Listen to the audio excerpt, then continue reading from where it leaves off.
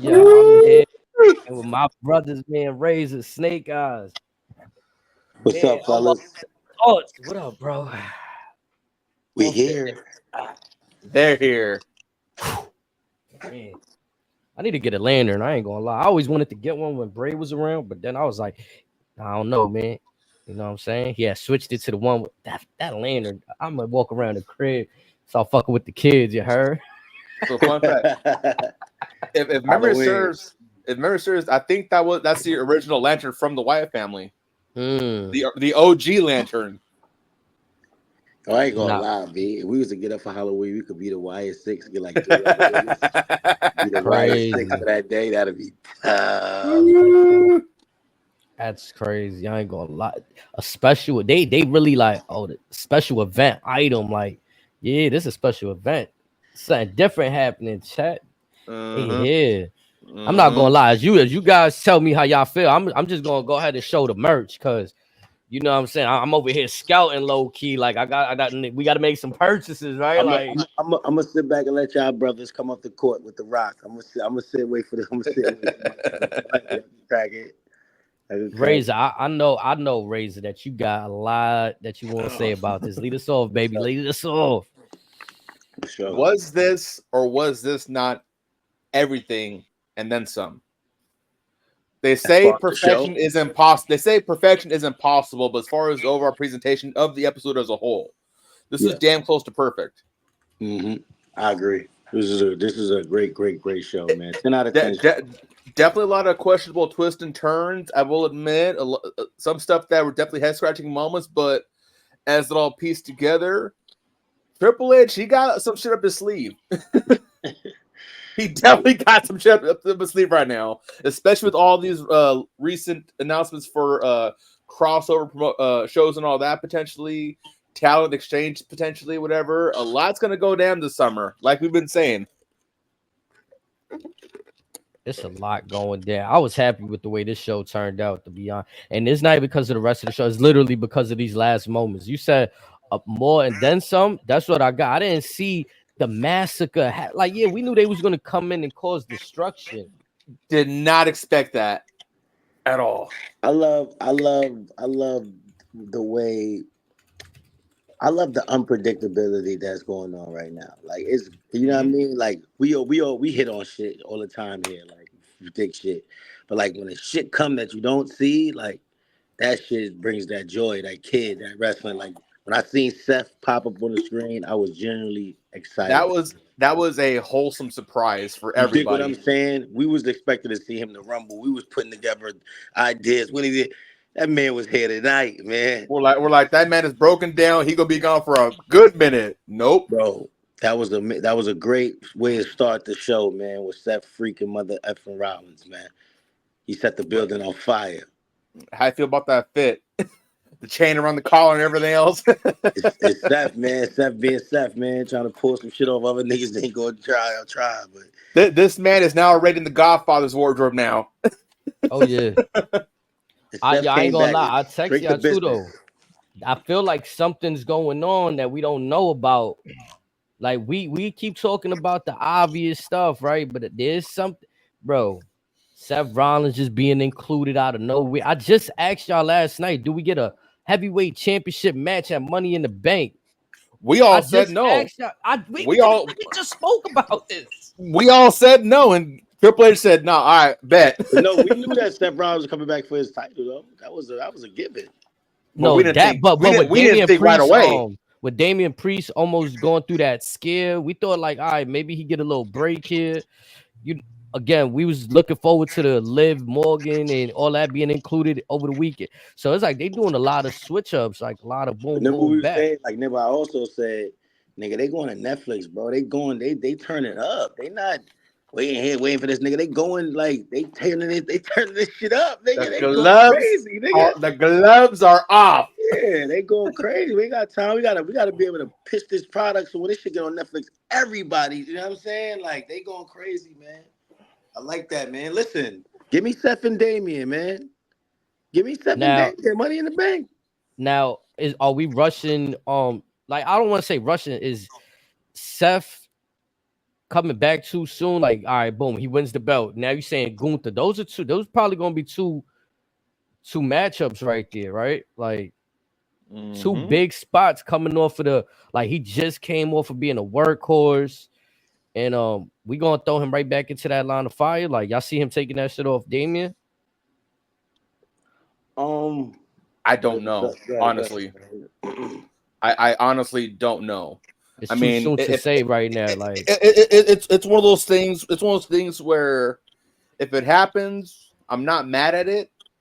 If it doesn't happen, okay. Like I said, this further amplifies him versus Gunther because, like I asked you gentlemen earlier in the evening, what would you feel it would be the bigger fight field?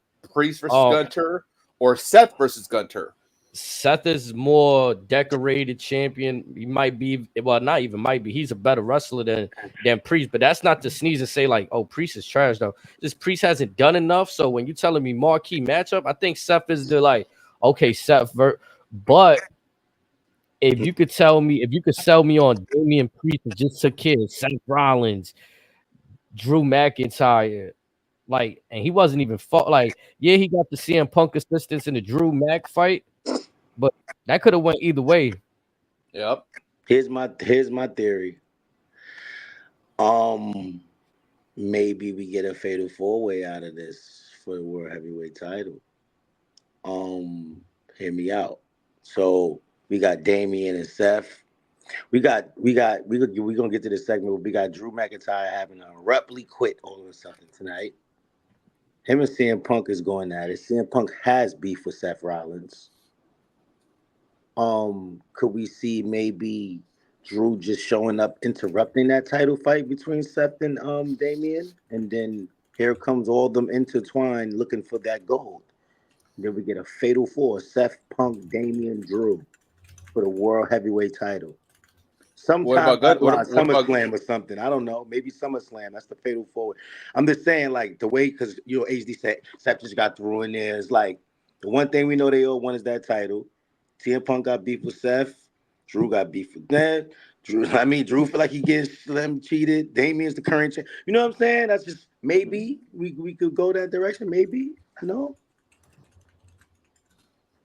If Seth is good, he good to go. This ain't gonna affect nothing. Then I'm all for it. My concern is just damn, it's only WrestleMania just happened. 2 months. 2 months. That, damn, and then everybody else is getting considerably a good amount of time off if they not scheduled to come back soon. That was my thing. But I am happy to see, when he came out, I was just as shocked as everybody else. I'm like, oh yeah, let's get it now. We might things are gearing up, to say the least. Yeah, we got a lot going on tonight. But real quick, on topic of Priest quitting, how about Michael Cole just rubbing salt in the wound? McIntyre quitting. Oh yeah, but with Drew quitting, but Michael Cole rubbing salt in the wound, saying, "Well, McIntyre is all his fault. He has an obsession with Punk, and then he couldn't let Punk go. He did this to himself," type shit. WrestleMania, he took it upon himself to rub it in. No, he was a champ. He could have just. That gave Damian a chance to, steal that moment. But yeah. Definitely, yeah, he has a point with Damian. Drew definitely got to take some accountability for Punk just bugging out now. You know what I mean? What? I'm about to just wild on you every chance I get. So yeah, man, I tell you. And now we're probably gonna get Punk, especially this Friday in Chicago. Punk will be talking mad shit. I expect to see Drew. You ruined it in my home, Scotland. I'm about to viciously beat your ass in Chicago. In front of your people, and I'm embarrassed in front of mine. I quit, so everything is legal. I don't care about nothing. I might try to run you over with a car or something. You know what I mean? You feel me? He gonna be swinging that sword for real. Yeah, that's the one right there. That's the one. Weirded, when he just did it, you just say, but I was just really? He just left? The fuck? I was kind of oh. I didn't expect that, man. I thought he was maybe just gonna call that nigga a bitch or something. Bro, you a bitch. You know what I mean? To make the crowd go crazy. But that nigga Drew is I quit. I'm like, what the hell? Nah, Drew getting out of there, that shit had me in tears. I ain't gonna lie. he really, like I was saying to y'all earlier, he at that stage in his career, in my opinion, where he's just embracing it. Like, bro, all right, fuck it. What y'all want me to just, you know what I mean? Like, put people over. All right, fuck it. And then when his time comes, you know what I'm saying? It'll happen. Yo, It's just right now, it's not in the cards for him. Now, the next question is, it's obviously going to take some time off and probably go to another promotion as far as that cross-talent branding and all that. I can easily see him going back to TNA because Moose has been calling his ass out for a cool minute. He's got history there, big name over there. Yeah, look, if it gives them a little bit more freedom to build their character up and, like you said, polish themselves elsewhere, do the things they want to do in WWE. Again, it goes back to what I always say, bro. And you in WWE, you're a team player. You're a role player, bro. There's no iron team, bro. There's an iron win. Yeah, there's an iron win. If you want to win, you feel me? But there's no iron team, bro. And they running a team, you know what I'm saying? It's like a team operation, bro. No big I's or little U's over there. Like, it's just whoever got the motion, you got the motion, bro. Like, we're not trying to put you down on purpose. It's just this is what the trajectory of shit going. So, like, if Drew, because he could put on some bangers at TNA, if he could go over there and do that shit, I believe he gonna work well over there and just come back to WWE even more of a beast. Like, it can't be a lose-lose for him. It can't, like, it's just you got CM Punk. Fuck it. This is a great storyline he's in. He won the championship. This same year, he won the championship, lost it. On the verge of winning again. This dude is just blowing yours. So you like, man. Like, in your home country. And like you said, referencing that, like, Batista stuff, right? Now, I don't know if it was like on WWE's behalf of such a blatant. No, shout out to Normal Guy B3. I said, what an ending. So hype, bro. Long live Bray Wyatt. Facts, bro. They Shout here, out. bro. They here, bro. Yeah, Drew Mack, man. Like, you know, I think he'll be all right, though. I think Drew Mack will be all right. I think he good right there. The Wires, though, man. That's the talk of the night. How y'all felt, chat? B3. I know you said you so hyped. What was your favorite part about it? Did you enjoy how they went backstage? Were you hyped to just see the whole team together? Like, what's up, chat? Talk to us. That little, like, I felt like that horror angle, everybody blood splattered on the wall. Chef's kiss. And also, shout out to Fadeaway Media. He was on them Easter eggs all night long. Bro. Let me just take this out the way real quick, yo. Boom. Only 5 of them I saw, right? Or I'm tripping. All right, so, like, we could get into that. They're called the Wyatt 6, right? But we've only seen 5 of them. The fellas got suspicion there might be, you know, somebody getting bought in, and you know what I'm saying, initiation. I think too, if they don't end up bringing somebody in, the 6 is the spirit of Bray. You know what I'm saying? Like, if they don't end up bringing somebody into the faction, the 6 would be the spirit of Bray. You feel me? You don't find it a coincidence that it was right as Jey Uso was leaving the ring?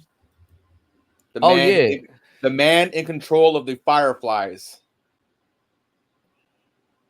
Just let that marinate in the mind real quick. I'll get the chat game on a second. Yeah, I wanted to know the significance of why Chad. I think we seen Michael Hayes get smoked back there. Like, Michael Hayes was laying there on the floor. I was trying to get some. I was trying to pinpoint. Yeah. Who else got dropped?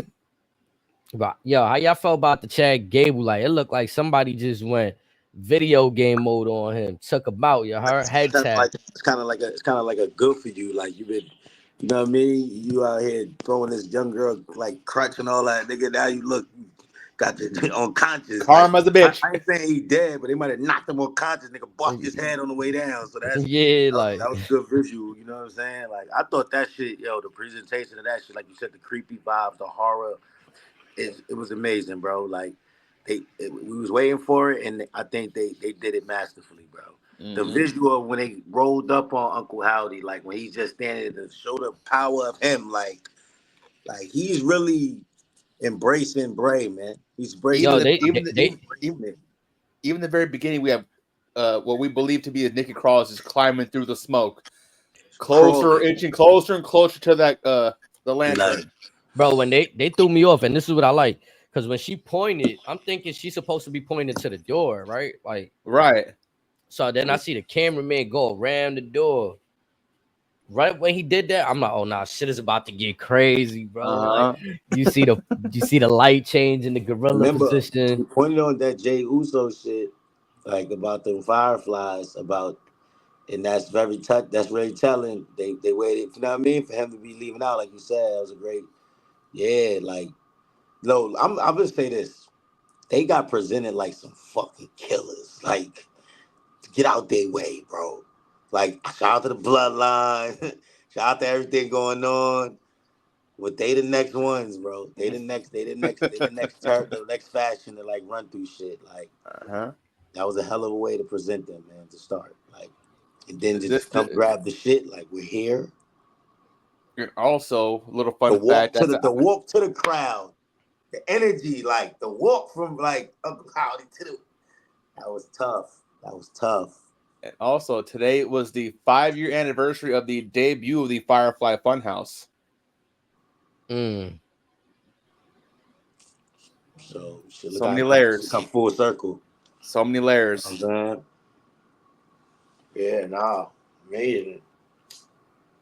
I know we all had our suspicions of who was in the faction. Eric Rowan, Nikki Cross, Dexter Loomis, Joe Gacy. Chat. How y'all feeling? Who y'all feel? Do y'all feel like those are the accurate members, or y'all feel like they got somebody else in there we forgetting about?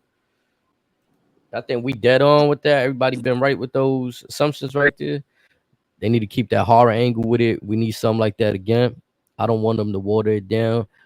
As a babyface group, make these motherfuckers on some real straight out of the horror movie vibe. Ain't no way in hell they're gonna be babyface at least anytime soon. Ain't no way in hell. Yeah, I need them to destroy everybody. I need them to destroy heels, baby faces, anybody that stands in their way. That's how they got to move. Like, you know what I'm saying? Listen, the way they presented, they trashed the people, everybody. They destroyed Gorilla. That's a sign of like, can nobody stop them? Triple H, you, like, nobody. We don't care about authority, like nothing. Like that's how they presented them, bro. Said that was definitely them like they murdered 50 people at one time. Yo, the first stack of bodies when they first started going backstage, I'm like, oh nah, this shit different. Oh nah. And each one stand there like, yeah, that was me. Yeah. Yo, and then like you saying, like the whole, like you say, like WWE, like Hollywood, like the whole, to set shit up like an actual horror scene, like the whole, when they go through the shit, a nigga standing right there, like, oh shit, another nigga with the mask, like, oh, these niggas is here.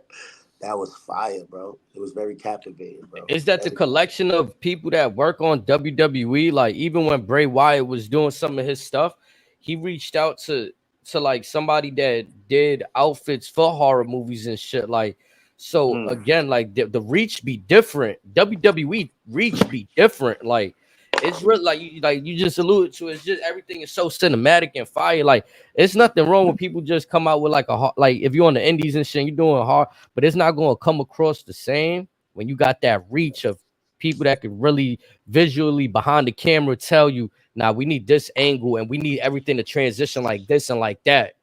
You know what I'm saying? For everything to make sense. Like, even then, folks forget, like, when Bray was fired the first time, he was working with Rob Zombie.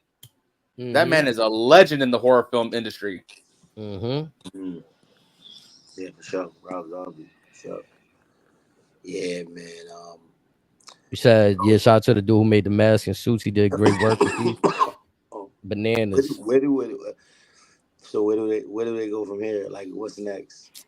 Chill. Hold on. Y'all about to make. Hold on. I'm about to cut the. Yo, do your thing, man. So, what you saying? Hold on, man. Like, I'm saying, like, I'm looking at that triple threat qualifying match with Braun in it, and I'm thinking he's not finna win that. And I'm thinking Maybe they recruit their brother next week. Maybe they start to recruit. Maybe it's signs of hey. Hello. You shit me? Unwelcome thoughts. Listen, maybe before Braun go to the match, he sees some shit in the locker room. Like, what the fuck? You know what I mean? Have a little awkward stare down, some shit. Yeah, something with one of the Rowan or something with the shit in his hand, like just the match staring at him, like some shit like that. Because I don't think Braun's gonna win that qualifying match. I kind of feel like Bronson Reed might win that on the low. He's kind of been like deserving. I remember he had like an injury that happened that prevented him from being in like one of those matches that he was supposed to be in. So I think Bronson Reed might steal that match. You don't think Gable went on some sneaky shit? Jack Gable's gonna come off being damn near murdered. How's he gonna win this match against 2-7-footers? If Jack Gable win that match next week, come on. They might not both be in the match. He might not even be in the match no more. It might right? Be What if he gets played? Yeah, it might be done for him. It might be a replacement. So if you're rolling that out the right way, he's dead. So it's no match. What are we talking about? Jack Gable's done, as for all I know. It's his oldest now. So no, they all left. They all left. Yeah. He has nobody. He has nobody to call him. Yeah, he's done. He's fucked. So yeah, nah, bro. Like, I mean, he can hand Jason Jordan a singlet. How do y'all feel about their actual appearances? Like you said, Nikki Cross's like look. Everyone's look. Like, you think they nailed them looks? Like, you couldn't have done any better. Honestly. Yeah. I agree, man. I agree. Triple H is a bad motherfucker, man. We gotta give it up to him, man. He ain't gonna hit on everything. Everything is not. We're gonna come here sometimes and be like, man, yada. But then there's shit that is just undeniable. He got some bigger shit cooking. Like I'm cool with that, but wait till you see this shit over here. Yeah, it's like this era of Triple H. He's given us so much already for this era, like for niggas to live. And it's only been 6 months or less than that. Yeah, nah. And we still have yet to have the big dogs come back. You know, the other shit that is like, that's amazing, bro. They in good position, bro. This company is they hitting all greens right now. Uncle Howdy, what up, man? What's up, man? Like, you know that shit mad intimidating. I ain't gonna lie. Niggas just looking at that shit like, that mad shit different in the I had to take that off because they're probably gonna muffle how I'm talking and shit. You feel me? I just had to show the aesthetics real quick. You feel me? But my question is, since they were previously teased briefly on SmackDown NXT as well, could we see them crash those joints too? Battle Royale, like you said. Yeah. Nah. Now that they're here, that shit is very possible. They just terrorize the whole fucking company.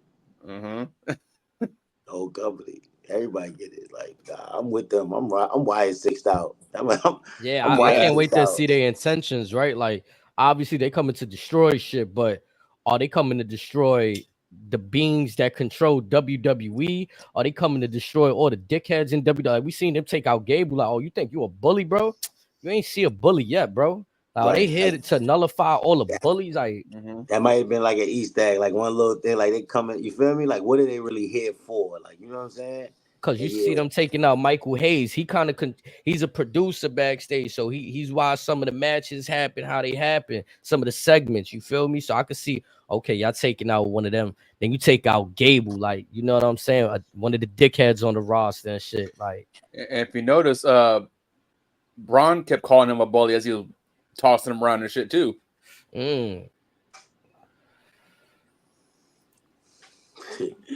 She got crazy. Oh yeah, we definitely, this is why shit crazy. But Dom and lived and got my man back. Lord have mercy. I just want to say, Liv, man, you live.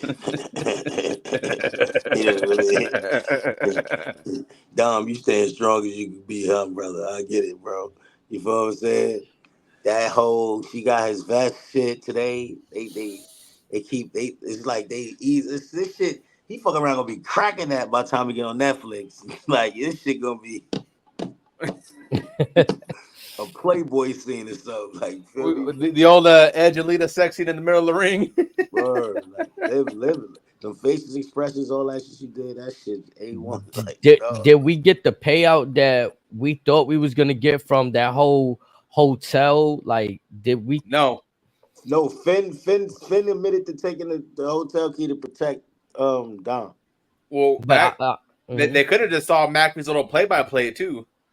Yeah, that play-by-play was the most hilarious shit. Pat Mackey was just going in on that shit. Because I think we all wanted to see some like surveillance. Nah, go ahead, H, my bad. No, you got. I was just saying, like, I think everybody wanted to see some surveillance, or like maybe like Liv going to the hotel and waiting on one of them. Hold on, though, Finn. I admitted to take the hotel key, but I protected. We don't know really what he really did. Shorty got the vest.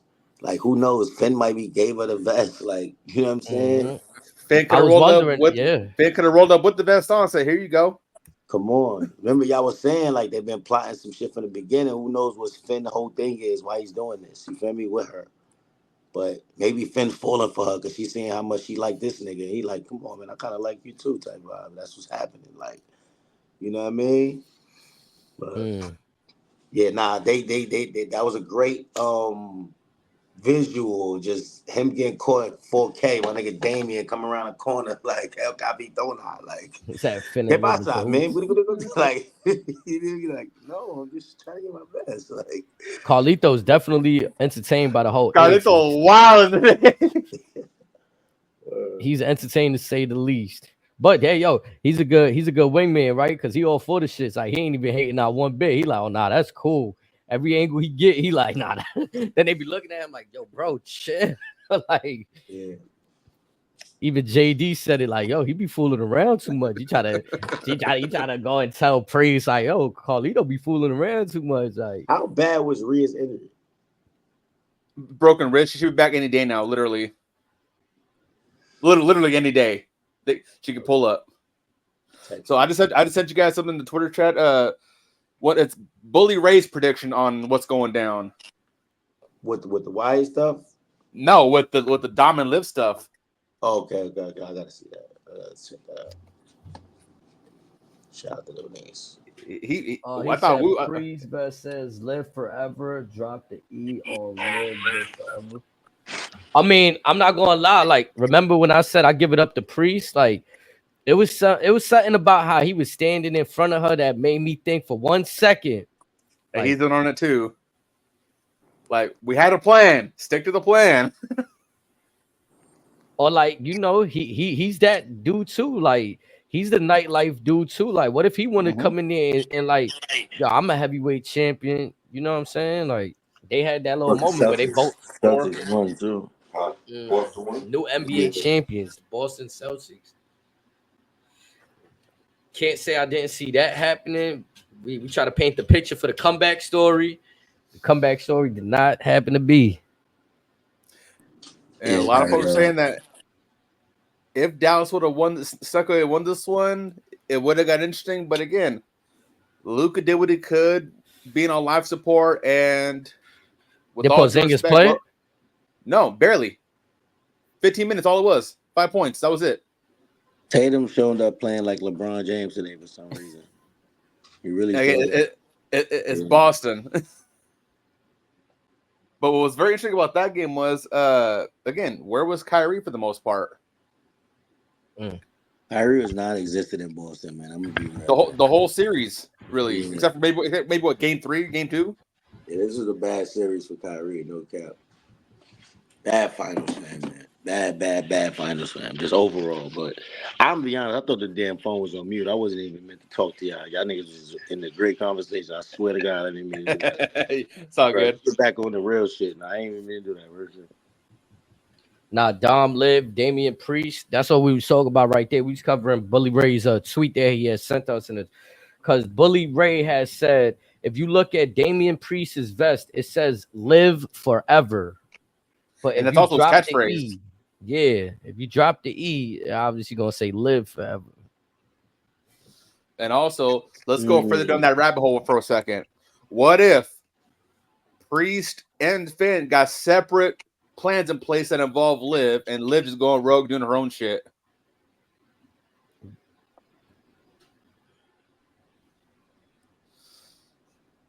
Again, mommy gonna be whooping everyone's ass when she pull up. Oh, that's what I was saying. Like the way Seth came, I'm like, shit. Now I don't know when the fuck motherfuckers is coming back. It's like shit. In terms of who coming back, Rhea. Oh, Rhea. Just in general, because again, we thought Seth would have been on at least 9 months or whatever. He's back in 2. Like, how far we playing this out with this until? Like, I mean, again, I've been telling y'all, like, things are moving fast to me. Like, I understand the concept of, oh, we got time to wait, but it's already summertime, bro. It's summertime. It ain't winter. It ain't fall. It ain't spring. Well, fall's coming, but it ain't. It, you know what I'm saying? It ain't spring. It ain't January. We in the summer. No, sir.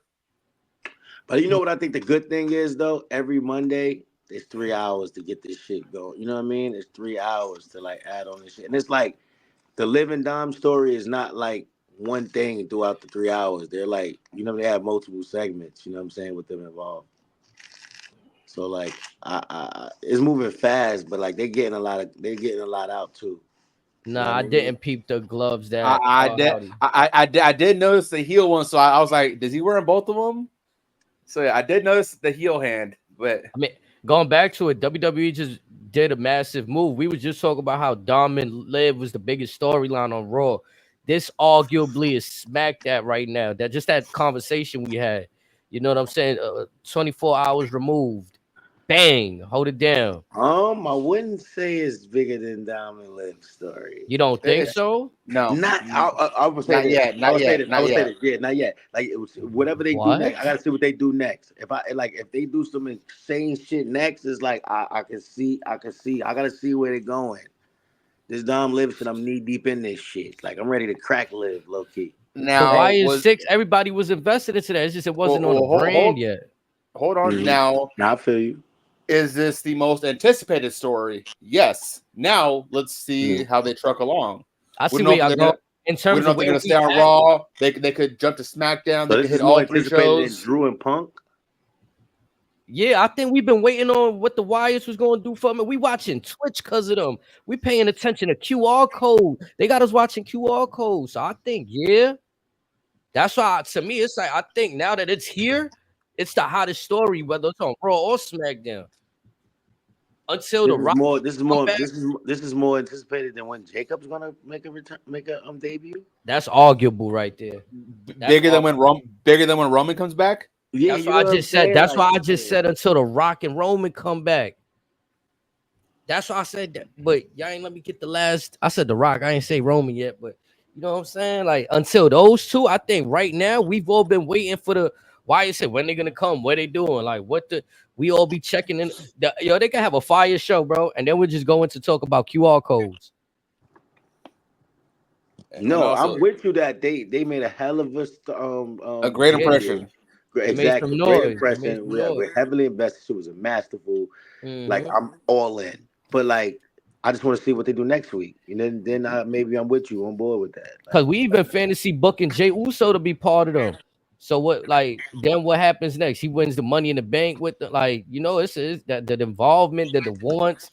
But I get where y'all at. Where we currently at, y'all feel like that's not where we currently at with the anticipation surrounding it. Y'all still don't feel that that's the main. I get it. I ain't mad at that.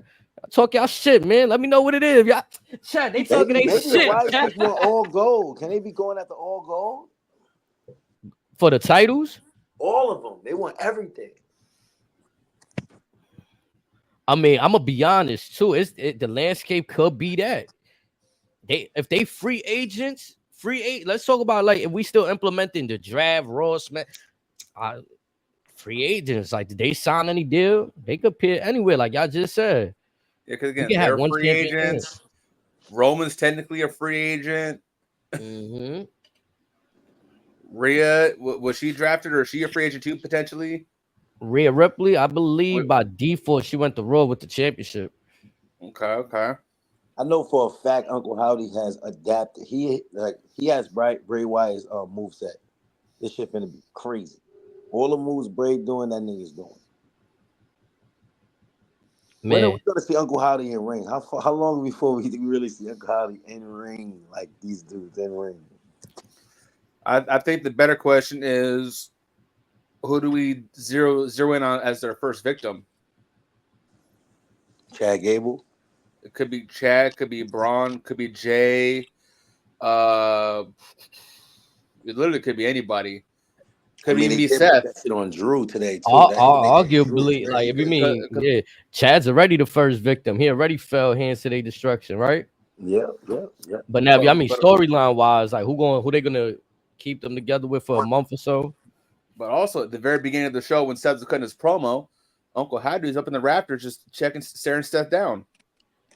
So all those was real because they really was there. So they was watching the whole show, watching all these niggas. Yeah. Shit's going down. Shit's going down.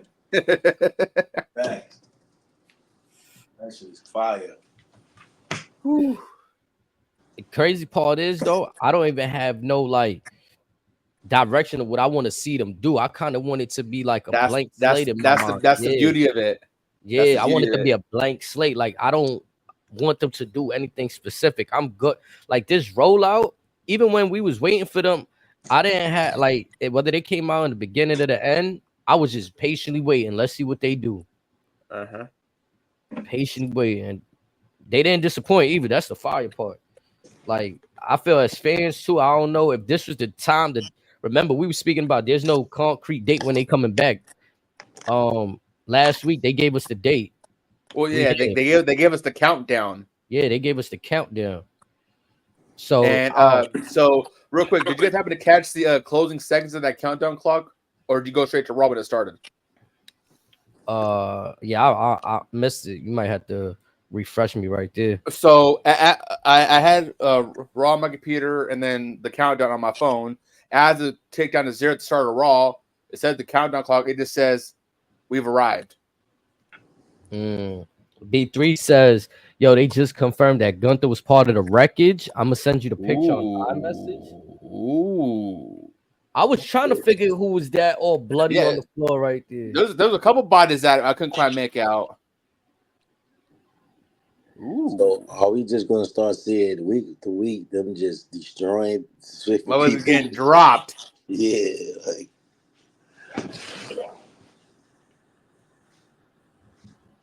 Nicely done, Triple H. Nicely done.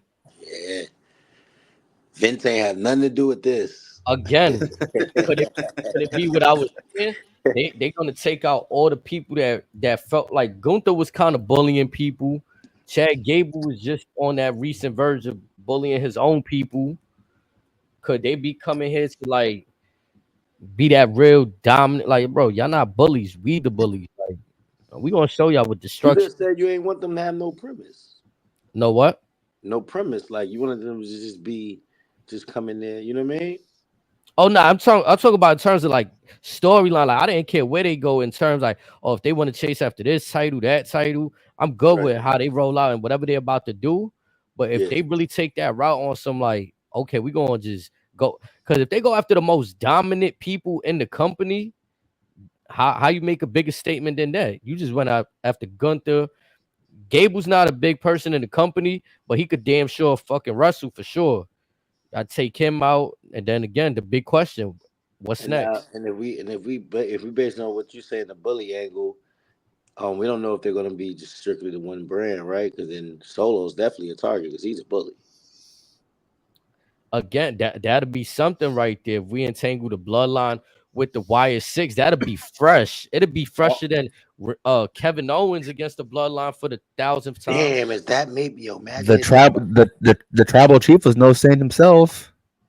He bullied the whole family. Also, Roman got history with the Wyatt family. Yeah, I would like to see if they're gonna go to be on SmackDown. If they make an appearance there. So, quick flashback to something we brought up a few weeks ago. As far as I think HG brought up the whole fact of, is the Shield the same without all three members? With this particular story, depending on how they veer it might just work because again, Seth and Roman have history versus the original Wyatt family. Them versus the Wyatt 6 doesn't necessarily need a Moxley. Just Shield or what's left of the Shield versus the family. Finish what they started 10 years ago. Yeah, and if you want to take it back, like You said Roman wasn't a saint. I think we all love Seth Rollins, but he was damn sure no saint while with the Authority. I think The architect. we just give Seth Rollins a pass because he's fucking awesome talent. But in the Raw, he was a shutting bull. Like he weaseled his way to the top. This some edge shit, some ultimate opportunist shit.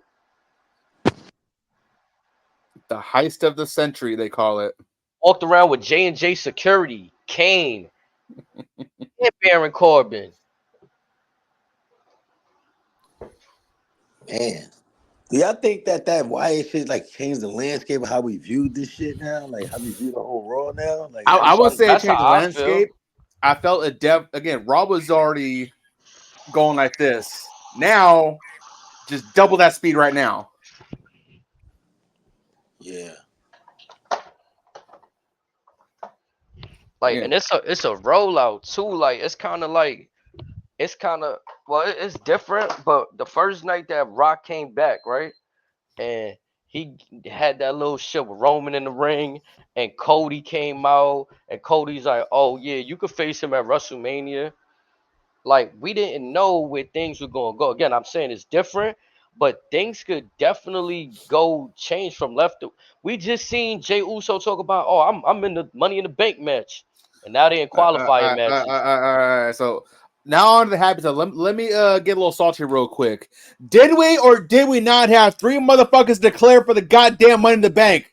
Talk about it, because that's what I was steamed earlier. Jay declared, Ludwig Kaiser declared, Sheamus declared. The fuck we doing? Crushed by Braun tonight. Who? We seen two of them people get crushed by Braun. Oh no! One got crushed, the other one got fucking murdered. Yeah, that spirit. That one was personal. I think they jumped the gun with that whole, like, they wanted to obviously promote Money in the Bank coming around, and I think that was just a poor choice, having people like announce that they're in the match. And then now you got qualified matches, and one qualified match don't even involve Sheamus, or they might save that one for the last qualified match for Raw. But the Sheamus is gonna get contested the IC belt again. He probably be Money in the Bank. You know what I was saying? Man. Maybe we probably overthought those announcements. Maybe they was announcing they're going like they're trying to declare for it, and they, you know what I mean? It's still qualified matches. The Rumble don't have qualifiers and folks declare. And Money in the Bank was kind of like that too, where like Logan Paul came out last year and said, "Yo, I'm just in the match." Yeah. Or whatever year he was in. Like, that nigga said, "Yo, I'm in the match." They made him like the 7th participant or some dumb shit. Mm-hmm. That was before the Paul Levesque era. Yeah. WrestleMania, man, is a Paul of the start of the newest order. That shit ain't happening no more, man. Ain't no Jake Paul jumping in the Money in the Bank. This shit is over. Right. But yeah, like they definitely changing shit on the fly, and I guess this is something. Look, they used to talk wild shit about Vince McMahon switching the script hours before whatever. We don't know we don't even know if that's happening because people playing softball right now. What we do know is that there's changes going on. There's shit that's happening on the fly, in my opinion. Like, we never really got that with people announcing for shit, and now you're in the qualifier match. There's other people in qualifying matches that the people that announced they in, not even in. Like, that shit, wow.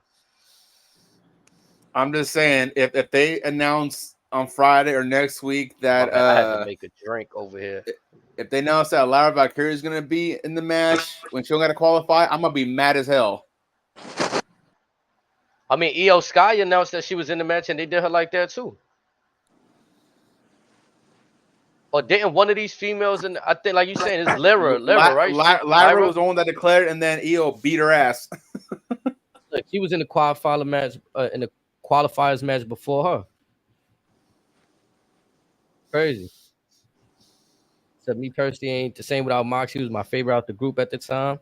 Yeah, for me, I could say Roman Reigns was my favorite. I'm like, if we go just dive back, I was reading a late comment, not too late. He said that 12:03, 12:07.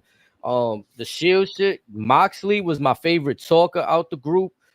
Seth Rollins was my favorite wrestler out the group, but Roman Reigns was like the powerhouse out the group. So I always seen the potential in Roman. Like, I'm like, oh, nah, this dude's gonna be money. And I knew who he was related to. So it was like, know what I mean? And bro, also, much like WWE being a team itself, the Shield, each person had their own different role responsibility. So it was like the perfect melting pot. Just like with Evolution back in the day, just the Horsemen before them, even with New Day, everyone had their own distinct role. Mox was the unhinged one. Yeah, even like he wrestled in that type of style. Like he had those death type matches in what was it, CCW or whatever it was, GCW. GCW. Yep. And you know what I'm saying? So I felt like Moxley, he had the toughness going in for sure. Second toughness went to Rollins because he was seasoned on the indies too. But Moxley just put in that different pain. Roman was the only like WWE homegrown guy. Yeah. I think they all take over all three brands. They are, and that's you talking about the YS6 right there. And again, sure. I can see that. Mm-hmm. I ain't gonna lie, I'm dying. Like it'll probably be whack, but like I've been like I told you this the other day, Razor. If they bring back the Judgment Day pay-per-view, you could surround that low key around the Judgment Day where like they got 4 matches. Damian Priest is defending his championship. Dom and JD doing something, Finn fighting for something, Rhea fighting Liv. Boom. That's already like 3 or 4 matches right there. You can sprinkle Carlito wherever you want, dude. Like no funny shit. Even if the Wyatt makes such an impact that when it comes to like that Halloween season, if they make like a PLE surrounding the destruction they just announced that blood shit. That blood's coming back. That blood. You was talking about that too. Razor yesterday. Yeah. Go ahead, HD brother. Nah, that's yeah. How you feel about that? Snakes, the old pay-per-view titles and stuff. Like we was talking about that yesterday. I think I was talking about the fact that they had a massacre today. Like, and ironic they announced that PLE that's coming back, One Blood. Mm-hmm. Crazy. It could be something there. You know what I mean? Like that'd be a fire time. Everything. Like, look, when it was a different era, but NWO had their own pay-per-view within WCW. Yep. Where it was like, yo, we took over the company, we throwing our own pay-per-view. And everybody like, what? And then they go, hey, the NWO, they can do whatever they want.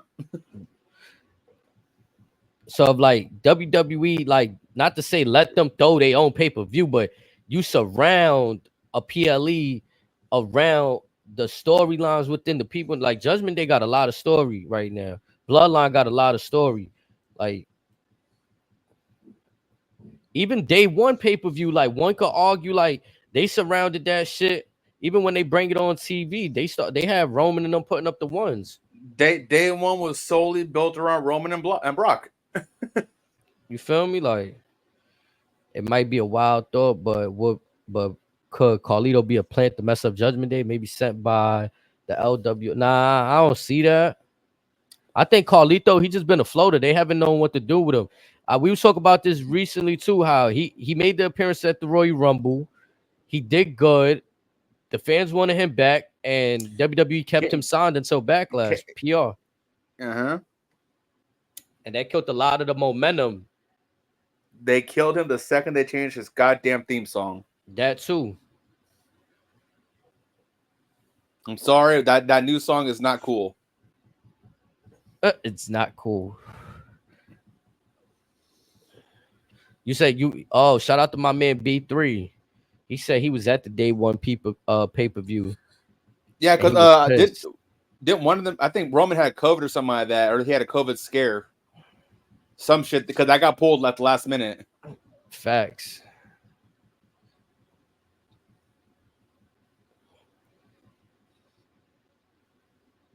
It was out here in the A. Hey, there you go. I think right now they cooking though. Today, June 17th, going into June 18th right now, because it just turned midnight over here on the East Coast. They cooking, bro. We got to keep an eye out on shit to come. Do y'all think they is it too soon to sprinkle the Wyatt Six on other shows, or keep them right now on Raw, like the end of Raw, doing some destruction shit when the show go off the air? Well, they've been teased on all 3 shows. Because I'm thinking NXT tomorrow. Do they pop up on NXT tomorrow? Pull up in that Battle Royal? But the Battle Royal, I'm saying.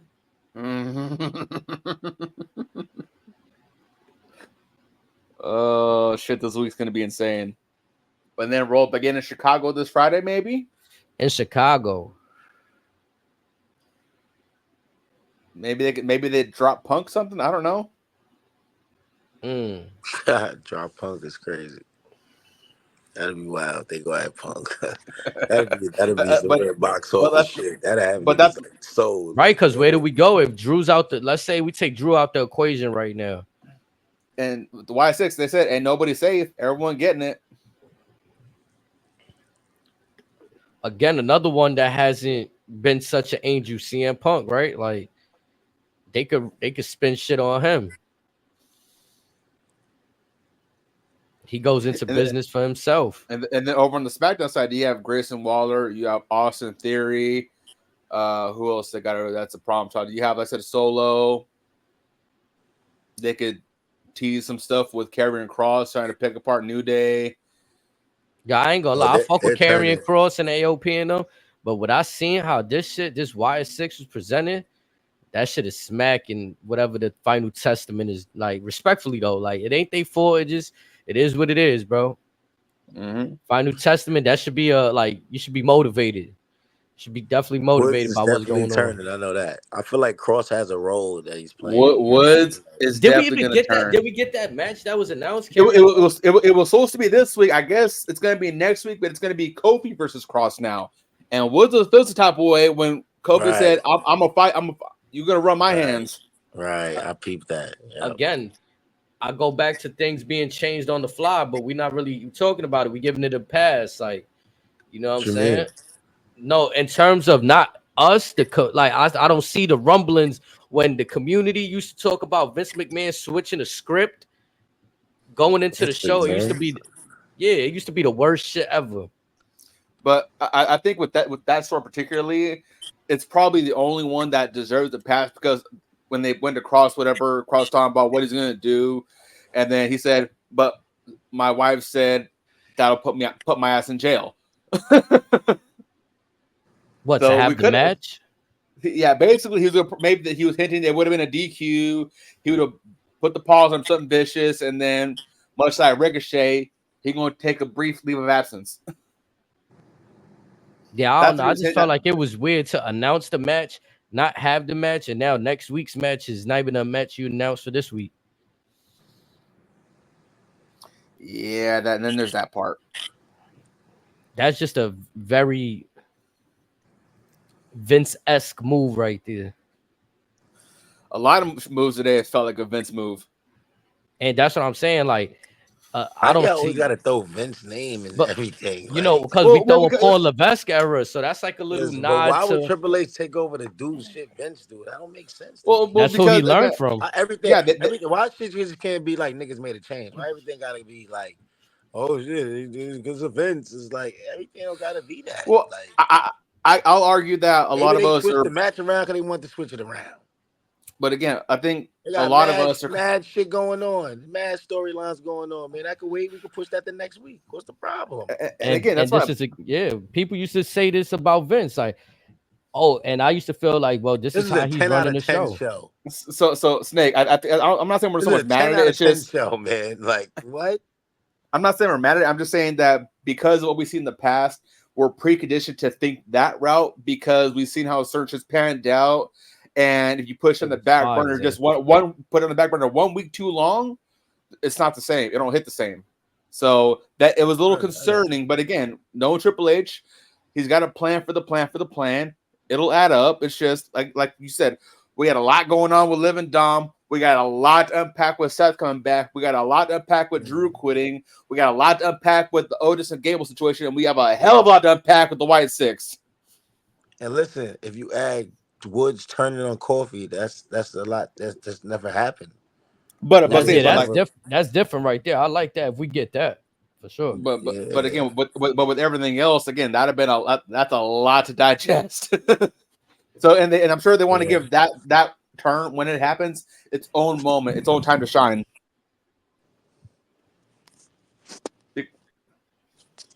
I think we don't even get like the way that things is moving too. I think we don't even get Otis versus Gable like that unless Gable continues to pursue them. Like from what I saw tonight, what I digested, we got a week kind of like, okay, he hits Tozawa, Otis flattens him. Shit out of Tozawa. You know what I'm saying? He flattens him and then just walks off. Like that was his moment to really go crazy. Gable's definitely gonna poke the bear. I feel it. Yeah, because he told them to go, right? Like, oh, y'all want to leave Alpha Academy? No, I'll kick y'all out. So now he's salty off that. Like, and not only that, next week when he's in that qualifier, he's gonna be telling Otis, "I'm gonna do what you failed at doing. I'm gonna win the Money in the Bank briefcase, and I'm gonna cash it in." He's gonna rub that in Otis's face, and this is what I was saying earlier with the qualifier next week. Bronson Reed and Braun Strowman, they could beat each other, get like a double knockout type situation. Gable gets to win on some sneaky shit, and then he's gonna rub that in Otis' face, and then he's gonna be in the Money in the Bank match. I don't even think Gable gonna make it to Raw. By the White Six. I don't even think he's making it to Raw. I just want to throw out there to y'all brothers that all shit. Gable just got his ass beat. Okay, so say he shows up fucking a head wrap or whatever. Still got the hospital band on. How you feel? Right before we get to this triple, I know how you feel. Like what happened? Like how you got your ass whipped? What did you see? Like I need to know what's his reaction to that. Like you know what I'm saying? Like we need to continue that. You know, he saw that big ass hammer going. Woo. Yeah, I don't just want to see him come out. That's a great question, B3. B3 said, which one gets y'all more hype? All the moments leading to a formed faction or all the moments leading to a faction's downfall? Both. Both. Because each one has its own set of stories you can bounce off on top of that. So again, when the Judgment inevitably does their own split, whatever, we're going to be interested to see where they go from there. When we get the inevitable New Day split, we're going to be intrigued to see how Woods elevates himself finally as a single star. When, say, for example, when Roman comes back and we're reunited with the Usos and they're called the Ones, we're going to be intrigued to see how they rise. And again, with Wyatt 6, we are all thoroughly enthralled in seeing where this road will take us. I think I got a different answer for that. I like to see the middle part of the story. Like I feel like you asked the formed faction, that's like the introduction, and then the downfall is like the ending. I like the middle part of the story, like everything, all the other history they making in between. You know what I'm saying? I think those moments really be special too in its own right. Just to throw a little HD's different. Cue up your favorite 5 words. How do we get there? How do we get there? That's where I'll be more intrigued at, because it's like, okay, we see the inception of certain things, right? And then it's like, well, what y'all gonna give us after that? Like, because y'all could quickly break the group up. You could quickly make something up, then break them apart. Like, I think we forget sometimes that Judgment Day really was the inception of Judgment Day started about 3 years ago, damn near, if I'm not mistaken. Like, that's tough, bro. Like, all the shit they were able to do from 3 years ago to now, we could all look back at it and just be like, even the Shield when they was doing their shit, but the Shield story was a little different. I feel like we all got caught up on their downfall, like the end, like, and their end made the story for what we see now. And I think with them, even factions be important too. Like the Judgment Day built they shit up to be as big enough to like people could come on and get, you know what I'm saying? Like a JD, he could just come on and you know what I mean? And now, you know, the brand of Judgment Day, Carlito, you know, the brand of Judgment Day, niggas could recruit cat, you know what I mean? Even the bloodline, look what it did for Sami Zayn. Like, Sami Zayn wasn't truly, like, he should, by all means, should not be in that group, in that faction. But when he start working with Roman, son, click. He said, you go back and watch it, it made sense. I could be your locker room ear. I hear everything over here. He started selling him like, I'm the locker room leader. I know everything that go on. I know everybody that's trying to scheme on you, Roman. Roman's like, he made it. Can we argue to a degree that even R-Truth elevated Judgment Day a little bit? Oh yeah, it made it funny. It made it like people enjoyed seeing them segments. Because we saw elevated is probably the wrong word, but enjoyed like hear me out. Because we saw them take on a whole new form. Rhea Ripley elevated that shit. She's the sole purpose right now. Rhea was already there, but again, they were kind of stagnant when all that. Then Truth came in.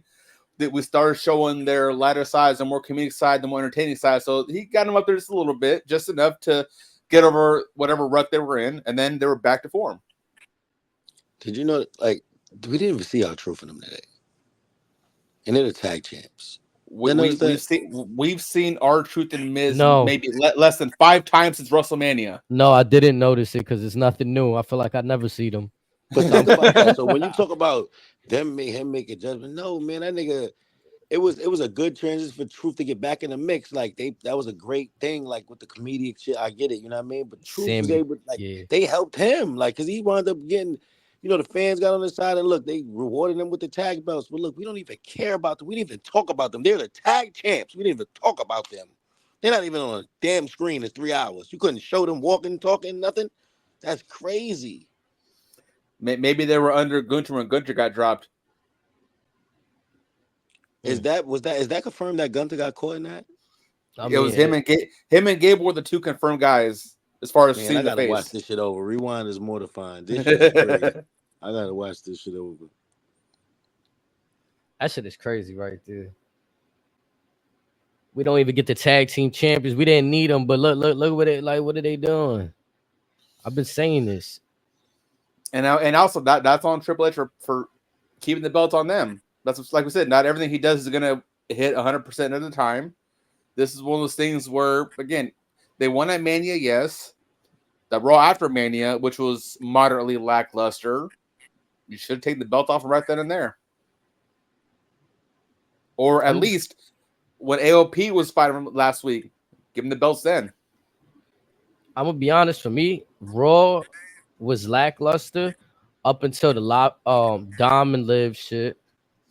Also, the King of the Ring tournament gave them a little stock, but there wasn't really much going on Raw for it being a 3-hour show. Now I feel like there's enough going on. You know what I'm saying? Like, again, we've seen Seth Rollins come back tonight. That changes things. Facts.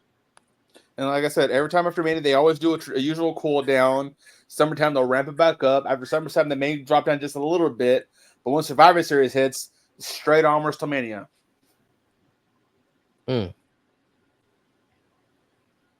But yeah, you either put the belts on AOP or who else would you put them on? That's a tag team on Raw right now. The Y6. You can possibly see that. Well, that's the thing. Like, team will be. but that's a problem. There's not a lot of tag teams on Raw. Most of the tag teams are on SmackDown and NXT. I mean, if the Creed brothers is on Raw, I feel like they're natural kind of like throwback tag team. Like that could be one. Along with AOP and Creed brothers, they're like the more like throwback tag teams. Like, so yeah, I can see the Creed brothers getting the titles after they team up with like Gable on some hell shit.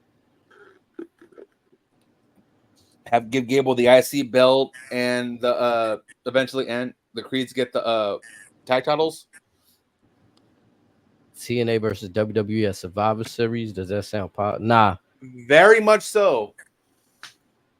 I'm not saying I don't see it happening. I'm not interested in that. They could do like some Worlds Collide shit for that, but for it to be, I need some bloodline shit happening at Survivor Series. I'm be honest, or something like something a big faction versus faction. I don't want to see company versus company at Survivor Series. Well, hold on. So, what if we get a traditional Survivor Series match between TNA and WWE, but that same show we get the bloodline in a War Games match? You might have me there. I can't be mad because I'm getting what I want still. But I'm gonna be mad at. You feel me? Back in the days when we was coming up, Survivor Series wasn't how many matches? What was mad matches with like six or seven max? But there were mad matches with like people that had never been on teams, but they on teams for that night. You know what I'm saying? Like whole Doink the Clown with little dinks running around. Word. Like they used to have like 3 or 4 fucking Survivor Series matches in one night just because the fucking pay-per-view was called Survivor Series.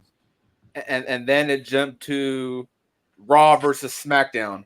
That's where Undertaker made his debut, right? On Survivor Series. Undertaker debuted there. The Rock debuted Survivor Series. The Shield debuted Survivor Series. Punk returned at Survivor Series. Team. Undertaker was part of somebody's team, though, right? Was it Ted DiBiase Bobby team or Bobby either him or Heenan's? Oh yeah, because it might have been Bobby Heenan because you had Brother Love, Bruce Pritchard introduced Paul Bearer, and then that's how Undertaker came in the fold. Yeah, you know what I'm saying? It's just the way that, like, if they're gonna put one Survivor Series match, so like, yeah, if y'all they throw few in there, and like you said, find a way to like, okay, this one is a War Games match, this one's a traditional Survivor Series match. Then you got the ladies joints, so that's already 3 right there. 4 if you think about it. If you want to include the NXT stuff too, or if you want to just do WWE versus TNA ladies, period, like the knockouts versus WWE superstars and shit like that. He said, the sales pitch.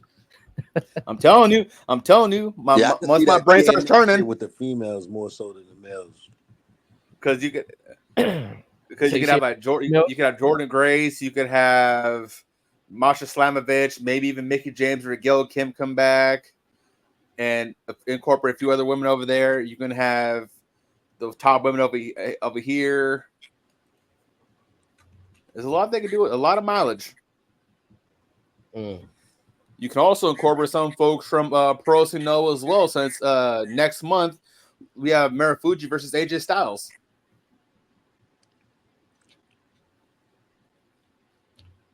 Who knows who else to work with at this point? He said I'd be more interested in females because there's not a lot of female factions for War Games. Okay. Damage Control keeps saying that there needs to be change. I'm wondering if they're gonna add somebody or kick somebody out. I feel like they're gonna add somebody. EO says there needs to be a change. Or EO says she'll just do it herself. I'm very intrigued with how they're using her as of late. Because, yeah, we did get that very odd repackage. Yeah, she still has the same music, which is fine and all that. But there's definitely a different pep in her step now. She's the first qualifier, female or male, for this year's Money in the Bank. Official entrant. Io Sky. She won the triple threat qualifying match tonight versus Zelina Vega. I need something to fucking throw. Throw. Don't kill the messenger. Where the fuck's Lyra Valkyria? Kiana James has got her spot in the match somehow. You know what I'm saying? Fuck it, right? I'm hot right now. Fuck it. Do another one. There's Stone Show all over the house now. EO wins. She's the first entrant. That little graphic they got for the Money in the Bank shit, that shit entertain me. They got everybody looking like fucking Inspector Gadget and shit. I'm like, they doing some shit right there. I'm hot right now. Talk about it. Like I said, this is why I said it's reminiscent of a Vince move. Because, like I said, you had 4 individuals declare for the PLE, excuse me. Not only one of them won the qualifier, even though he already declared. What the fuck we doing? Or we supposed to just forget that shit on some Men in Black shit? We get the little red flash in our eyes. That didn't happen. Some Men in Black shit. I'm dead. Nah, man, it's kind of true. Like the announcements happened 3 weeks ago, so maybe there was hopes of people forgetting that shit even happened. Like, you had 2 motherfuckers declare last week with Ludwig and Sheamus.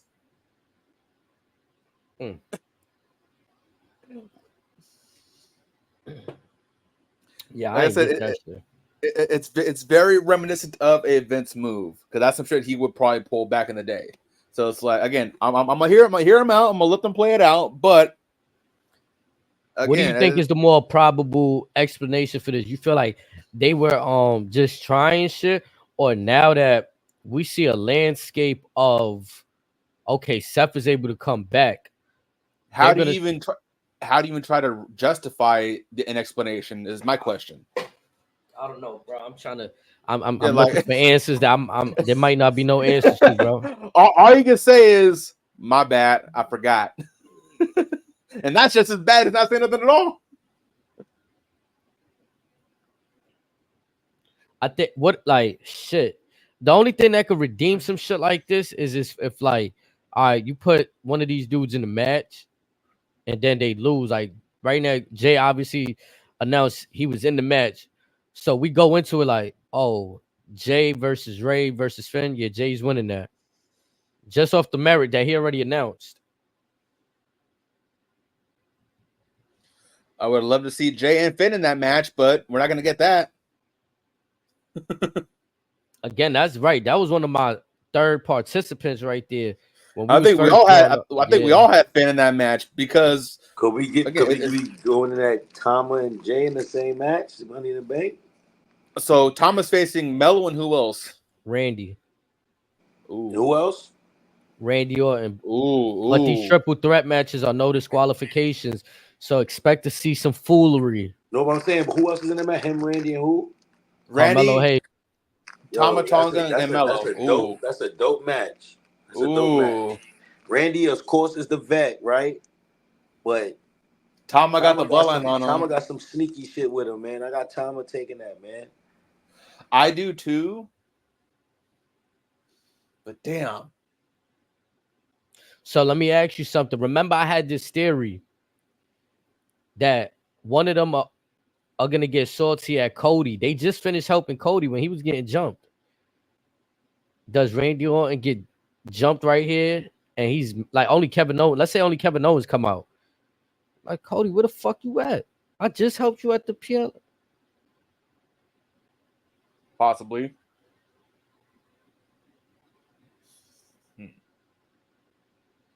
Because if they doing, I expect a lot of foot shenanigans. We just seen a taste of what a no DQ triple threat qualifying match could look like.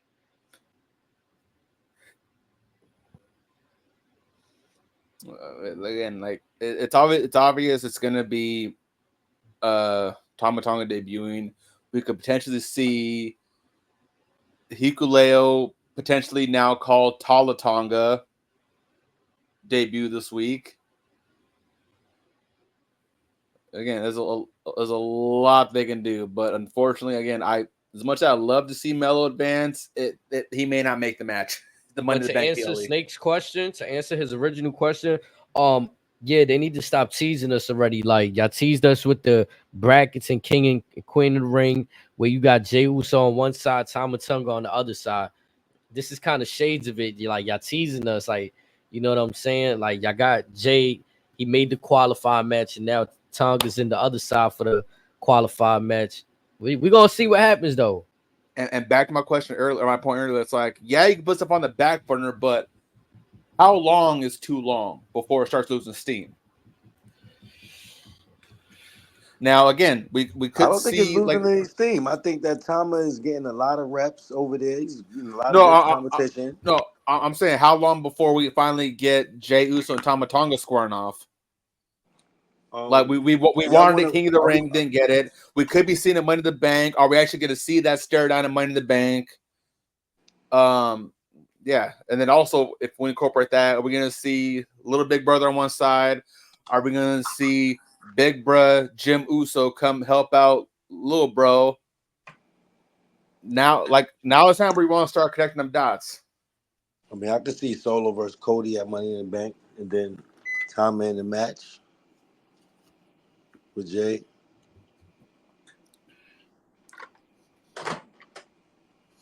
And again, where does that leave Kevin Owens and Randy Orton? They ass whipped by the Wyatt Six. AG, you're muted. In 2 weeks, SmackDown's gonna be in New York. Do y'all see them doing something big there for that June 28th show? Because now the picture's getting clearer. When they said a few weeks ago, or when it was, whatever, oh, SmackDown's coming to Madison Square Garden, June 28th. There was no announcements of qualifying matches. We getting one this week. Do you see one happening? We'll either see a qualifier or maybe like a last chance type match, whatever. That there could be one spot left, some shit like that. I can see him do something like that. Okay. Because I feel like that. I'm just mentioning that to play into your question of how soon, because I think the wheels are rolling. They're gonna be in a big city. We was just speaking about this, Razor. Exactly. Yeah, but Snakes. Every time I go to an event, like before the Bloodline shit, bro, they stopped coming to New York. Like they wasn't having shows like that. They come once end of the year, and it's like a house show, basically. Yeah, it was just like a Christmas show or something, like the holiday tour. You know what I'm saying? Now we getting SmackDowns, we getting Raws before significant events at that. And SmackDown at the Garden, they're gonna have something big there. I can anticipate that. And again, a week before the PLE on top of that, shit's going down. That's what I'm saying. The last Raw I was at in Brooklyn before, obviously that's before Mania, but even The Rock showed up to Raw. That they was on SmackDown the whole time. So I'm just thinking, like, again, to play into your question, I think they're gonna get things rolling within, if not this week, next week for sure. We're gonna see some shit in terms of SmackDown side. We already got some shit today. We ain't even get into Braun Breaker. Like, we just talking about they're here. Like, what everybody we all been wanting to anticipate it. We've been giving everybody what they want. You know what I'm saying? But this show has been action packed tonight.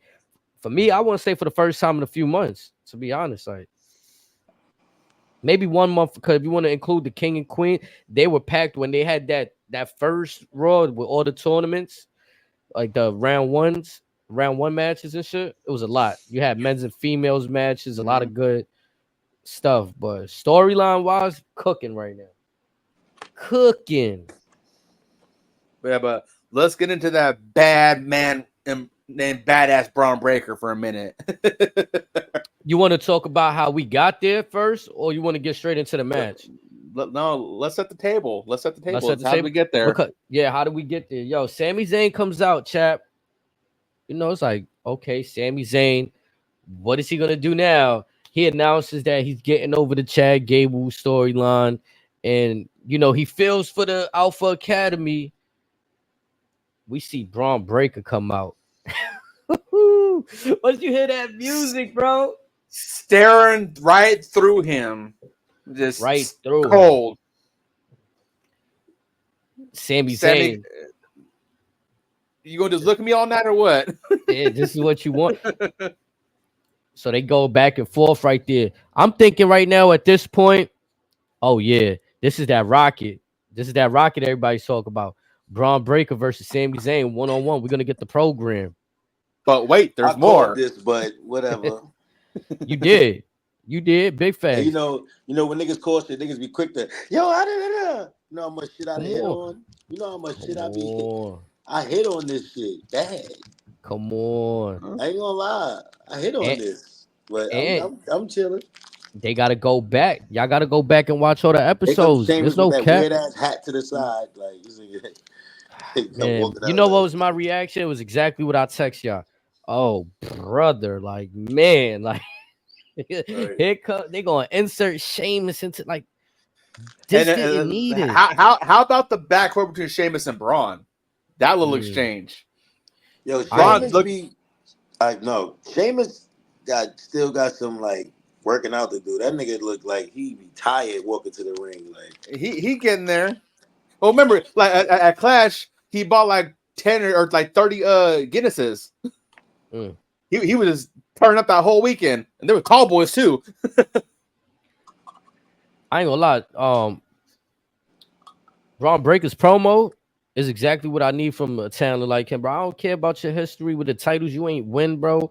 None of that, bro. I'll still whip your ass. Yeah, bro. Like you talking all this, I ain't win this. I don't care, bro. Like you in my way, bro. Like what happens to people that's in my way? You're in my way right now, dog.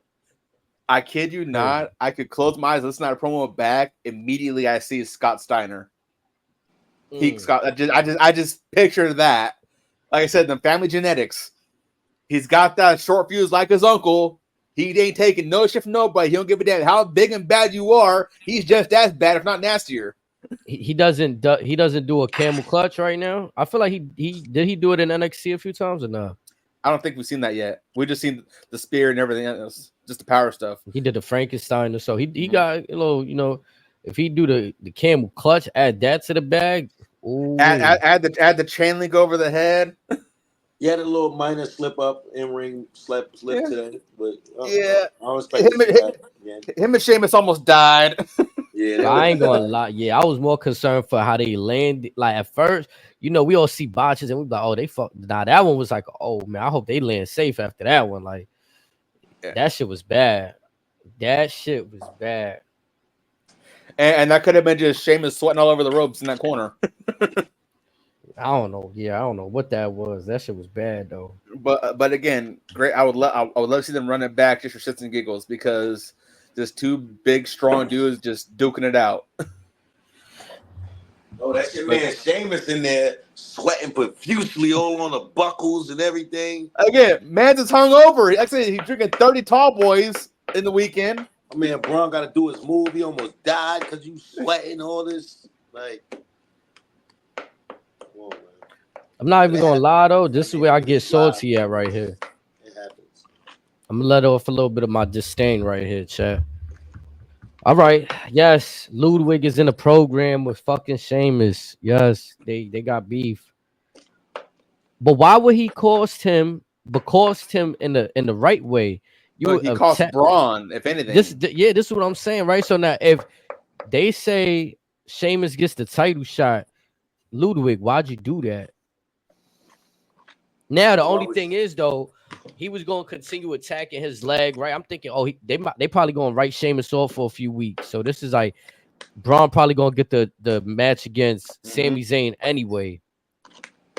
Bro, this shit led to a fire ass moment though. I'm not going to lie. I wasn't happy with the finish, but what happened after the finish? Fire. My boy Ludwig over here beating up on fucking Sheamus. Braun Breaker just walking like, bro, he looking like really like, I bet. Like a caged animal. Yeah, like, all right. Ludwig, he starts charging up. He fixes himself.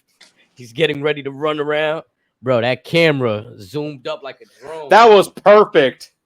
That shit was this is what I'm saying. I've been saying this with their production, bro. Like, that shit is unmatched, bro. Like the camera angle. Because you only got one time to get this correct, bro.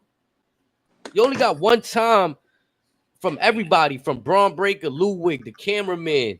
You need the money shots. The money shots, bro. You see Ludwig running around one side of the ring. Then as you see Ludwig hitting that sprint, you blink. Braun's already halfway there. And he came running from behind him, like he was back. Man, bro. Lou hits the corner. I think it was more crazy how Braun was supposed to be minding his goddamn business and leaving. I think it's just like, fuck it. I'm getting mine. Yeah, that's what I'm saying. Like, he watching, like, I bet, like, you just, you know what I'm saying? You came in here, put your nose in this business. Like, he probably realized, too, like, man, you going to cost me this match. As Ludwig turns that corner, sees Braun making a beeline at him, it's like that meme. At this moment, when he knew, he fucked up.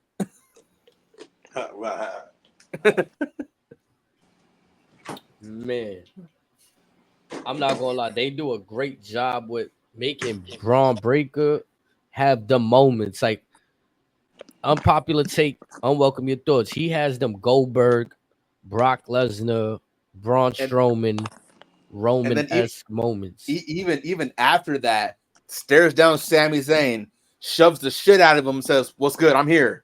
Yeah. Sammy's getting held back. Braun is like, "Hey, I'm right here. I love whenever is good." That's why I think ultimately we're gonna see a different. Again, we're in a new era, right? So just because Sheamus won by disqualification, I don't think he's gonna automatically be the number one contender for the Intercontinental Championship. I see more, maybe a triple threat #1 contender match where Braun Breaker, Sheamus, and Ludwig are now in the mix. I could even see a fatal 4-way maybe. Question. So in a triple threat, when somebody come interrupt, who they touch is the winner? No, in the triple threat is no disqualification. No DQ. Usually. All right, so Ludwig came and interrupted the match, right? Yeah, whoever you hit is the winner. Okay, but in this case, that's what I just asked. Yeah. No, you said in a triple threat match, but in a triple, that's why. In triple threat, there's no DQ though.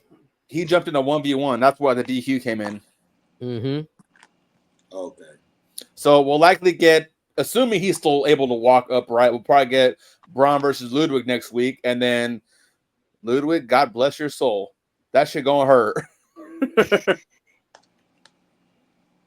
I think that smells more terror for the locker room because that'll mean that Braun got fucked out of some shit again. Because then he didn't pick him for the King of the Ring. This nigga just messed up my shit. Now he get that advance? Oh no, I'm about to violate you, Pierce.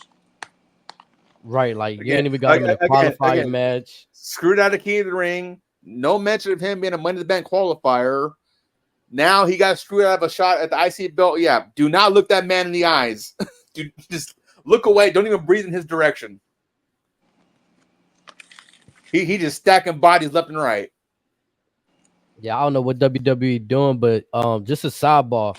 I didn't see no Samantha Irvin tonight, so if they're playing into her, tending to her husband, good way to even just attention to detail and put a storyline for the ring announcer. You know what I'm saying? Mm-hmm. Yeah, because I did notice it was a different voice at the start of the show. I was like, that's not, unless her voice went hoarse, that ain't her. That was, but it was Ogre from NXT that they just called up. Yep. Unless they silently. Fox. We ain't doing that. That was that young sister Alyssa Fox in there today. Alyssa Taylor. Yeah, we ain't doing that. Y'all gonna say that young lady name? Ain't doing unless that. They gonna silently move Samantha Irvin to SmackDown because she was at the PLE. Mm-hmm. Possible as well because what show was Jim Rome doing? Man, that was just a substitute. NXT. Samantha be back next Monday. Yeah, no, they said she'll be back next week. No, but that's what I'm saying. Shout out to them for throwing that, attention to detail, giving her that week off for her husband. And again, and enjoying a little.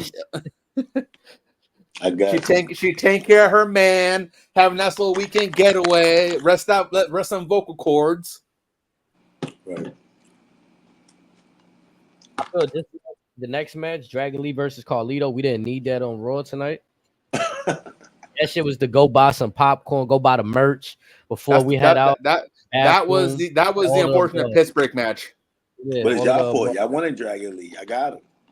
I wanted Carlito. He wanted Dragon Lee. You wanted Dragon Lee. I wanted Carlito. It's like niggas, like a lot of these niggas, like no cap, like the Dragon Lees in the world, like shout out to them, they're good. But it's like you don't feel like a lot of these guys is here like at the wrong time or like a height of like storylines is like very big, right? And what you're a part of, right? It's like you can get lost. I would have much rather seen Dragon Lee and maybe a Money in the Bank qualifier or something like that, or something of the sort like that. Or maybe him versus Braun in a little quick match to get Braun over, something simple. I'm gonna be not honest. Not show Carlito because Carlito he has no business with LWO stuff anymore. They misused Dragon Lee a tad bit, in my opinion. Like they rushed him up, they bring him up, you know what I'm saying, to incorporate him into the LWO shit. And I don't know if it's by injury or not, but they got a lot of moments where they just, he's injured, somebody attacked him. But in that time period too, where he was introduced to the LWO, he was still doing work in NXT, fighting for the North American, doing shit over there. So I think like they rushed him a little bit in his introduction. The crowd didn't get a good introduction to him. Like, you know what I'm saying? He's a guy that I feel he serves more use in NXT because he could have him throw down with Lexus King, your boy Dante Chen. Maybe him versus Trick Williams might be a solid match to enjoy. Like, there's more stuff for him to do in NXT than right now. Because right now he's just a body. Okay, I'm gonna be disrespectful for 2 seconds. Right now, he's the dude who holds Luna Vega's chanclas. Speaking of Selena Vega, I don't know why I feel like I see a 2-2 coming, like intergender, like Dom and Liv versus Selena and somebody. I don't know why I see that. I don't know how it's gonna get set up, how Dom's gonna agree to being on a team with Liv, but I see like a 2-2 coming out of this shit. Like, now this would have worked if there was no LWO stuff and you had Andrade back up doing some more consistent work. Now Andrade could be waiting for Charlotte to come back, whatever. We don't know that situation, but again, either that or you wait till Malachi Black's contract expires, and then you can have her and her husband versus Liv and her daddy, Dirty Dom. But also, I think Dom will choose Liv over Rhea. Rhea ain't gonna give him no choice. That's funny. Gotta die with her. Yeah, Rhea talk. Well, again, like Liv said after that cage match, you helped me. You weren't helping Becky. You helped me. So you a dead man walking too. Oh, I said whenever she comes back, that roof is gonna come off the joint out of the city. Oh, Rhea? Yep. Of course. I think that's what makes this, like, you telling me, like, they might have something done. Like, I was saying this yesterday. If you removing Rhea Ripley out this storyline, then where does Dom and go once they done with they like little flirtatious thing? You know what I'm saying? Like, do we want to see them as a on-air couple? Like, you know what I mean? Like, what happens after that? We're gonna be on Netflix. Or how about a little curveball? Like we were saying earlier, it could be Finn and Liv. Yeah, that's what I see. We still getting places with this. Yeah, I feel again, we talk about Cody Rhodes finishing the story in the select innings. As far as this story, right, we're just on the second inning. Yeah, we in the top of the second. we still want to know what the fuck happened at that hotel room with the purple cow vest. Man, I would have gladly took that vest off her. She said, "Come take it off of me." Damn. Stay strong, Snake. My bad. I'm over here inviting everybody on Twitter to come join the conversation with us. You know what I'm saying? That's why y'all see me, y'all hear me, my fingers on the keyboards. You know what I'm saying? So real quick, HD, that was Kenny Dykstra. Also, I believe Holy shit. It was I believe Daivari was there too. I could be wrong, but I think that might have been Daivari too. But again, Kenny. Oh wait, HD, could you play like an audio up here? Of what? I got it, but what is it? WWE on Twitter. Jey Uso has something to say about the ending. I want to hear what he said. I bet I'm about to get that. Just give me 1 second. Hitting that promo game, man. Welcome your thoughts, baby. I want everybody. I just posted up. I'm gonna tag y'all so y'all see it too. I just posted up the video of them popping through on Twitter. I was able to snatch that real quick. Tag you boys right there. Yeah, so HD, I'm gonna put it in the group so it's easy for you to find, but it's a little quick minute and change video on Twitter. All right, bet.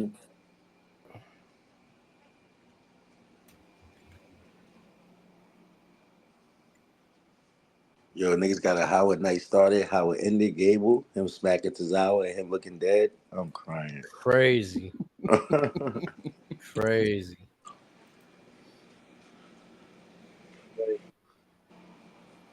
Okay, I bet you said it. All right, chat. Let's see.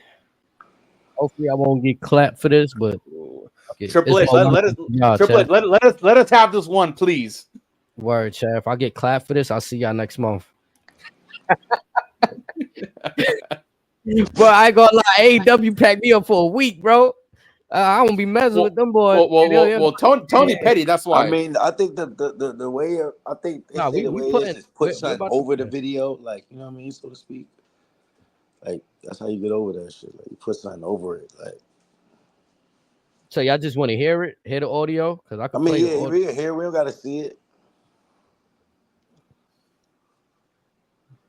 I mean, knowing Jey Uso, that nigga be making all types of fucking impressions and shit. But I'm just reading some of the captions. It's some shit.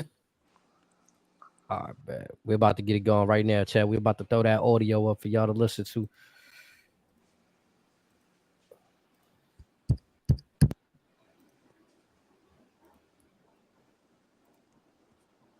Well, a well-scouted Uso splash to get yourself to Money in the Bank. Now, you took out a WWE Hall of Famer in Rey Mysterio and Finn Balor. Do you think that's going to help you in this multi-man match at Money in the Bank? Yeah, Kathy. I mean, it boosts my confidence. I know that. Went out there and got the W like I said I was from my peoples who've been eating with me since day one. So I'm very proud about that. Yeah, well, the WWE Universe also very concerned that you actually activated the Fireflies. So what is your response to that? Did you saw the end of the Raw too? I mean, I don't want no smoke with them. I mean, for all I care, they can have the Fireflies back. You know what I'm saying? Because I want no problem with them. But I mean, I'm very happy I did activate Fireflies in this thing. You know what I'm saying? Shout out to my boy. Still gonna show the love to Bray Wyatt. But his family is here now. That means I gotta go. On that note, I will go. You need to go too, because they around here somewhere. Did you see the girl? Be careful, Kathy. I'm screaming. Eat. Did y'all see the girl?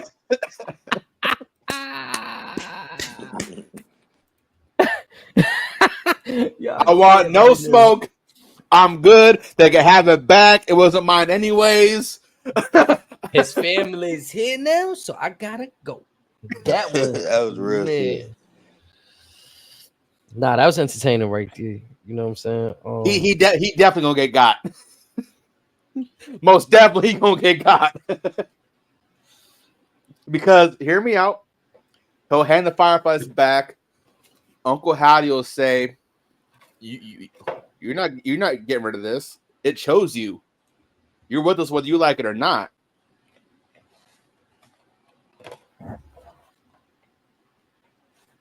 So again, the plot is thickening very rapid. Oh shit!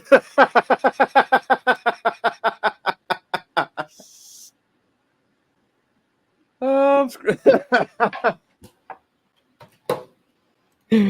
That's screaming, hilarious. Jay, you might want to go hit up Roman and your brother Jimmy. I don't know what's the extent of Jimmy's injury too. I think that's another like. Was it a confirmed injury with him when they wrote him off? I have no idea. That's what people was trying to tell me. I don't listen to everything people tell me, but people was telling me he was hurt anyway, so that was the reason for the time off.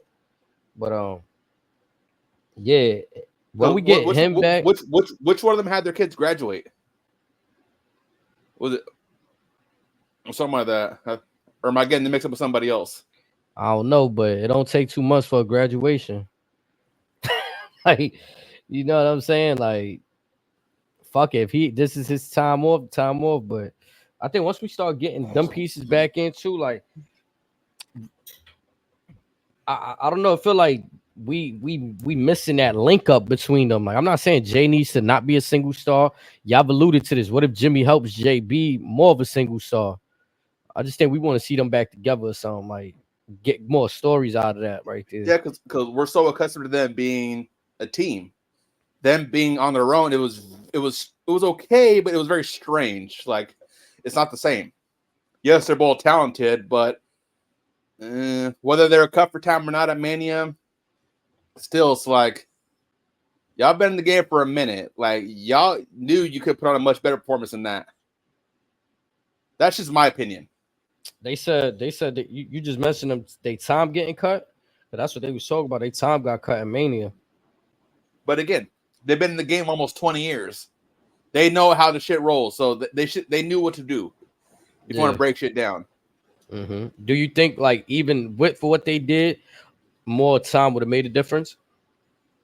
given what we were seeing, no. Honestly, it might have made it worse. Yeah. But then again, the final closing moments were cool because, again, yeah, Jimmy saying, I'm sorry, I fucked up, I'm sorry, you my brother, I love you, all that stuff. That part was cool. Everything else was garbage. The next night was crazy. He speared him off the stage. But yeah.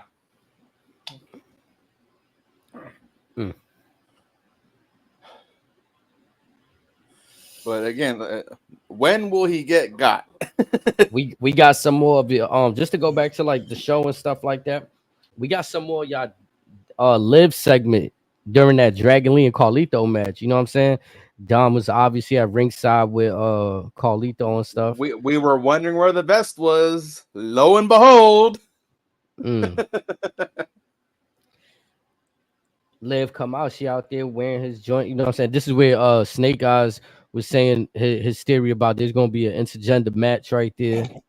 I feel like it's gonna be more of a build-up. Like if Rhea Ripley's not slated to come back, we need somebody challenging Liv Morgan for the championship. Ooh.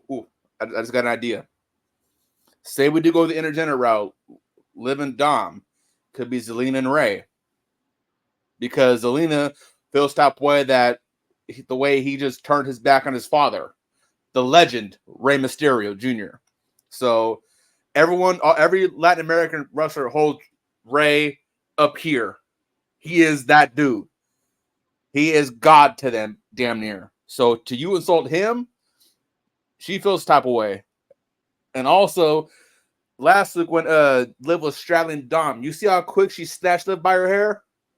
Mm-hmm. Gave her whiplash and everything. Yeah, that's why I started like, yeah, they trying to get. I feel like they trying to get Zelina a one-on-one match with Liv if Rhea Ripley ain't gonna come back soon. Because again, has she defended that title since she won it, or since she got it? No, just Becky, right? Mm-hmm. That was it. Snake, take a deep breath. It's gonna be okay.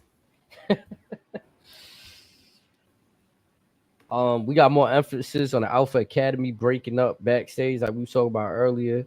Drew McIntyre with the big surprise. Go ahead. So real quick, the Alpha Academy stuff.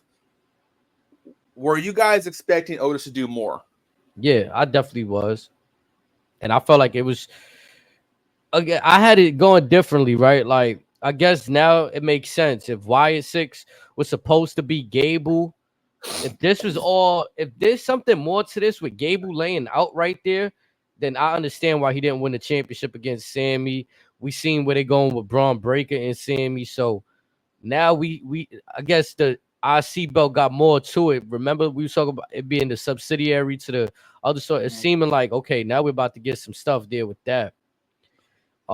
Chad Gable, I thought he would have won at Clash, and Gable would have turned on him after he won so that it could start their feud for the championship, further elevating Otis even more. But we see them come out tonight, which to me was a little bit weird. Like, it still took something else for Otis to turn. It wasn't like it took the Tozawa thing. It took him kicking away Maxine's crutch. You know what I'm saying? Oh, throwing it out the ring. Like, it wasn't just... Like with Otis, do you remember the old cartoon? I stands what I stands, and I can't stand no more. And Otis, he's a gentle giant, but if you push that button, fuck around, find out. I just wish he would have I think he let him off for the pass. Yeah, like that. This was your one. Yeah, he let him off for the pass, And Gable, he again, if he advances whatever awesome bullshit next week, he's definitely gonna rub it in Otis's face. So we could possibly see. Now, call me crazy, but again, that the go home stuff to Raw or whatever, or for the PLE, we could see maybe potentially Gable give up his spot for Money in the Bank to Otis. That could be a possibility. Or we could even see Otis interject during the PLE and cost Gable something, so that way maybe SummerSlam we get Otis versus Gable. This isn't done by far. I don't even think it's done with Gable and Sammy, to be honest. Nah, I don't think because Sammy spoke his name. I just think we have a vision sometimes as fans of how we want things to happen. And then when that doesn't happen, yeah, y'all could give them the match. But unless the match is fire and it's gonna result in something, if it just results in Otis winning and then Otis still in the mid card, nothing happens for him, it's kind of like, damn, that was wasted. Y'all missed something there. If that momentum Otis got right now, if y'all don't capitalize with that within the next year to me is long, but I'm giving them until this time next year, given all the storylines that's around. I'm giving it to the end of this year. There you go. That's you. Know what I mean, I'm better than you, right? Because I'm giving them a year. You giving them what's that? Roughly 6 months. Because again, yeah, during the pandemic, whatever, Otis was arguably the hottest thing they had going on. Post Heavy Machinery, him and Mandy Rose, him winning Money in the Bank. Folks didn't care if he won a lot. They just want him to have his moment to shine because they know that he can ball. And you took that away from him. You fucked this up again. I'm sorry. If he says I'm out of here, I don't blame him. Much like with the Drew situation, which we'll transition to right now, you can only take so much shit before you're like, hey, I'm good for a minute. Yeah, the money is nice, but again, when's my shine coming? I've done X, Y, Z above and beyond so many times. I asked for one moment. I can't even get a nod towards that. I'm gonna be honest too. Let me throw a different scenario in the air. We talking about tag teams and shit. Why can't it be a world where, all right, fuck it, they broke apart. Otis is like, yo, Tozawa, let's get right, bro, and they take the belts from Miz and R-Truth. Like, you know what I'm saying? Like, all right, y'all don't want to give him the IC belt. We're not gonna put Otis in the heavyweight scene. But at least for fuck's sake, buddy, he's in a tag team. They've been a group for a minute. And folks forget, Tozawa nice when you let him. You give him the time. He's nice in that ring. And he got funny. He got funny like R-Truth is different funny. I don't know that whole little dance, whatever. Tozawa, that's nasty. That's nasty. You had something there, and you didn't capitalize on it. He was getting right. Like, I don't know. Between that, Otis gyrating and shit, just air humping the wall, you had something there, especially with them going to Netflix. That's what I'm saying. The Miz, I'm going to be honest, and no knock on the Miz, he just not that guy to be, like, doing, he don't look like he's comfortable right now fooling around. Like, it just don't. Him, much like Charlotte, even Sasha Banks and Monet, they're better suited as heels. With the minute you have them be baby faces, you could tell that they're uncomfortable with it. Yes, they're showing their personality, but you can tell that it doesn't quite suit them. Like you can tell what's missing right there. Like, that's not what they want to do with their character at the moment type vibe. Like, I feel like when I see Miz out there, it don't look like you know what I'm saying? Like, we know, like you just said, he's the best Miz when he's either heel Miz, and the only babyface Miz I feel like really lasted was the one when he was beefing with Daniel Bryan. When he cut that promo on Talking Smack. Talking Smack, yeah. Like, got something to prove Miz. That's the Miz we could get behind his back. Like, pause. Like, you know what I'm saying? We get behind Miz right there, like, and cheer for him. But this kind of Miz where it's like, oh, we just goofing around and I'm trying to help you remember that me and you were in a tag team and you're not with the Judgment Day no more. Like, that's and again, that's fine, but at least have them on TV. If, like I said, they've been on Raw less than 5 times since they won the belts. That match with AOP, I feel like it did nobody any favors there. It's a situation where it was forced. You should have put on AOP. Again, you want to prolong the New Day stuff, that's fine, but let that be like the afterbird stuff. Like, again, very ominous into a Vince move. And then my only reason for keep bringing up that type of Vince S move or this or that, it's not really to like, it's not an indictment on Triple H so much as it is on the fickle fans that always want to point something out instead of letting shit marinate. We're scarred with that. It's just, it is what it is. We've seen that over the years. That's what drove people away. We're just scarred. Again, seeing little bits like that, it's just you're just digging up old wounds. I'm gonna be honest. We've been on before. Yes, WrestleMania. To me, it was cool when it happened, but I wasn't one of the people like, oh, nah, I can't stand to see Batista versus Randy Orton. Get that off my television, bro. I was ready to see that. Yeah, again, had it just been Batista and Randy, again, that'd have been fun. I was a person on board with that. I was even on board with Blue Tista because I was like, that's different. Like, it was just a nod to their evolution story, like. But again, that's one of those stories where it doesn't even need the belt. But again, the biggest story to me here is the fans feeling entitled to change shit. Yeah, like willing to riot, revolt, whatever for, like, you know what I'm saying? Like, to me, it's just unique. It's a unique situation. Like, it's crazy. Mm-hmm. Like, I don't see people, like, when you go to go to Marvel, you watch Marvel in the movie theaters and y'all watched Endgame, was y'all up in arms when he snapped everybody away the first time? Oh, for part one? Yeah, like, was everybody... I thought that, so, again, for me, I'm a big fan of Lord of the Rings. Obviously, them at the end of the movie, it always ends with, like, a cliffhanger type shit. This was very similar to that, and I thought it was perfectly executed, because at the end, we knew we were going to get a part 2. We knew the ship was going to go down. They let them cook. They let them cook, bro. Leave them wanting more. They was fucking bitching. Yeah, people, you had your naysayers. Oh, where's Spider-Man in this whole equation? Yo, let us get the rights to Spider-Man first, bro. Like, y'all don't even know. Like, we sold this shit off the fucking Sony a minute ago, bro. Come on, y'all being unrealistic. Let us get in that, you know, working relationship that they gonna let us get that back. People just be asking for unrealistic shit sometimes when there's a whole business side, and I think the fans it's good to fantasy. Go ahead. I'm not telling nobody not fantasy book shit, but stop with the notion of y'all gonna boycott the product because you don't like unless it's truly like, and I didn't feel like it was truly trash. Did Vince do hella questionable shit? Hell yeah. But we'd seen CM Punk come up in the Vince era. CM Punk, John Cena, Brock Lesnar, The Shield, Rock, Stone Cold Steve Austin.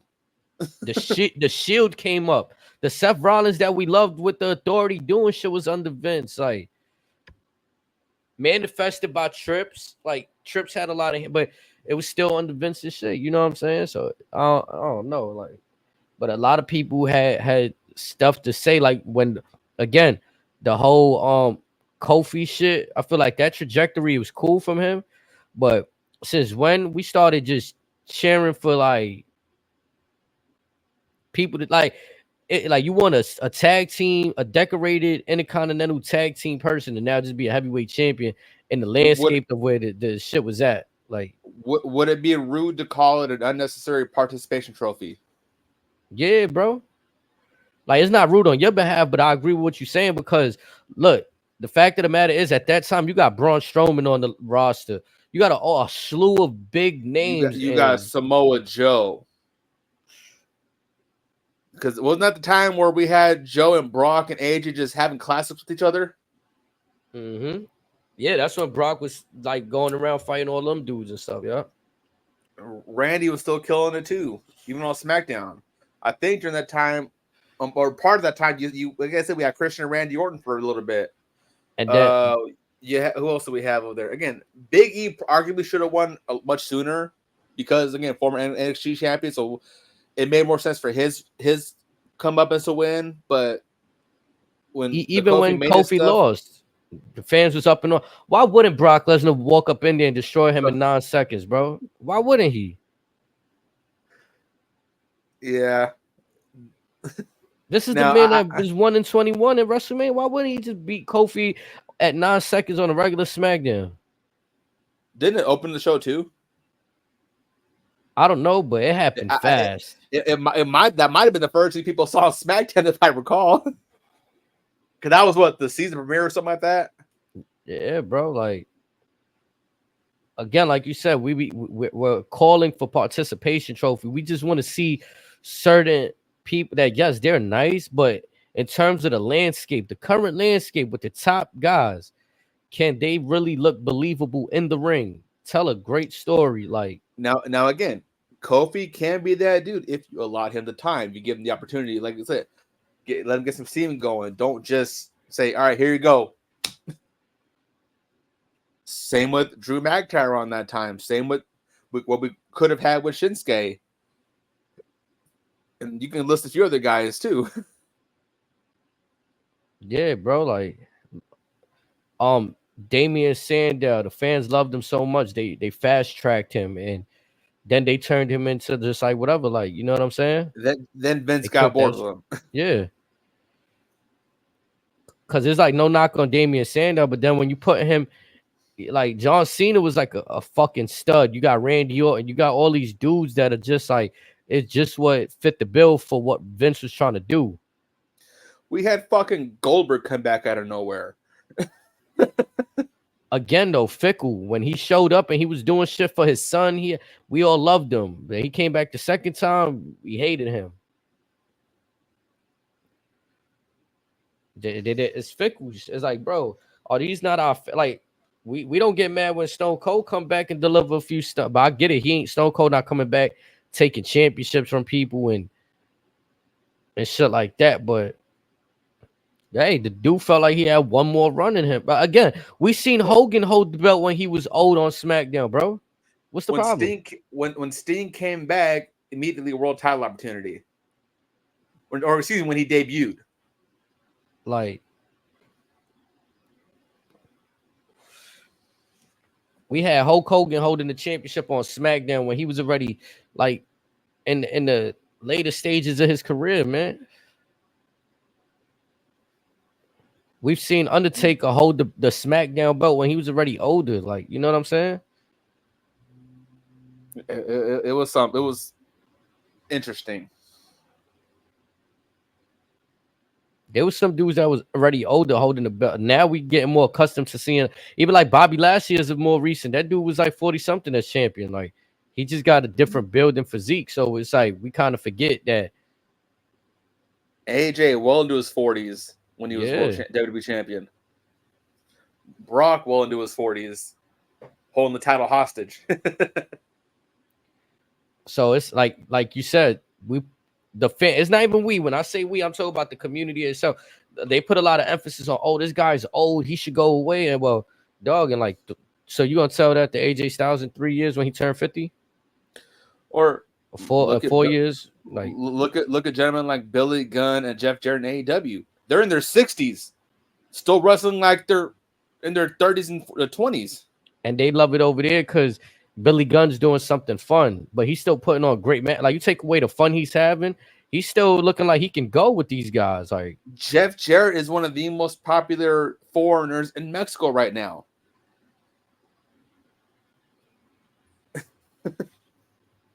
It's just the new style of working. Nick Nemeth in his 40s, having the time of his life, going all over the world. I feel like the shit that happened with Jerry Lawler, like him getting a heart attack when he had that match on Raw, kind of slowed down the. All right, we can't. He had one on commentary too. Yeah, like we can't have, like, we gotta be more cautious. Like, or so you look at Flair and his last match where he admitted having a heart attack during the match. Like, bro, you're fucking dead on the apron. Bro, people were sending me screenshots of this man just laid out like this. Like, I'm like, nah. Again, though, some people could do it, some can't. Like the style. All right, so let's say Sting and Seth Rollins in that match. Was that match terrible? No. But did Sting have to take that buckle bomb? No. No. They could have had the same match without the high spots. You want to let Sting jump off the top of the rope? Go ahead. That's more. I think that's more safe than the buckle bomb. But also, more recently, as far as Seth's tenure with WWE NXT, I don't think he had given somebody a Sting size a buckle bomb, because again, it was definitely mistimed on his part. Because again, whether he was too far or too close to where he usually is, didn't quite map it that out was right. the same. Yeah, that was the same Seth Rollins that was out there breaking John Cena's nose. He was working on timing. Same with Finn. When Finn had to get shoulder surgery, it's like, again, you missed time where he is, because Finn's a smaller guy like you, smaller build, but he'll fly and sell it. Just, again, figure out where that wiggle room is. Mm-hmm. You can't just give it the same way to everybody, because everyone's got different body types. Everyone moves differently. And for somebody like Sting, you get longevity out of the older talent like that. In my opinion, you don't put them in the higher spots like that. I mean, even like Undertaker, look, he didn't have to take so many Germans from Brock, like, and even Brock, he only really does like 2 or 3 things, but just the velocity at which he's doing things, he could he done fucking gave Vince McMahon an F5 and broke his hip. Vince needed hip surgery after F5. I mean, Vince tore both quads getting into the ring. Crazy. Incredible. But again, so you take that main event for what it was, or just take the finish at the equation. What do you think of the match between Ray, Finn, and Jay? Just the match by itself. Yeah, I'm getting, because it's the reason I scoffed at it is when the DQ started happening. I'm gonna be honest, I preferred for this to be like just a clean match. You know what I'm saying? But I understand it's just it's kind of cringy to oh my god, bro! Like the fucking Dom don't leave his father alone. Mm-hmm. Like they really go back to that shit so much that just like you don't have to. I mean, it does kind of still work, in my opinion. I'm still gonna laugh at it every time, but you know what didn't work? Braun Strowman making the save and looking slow like that. Like you guys used him earlier. Big man tired. Yeah, bro. Like, I'm not even gonna lie. Wifey was here. Was like, why he's running like that? I had to put like he probably tired from earlier. Like that is a 400-pound man.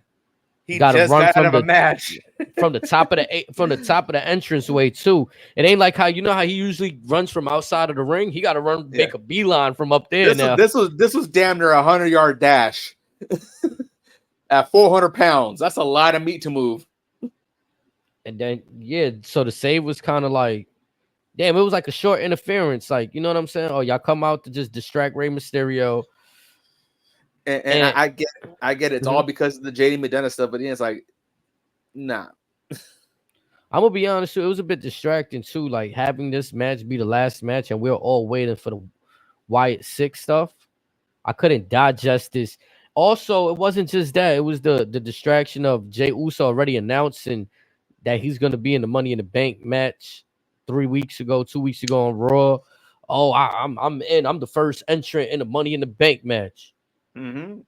So it kind of like, so what, y'all gonna take that away from him? I don't think nobody believed they was gonna take that away from him. Maybe people thought the Wyatt 6 was gonna interfere in the match. We didn't even get that. Well, we didn't get the countdown yet either at the time when he declared. Right. So that again, changing things, right? Things might have changed. We don't know until we get some confirmations down the line when we hear finally some interviews on wherever we hear them.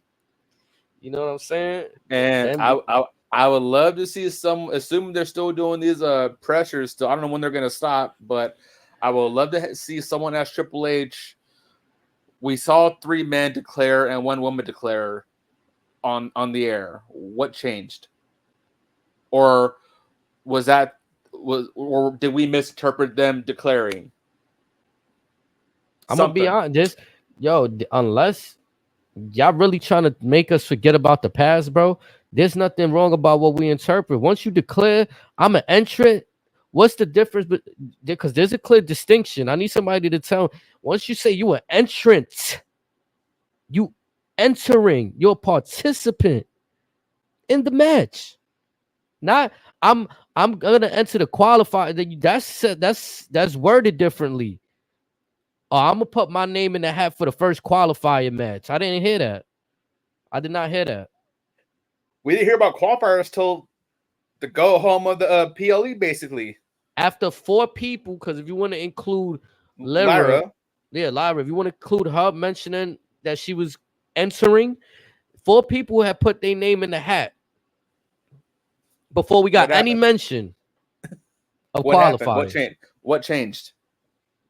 I think you know what changed. People started noticing the same shit I noticed. Damn, we went a SmackDown without anybody fucking announcing. Like they done went. It's you got 2 Raws where people just making claims, and now we get a clearer picture. Also, another question I've been asking: how many participants? We get the format 6, 3 from SmackDown, 3 from Raw. Words out of Michael Cole's mouth.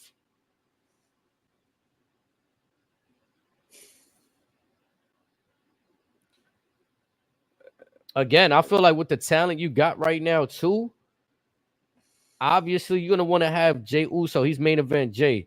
But I think this is a real good time to put a dark horse in the Money in the Bank match. Don't have a filler spot. Like, don't have the crowd favorites and then a filler spot. I don't want to see that.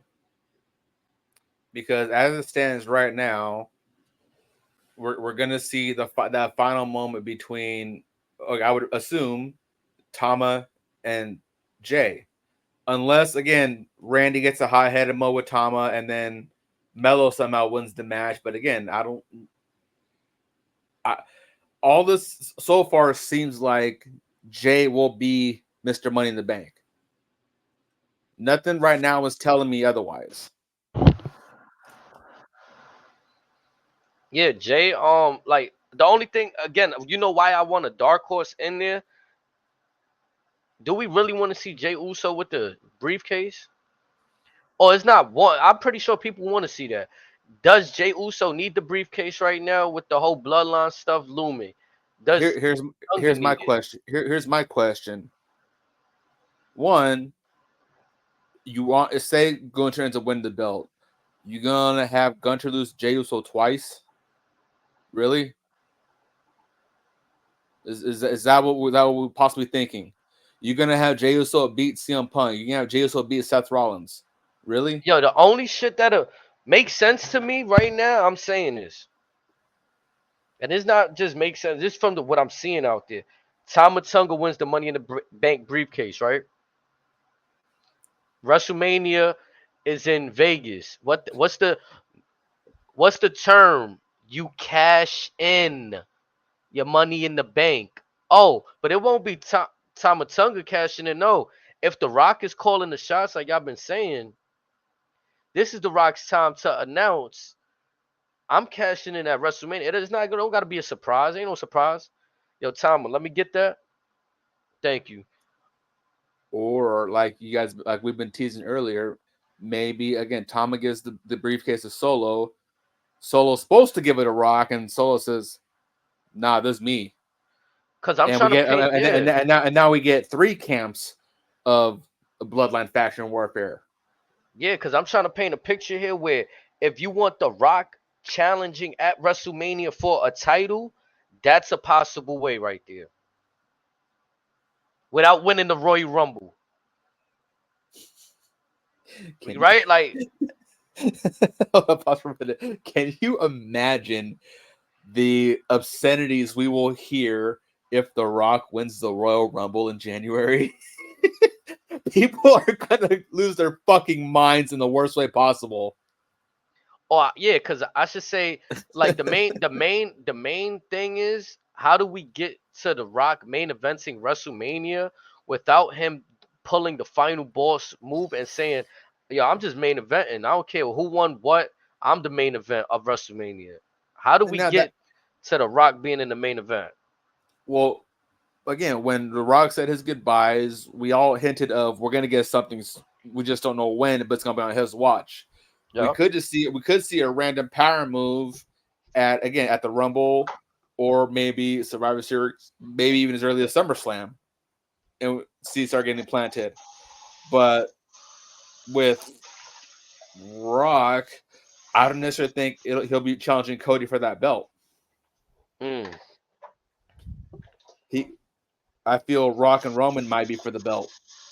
And that's what I'm saying. I'm trying to paint a picture like, how do we get them there without, like you said, blowing? Because they don't have to win the Royal Rumble. Somebody else could win the Royal Rumble and challenge on the Raw side. But now, okay, we do that. How do we still get Roman and Rock to main event WrestleMania, but still keep everybody else happy? So you could toss this up on the lines of whenever they are building towards Rock and Roman. Roman ends up with the belt.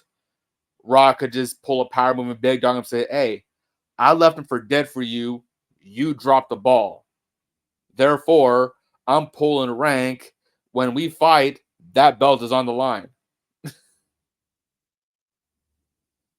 Much like Solo when they all touched on the Bloodline slogan, losses create consequences, or losses get consequences, or something like that. I could definitely see that. Because I feel like that, again, to me, Gunther wasn't really a dark horse, right, to win. You called that. Once you seen him in there. Yeah, that was the easy one. But in for me, I was booking with fandom, right? I'm like, all right, in the world, it'd be fire to see Jay versus Tama for that, right? But now, doing that, they would have had to challenge directly for the championship, right? With the Money in the Bank, that gives us the flexibility of the contract just be given to somebody or exchange. You know what I'm saying? I got another one. This is completely far fetched. Okay. Say Jay wins, and he starts succumbing to the pressure of being Mr. Money in the Bank. What if Roman Jedi mind tricks him, says, "Let me carry the burden"? I thought about that too. I'm not gonna lie, because I'm playing both sides. So I thought about the Tonga shit with the Rock, and then I was thinking about that. So I'm glad you mentioned that. I could definitely see, like, they. I can't see. This is what I'm saying. If Tama or Jay wins the briefcase, I don't think it has to be them to cash in. So I'm on board with you there. Like, now, I think we'll have a better idea once other participants get added. But in the meantime, this seems very, very obvious given how King of the Ring was laid out ultimately. right, because the only thing I could see that's a curveball, and it won't be a curveball because of who he is, but if Randy Orton wins that match on Friday. Has Randy been in a Money in the Bank before? I don't know, but it won't be his first dance in a ladder match. He beat John Cena to unify. That is true. But as far as Money in the Bank, to answer your question, I'm not sure. I would have to dig into that. I don't think so, though. I want to say not. But let's say they put Randy in Randy Orton was the winner of the 2013 Money in the Bank ladder match. Jesus Christ, assassinate my memory right now. For night winner. So but that was almost 10 years ago, right? Oh, that's 11 years ago. 11. Jeez, you said 13, right? 11. Mm-hmm. Man. And again, I'm sure they'll touch on that this Friday. But again, much like with Gable on Raw, I can easily see a world where Melo sneaks one and gets thrown in that match. But again, him winning. These are dudes that, since look, a qualifying match, right? I had Carmelo, LA Knight, and Randy Orton announced, like, if it was by standards that we just saw a few weeks ago, I thought they were gonna announce themselves. So right now, just how we seen Finn Balor eliminated, unless these guys are placed in a second chance match to kind of get, like, you know, that redemption. Right now, they kind of eliminating some of our looks, so to speak. Yep. Which that's cool too, but it's also it was weird how it just dropped upon the qualifying match. They triple threat, man. Again with this triple threat shit. I'm not a fan of the triple threats that they've been doing lately. Yeah, because this is the second. I feel like this is the second time we see like a tournament style for triple threats or something, or like I Like don't know. what's wrong? What's wrong with the 1v1? You could still get away with the interference stuff again if the ref's not paying attention and all that extra bullshit. But again, the third person really isn't necessary. Wasn't it like because they did the same scenario with Rey Mysterio? I feel like it was like probably not too long ago where they was doing the it was the contender to see who's gonna fight AJ Styles, right? At Backlash. They was doing some triple threat bullshit, and then the winners had to face off at the end of the night, which then resulted in AJ Styles, Rey Mysterio, and I believe LA Knight. And that's when we all agreed that AJ looked great the way he finished with the Styles clash from Rey Mysterio over LA Knight and all of that. So we seen this little triple threat qualifier shit. Again, I'm gonna be disrespectful right now. These triple threats mean about as much as Tony Khan's eliminator matches. That's how they feel to me. I just feel it's a cheap way to add interference without the DQ. Like it's how many times can we get a ref bump, right? Like we always talk about the lazy booking. Yep, it is. I always looked at a triple threat like that. Like the triple threat is designed for shenanigans, in my opinion. Like it's rare you see a clean one. Triple threats didn't really become no DQ until just recently. Really? Before it was just that's a fairly new concept, I believe. Because it's more. Yeah, in the 90s, it wasn't so much a thing. I feel like it's become more of a 2010s and up kind of thing. Because I maybe a 2020 thing. Yeah, I feel like I've seen that concept often where like the triple threat results in there's like no DQ now. Like anybody, it's just fair game. Like what happened to that being its own respective stipulation? No disqualification, right? That meant something. It used to be its own thing, and you didn't do it on just anything. It's got to be either a blow off of a blood feud if you're not going to do a cage match, or a street fight to close out a feud. It's just every day. Well, yeah. Because there's no count outs in the triple threat match, right? How soon before they start giving us fatal four ways a week to week basis? You know what I also noticed that was trash in the triple threat match? This was in a females match.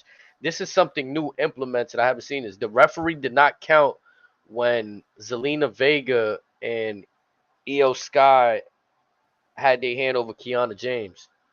Right. They usually, I've seen refs do the. We've seen none of that today. That's a lost art.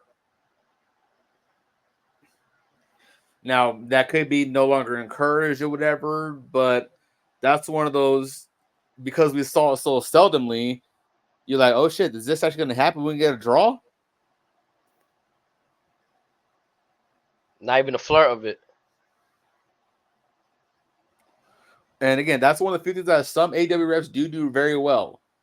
Some of them do try that, so I do got to applaud them for that. Even some TNA refs, they do attempt it once in a while. I mean, it goes back to even when both shoulders from a competitor are down and the ref starts to count. Like, let's say if they just, like, one is laid out over the other, but both their shoulders are on the floor, they'll start to count. Like, it's the same way as if you have someone in a submission holding it and both shoulders are down and you just count, you got to let go of the submission. Same principles. So I don't know. They switch things up. It's like it's few little. I don't know if this is gonna help them. We're gonna see though, because it's the continuity like part now. It's the going forward. These are new rules that we implementing. Are you just gonna go back on them just cause, or like or you just gonna low key throw the refs under the bus? Like, oh, they missed that one. They should have called that one, but. Are you going to continue to insult our intelligence? That part I think is going to continue. Unfortunately, yeah. So as long as there's a lot of kids as a fan base, it's unfortunate. You could get anything by the kids. Because unfortunately, I think unless some of us just started watching wrestling as adults, as a kid, I remember that it didn't feel so like everything felt separated. Like one Monday to the next felt like they could throw something else in there, and I didn't really notice as a kid. Like, you know what I'm saying? And I wasn't questioning, well, if Austin was just beefing with Undertaker, why he's giving Mark Henry a stunner today? I just thought, well, Yeah. Austin is fucking cool. He's going out there handling business, like, you know what I'm saying? And Then there you was had story. then you had Big Show flipping cars after losing to Rey Mysterio out of the blue. Choke slamming Kurt Angle. The stuff Yeah, with there was Zach Gowen. random shit going on, like, but it was just like, as kids, like, my point is, they running anything by them just like they ran it by us when we was kids. We just was just happy about wrestling, happy with what they was giving us. Even when they tried to recreate the Stone Cold moment with Kurt Angle, you think somebody come out to the ring doing that milk shit now? I mean, it might get the same pop. If Orange Cassidy goes to the ring and shoots people with orange juice, y'all might get happy. I don't know. You know what I'm saying? Like, I mean, we saw the Mimosa match or whatever with Jericho. like, but just certain things we didn't question: the beer bath, the milk bath. Or one of my personal favorites, Eddie Guerrero covering Big Show in shit with the septic truck.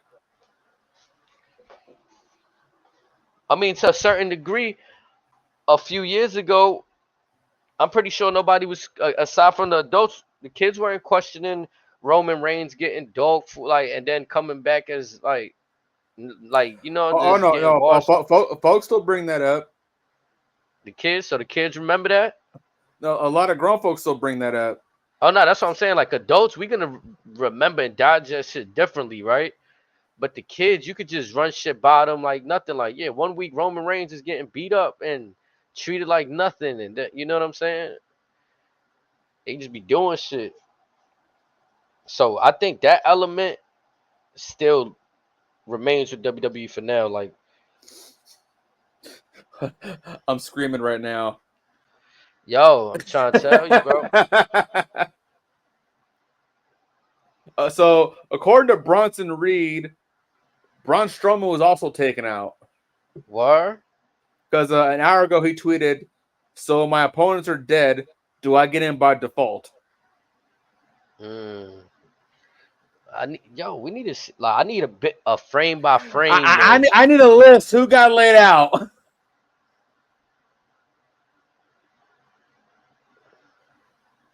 What if you know how Matt Hardy had what was the well or the pool, the pool of reincarnation, or the lake? It was the lake. Yeah. So what if when the Wyatt Six attacks you, like, when you come back, you got a different element to your character now. Like, they kind of scarred your character. Like, you know what I'm saying? Mm-hmm. Now I don't know what that would look like, but for me, like Chad Gable, what if he comes back instead of how you see how he was on his? What if he come back a little bit more timid and always looking over his shoulder type shit? You know what I'm saying? Like, still great in the ring, but that shit did something to him. You know what I'm saying? In Braun Strowman's case, it could unlock that beast. Have him find his way back home. You know what I'm saying?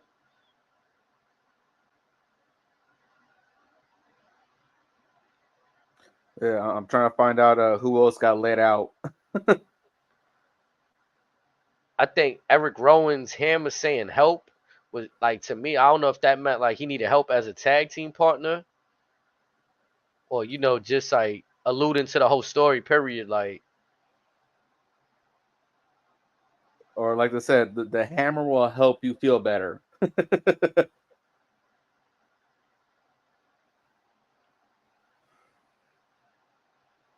there's definitely a lot going on with that. But also, it's also very interesting. So, quick piggyback to another topic. With Drew shut down all of his social medias, But I'm trying to tell you, he's doing classic work right now. And this isn't the first time he's shut down his social media accounts. I mean, again, too, everybody else has been getting time off. What if this is just his time to just give him a month real quick, let him get chill, or even like 2 weeks, not even a whole, whatever it is. But he's really been out there before May, ever since the Royal Rumble. He been carrying a void, like they filled the void for Seth Rollins' opponent with Drew McIntyre, leading directly into a program with CM Punk and Damian Priest. He's been maybe not holding shit down like Roman in the Bloodline, but he's been holding Raw down. Yeah. But I think everyone kind of wanted to be more, which again, I get it. And it probably would have made much more sense because, yeah, Priest has been doing good work, but I mean, let's see how the Seth Rollins stuff goes. It's just that title's in a very weird spot right now. Does it hurt CM Punk if when Drew McIntyre comes back, Drew McIntyre goes over CM Punk? Oh, Punk's gonna lose to Drew regardless. So I think this is also a good time for Drew McIntyre to like do a 360, right? Like everybody's blaming him, like he's been the cause of his own downfall. And now he turns the tables, like let's say CM Punk think he on his way to get championship matches and shit. And now Drew McIntyre come out and start fucking his shit up. Flips the tide on him now. But yeah, I mean, Punk's definitely gonna poke the bear a few times. Again, it's gonna be interesting to see. Someone said Nikki Cross looks like the Grudge. Her mask was fire. Obviously, I don't think she'll wrestle in the mask. Oh, what's up, honey? I see you out there. Shout out to honey in the chat. I don't really think I don't think they'll have her wrestle in the mask, but you never know. You look flexible, like the Fiend mask a little bit. To me, so. Or again, they could take it off and you see a face paint. Because they are calling her Abigail now. Or as the internet has dubbed her as Abigail. Yeah, I ain't gonna lie. Like they really bring to life like Bray Wyatt's creation. Like it really feel like that.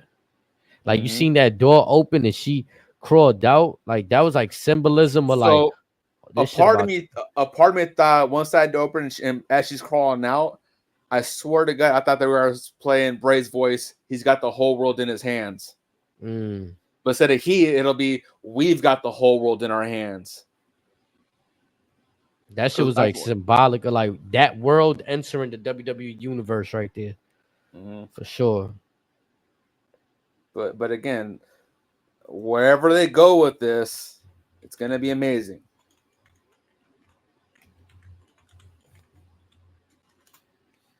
Yeah, I think they're gonna be good. I can't wait to see what everybody out there is talking about. I haven't been on social media yet to see. I know the internet is going wild. All they're talking about is RIP Chad Gable. Nah, that had to be one of the most shocking things too, for real. Because it's like, what's his significance in this? And like I said, did he really sign that deal? Re-sign that deal? Like he said he publicly stated he resigned. So you know what I'm saying. So now he's re-signed. He's staying. He just needs time off TV? Like what is this? Like, well, again, it's one of those like as we've seen in the YS6 vignettes. Anyone that's done some sort of wrong or whatever is going to essentially pay for their sins. Walter was kind of like berating Sami Zayn, if you think about it. Or Gunther, excuse me. Chad Gable will be berating Alpha Academy, Sami Zayn. Jey Uso was gifted the Firefly, so he's essentially a chosen one to a degree. And who knows who else they're going to get on NXT and or SmackDown. But so far, I mean, it's all kind of lining up with folks that have kind of did other folks dirty. So buckle up, boys. That's what it's looking like for me right there. It's looking like they on some real timing where like, nah, we the bad ones. Mm-hmm. And I think, like you said, nobody's safe. Nobody's off limits. This is also a creative way to like directly insert them and slow other shit down if you have to for a second. Yeah, so everyone's got Bo Dallas dubbed as Uncle Howdy, Nikki Cross as Sister Abigail, Eric Rowan as Rambling Rabbit, Joe Gacy as Huskus the Pig, and Dexter Loomis as Mercy the Buzzard. They going with the Firefly Funhouse characters. And so now, who's going to be that fiend? Or again, is that Bo going to have multiple personalities? Is there a chance we see the YS6 intertwined with the Broken Universe? A lot you can do with this. And it's one of those things where I feel that in its infant stage, it seems like nothing that they could do will be wrong. Do you think overexposure will do more harm than good? And I mean, when I say overexposure, like, let's say now we have them, like right now, they just came through end of Raw. Like, do you start putting them in matches or do you keep this out the ring? Out of the ring for a good while. Let them do their own thing. Let them cause ruckus. Because if you think about it, they look back in the day, Nexus, when they first came out, they were just beating everybody up. They didn't have a match for a good few weeks, maybe in a couple months. They were just Toliver Jordan or whatever his name was. Michael Tarver. Daniel Bryan getting fired for choking out Justin Roberts with his necktie. But again, they need to wreak havoc outside the ring for sure. I don't think I want to see them in the ring just yet because it'll probably we don't need to. Yeah, it'll kill the mystique. This dark, grim, light now. If you do matches, like I said, hit the lights off or whatever, and then whoever the opponent is just laid out. And you can even incorporate some like Bray Wyatt as like cartoon signs, like the old like pow whatever type shit. And then you could have someone just laying a pool of their blood and then them just standing over them. And then they just walk away or lights go out, they're gone, something. And then you have Cole, Barrett, even Booker T just going, what the hell? What's going on in this place?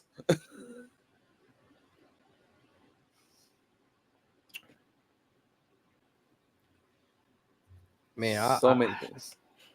Yeah, it's kind of like it got me like lost for words how they ended the show because it's like, where do we go from here? We could continue to speculate, like you always say, till the cows come home, right? Like we could speculate till tomorrow about this. Because of how talented Bray was, like I said before, and we've seen how talented Bo can be if you just let him do his thing. This is one of those things where I honestly don't care how they go about this.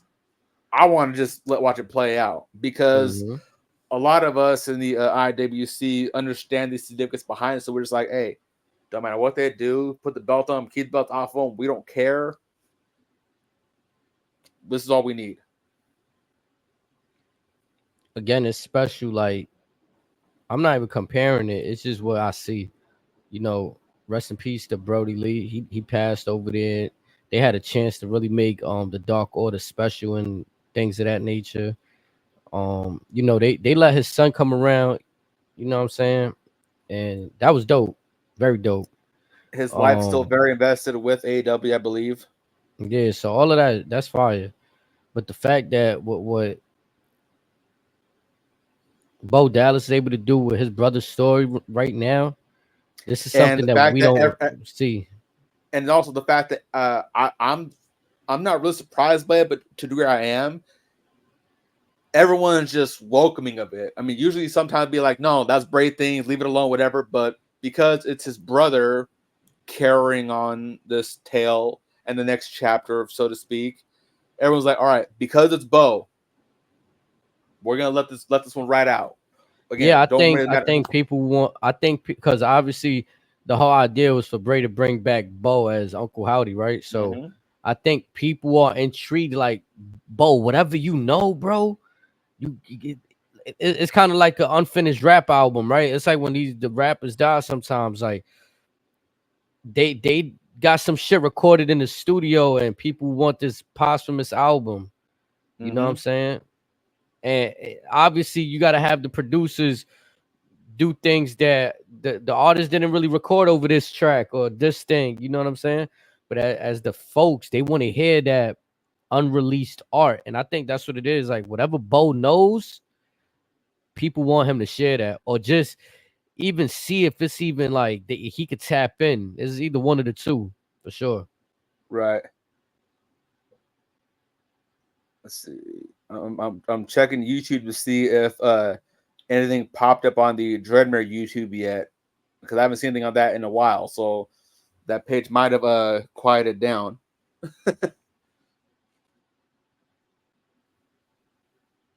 But again, like I said,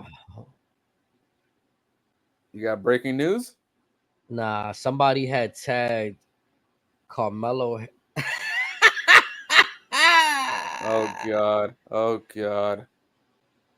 Somebody had tagged Carmelo, like, is this you? Because remember, there was some dude with braids laid out in the back too. I did see that. So Carmelo said no, but are they dead?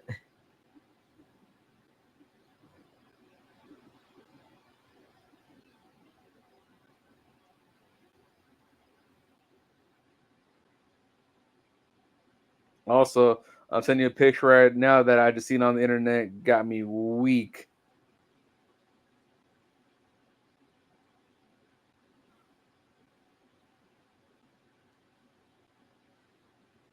Nah.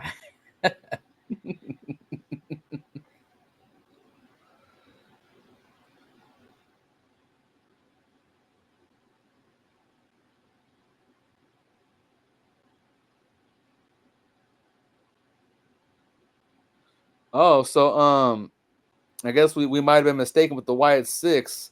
6 is spelled as the word six, like someone's sick. Yep. But they still got the 6 logo in the back, so it's like they playing on words right there. But again, it could be a 6, could be a 5.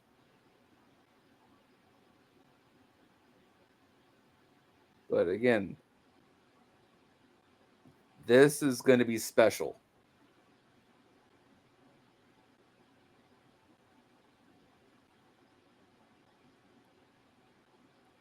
Yeah, I'm over here looking at seeing if I can see anything, some news.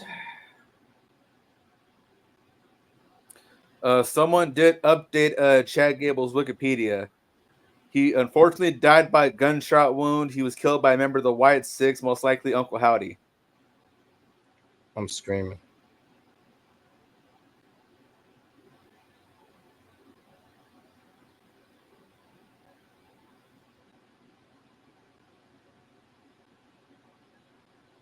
Oh, so also after Raw went off the air, Nikki Cross put this on her Twitter.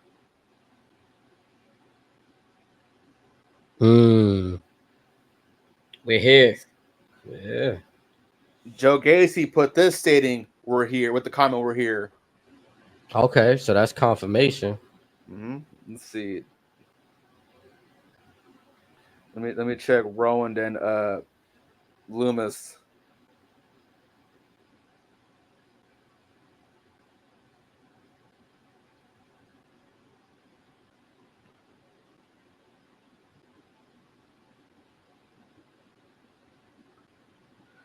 Nothing from Rowan.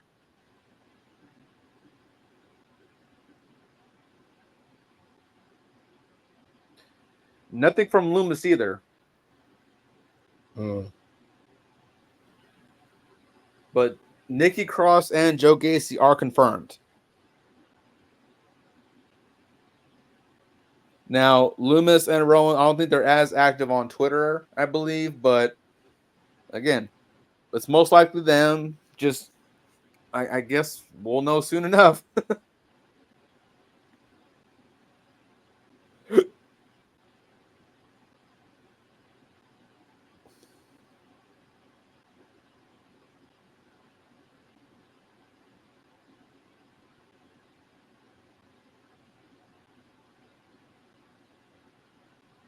Apologies, chat. I'm over here just scrolling down, seeing if we get anything here. You know what I'm saying? We're searching for the T. Yeah, as we go. Cause we live right now. When you guys see this on YouTube, when I upload it, it's usually post when you guys see it. We live though. When we usually do this, we go live after the shows. You know what I'm saying? I'm live on Twitch, live on Kick, live on Rumble, live on Twitter. You know what I'm saying? We outside right now, so yeah, we doing the damn thing.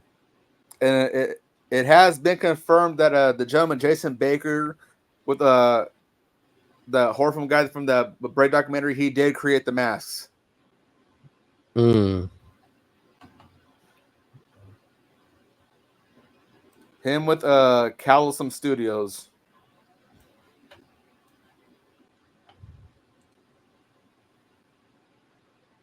But again, in the Dreadmere videos, Bo Dallas did hint a new fiend.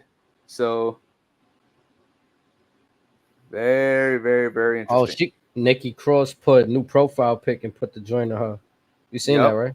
Mm-hmm. And I think Gacy did the same thing.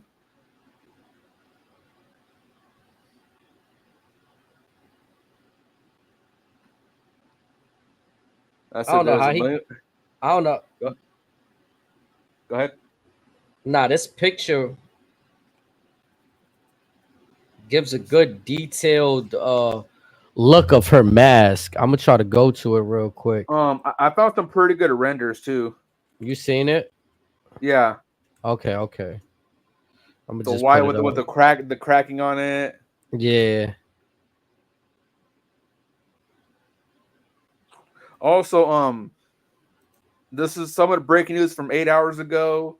The potential date for Bad Blood, Sunday, October 5th in Atlanta, Georgia. Potentially. At the State Farm Arena.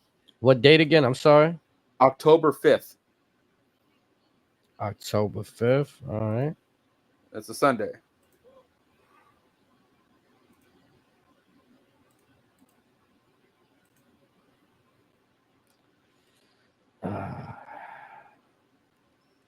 All right, so yeah, just had to go pull up this screen real quick.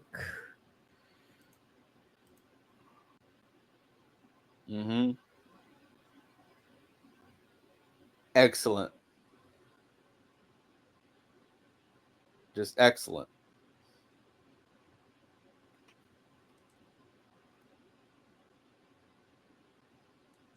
That's crazy right there. Yeah. Also, yeah, I know a lot of folks wanted Alexa Bliss to once again be Sister Abigail, but let's be honest, Nikki Cross is probably a much better fit because she's always been like that crazy, unhinged type of gal, and it feels more natural for her.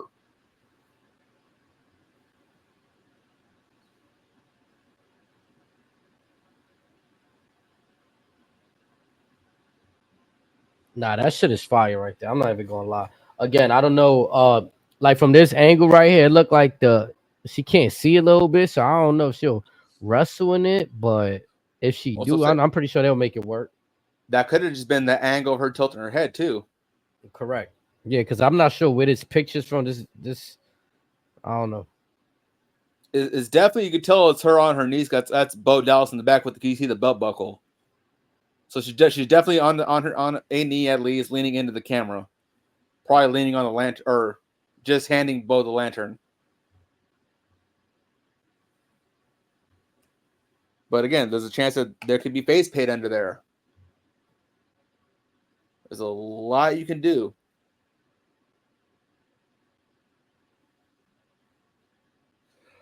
Oh, also, that hammer held by Eric Rowan. Yep. It is the same hammer from when him and Rowan were the Bludgeon Brothers, or Harper, the Bludgeon Brothers. It's the same hammer. So again, nice little call back to Brody Lee.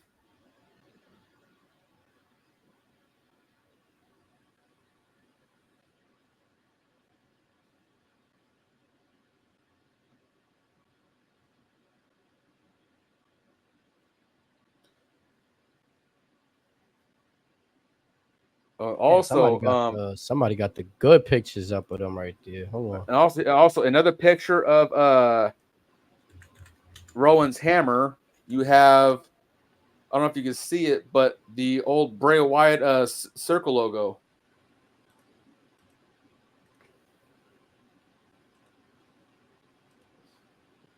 So you can see that.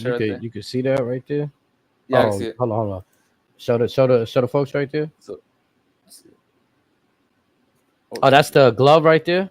No. So that's the heel glove right. God damn it! Just above the lantern is the glove. Okay. But also, that's the circle Bray would have on his posts. I'm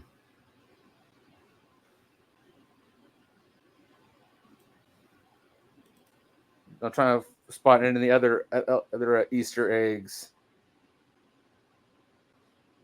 But yeah, I'm almost certain that's the original lantern. Yeah, right there at the top left, you can see the writing on the knuckles.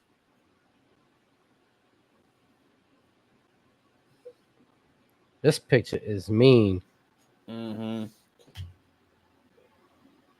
If WWE Shop sells that merch to the Buzzard mask, I may need to cop that one, especially if it comes with the dreads. Bro.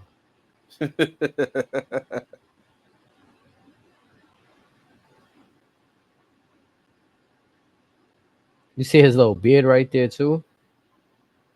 That's what I was saying. Yep. He got a little beard right there. Gacy. That's definitely Gacy. Because he had the type of beard on his way out of NXT too. Nah, the one look. Can you see my cursor hovering right here? Let me full screen my shit real quick. Let's see.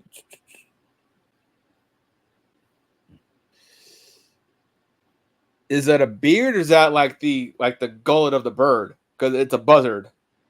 It could be. It looked more like somebody's facial hair, but it could be. You know how like Perkins has a little like the skin that's dangling down or whatever, even roosters? They could be that too. Yep. That's what was throwing me off a little bit right there, honestly. Remember when I said, because who this would be Dexter, right? Yeah. Yeah, that's what made me say he had a beard a little bit. I had seen that.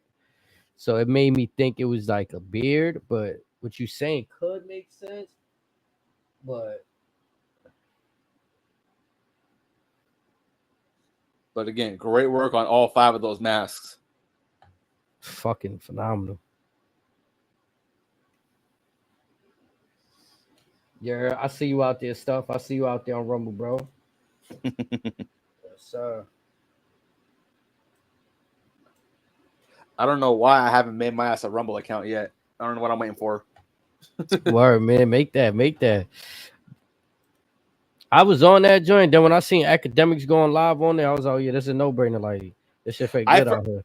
I first learned Rumble because I would catch like the Fresh and Fit clips on TikTok. Then they said they were on Rumble. I saw they were on YouTube for a minute. So like, and then I saw, I think, I don't know if it's Masvidal was doing stuff on Rumble or maybe Kick, but a lot of like smaller MMA promotions are doing their shit on Rumble. So I was like, all right, might need to keep an eye on this platform for a minute.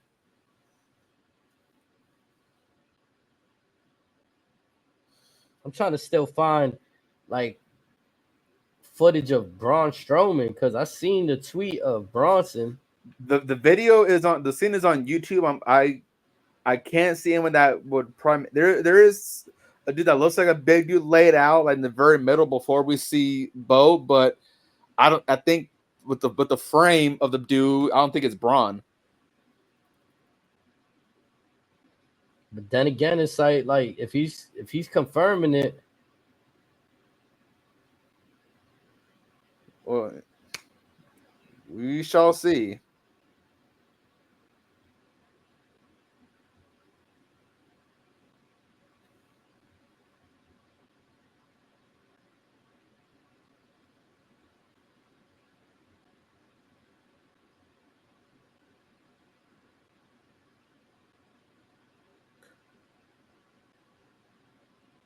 Oh, and also, I stand corrected.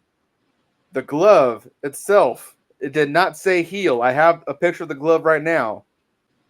I just want to pull up my camera real quick. mm.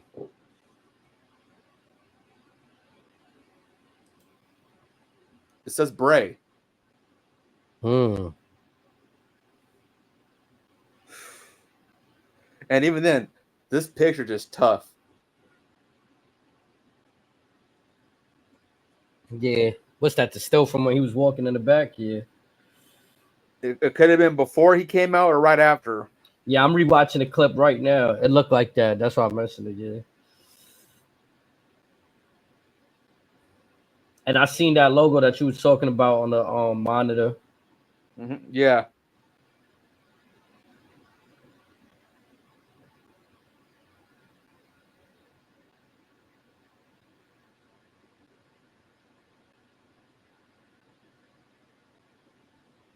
Chat.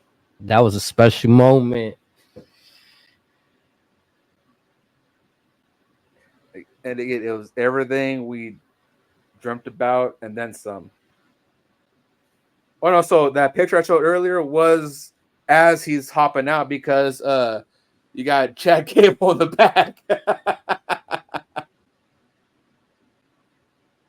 Oh, this is incredible. But again, that image that frame is amazing.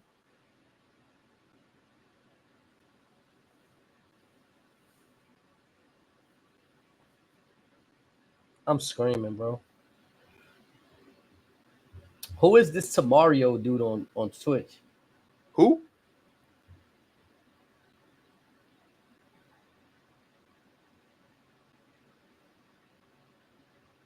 All right, I'm about to. Oh, I seen him before. I think this is dumb funny right here. This is what I'm saying. The fans be on their ass, bro. Well, what they crying about now?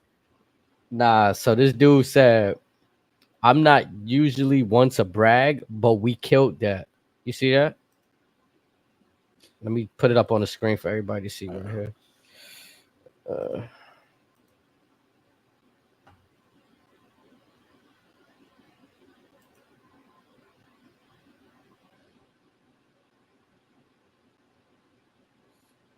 I mean, he's not wrong. But I was just dead because this dude right here is gonna put we.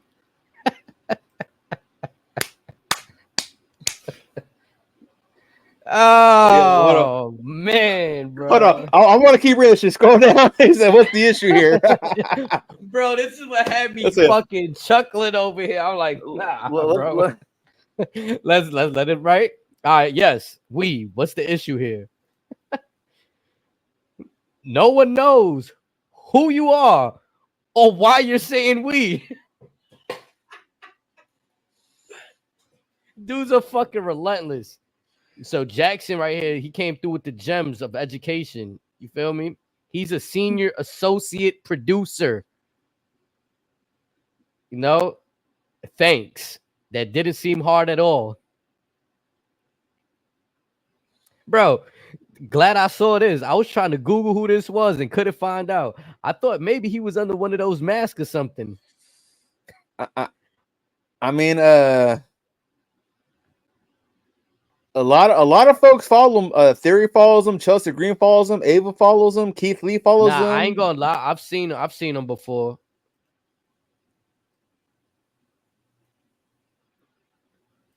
I've seen him before, and I feel like I've seen him in in the garden. You know, like right here, him. Mhm. I've seen him in the garden.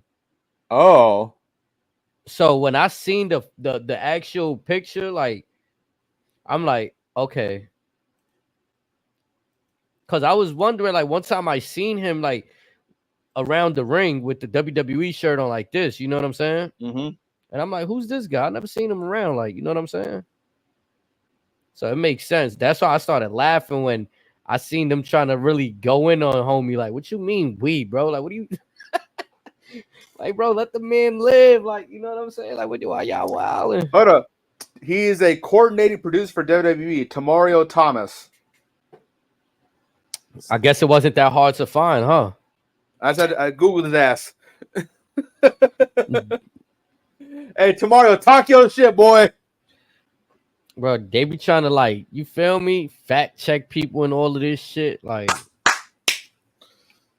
again, let's go to the W tweet right here. Obviously, right here, my man over here, bro, so good. He knew what it was. The good positive vibes. You feel me? Then this dude here with the fucking Westbrook shit, like,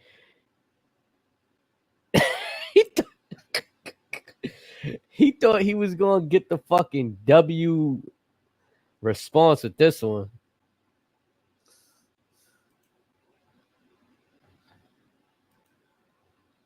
Does it say how long he's been working with the company? Let's see.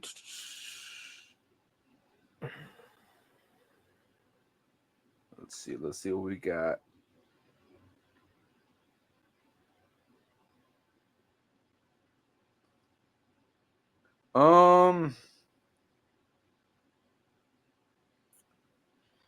Let's see. Almost 10 years. W response.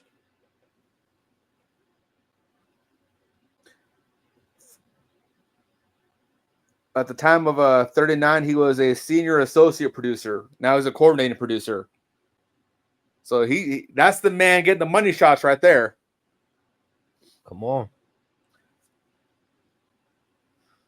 Again, Tamario, talk yo shit. And then revisit said Westbrook. Man, yo, the fans is hilarious. I ain't gonna lie. This is why there's a difference between like concrete facts and people just be just talking shit though. Like that wasn't even much of a talk shit. Like he just asked we, but there's a lot of like insinuation behind the, you know what I'm saying? Like you trying to check his credentials. Like he not like that. Hey, he in there. Also, Yeah. Triple H posted this about an hour ago. Oh yeah, they love using that image right there. Mm-hmm. That image is fire though. It's perfect. That with the moth wings in the back. Yeah.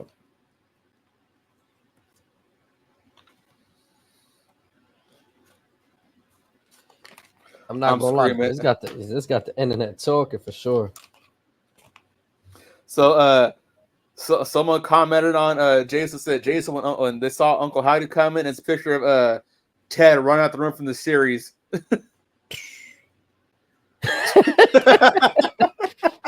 Yo, that we jetted, right? Oh man, I like the fact that I don't know if this is just different. It seems like Uncle Howdy, his beard is darker.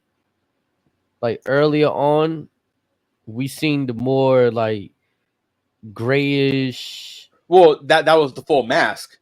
The full mask, right? This is an entirely different mask, and the original mask was based off their uncle Barry Windham or somebody. Was it Barry Windham? One of them, but yeah. Different mask. Fire. It's the little things, folks. But a quick sidebar. As I'm checking Uncle Bully's Twitter, he touched on something that we completely blew by. Shayna Baszler acknowledging that she made Jade tap twice. Who said that now? Shayna in a promo. She touched on that. she made Jade tap twice, and how her and Zoe should be the rightful women's tag team champions. And that backstage segment with Alba. Yep.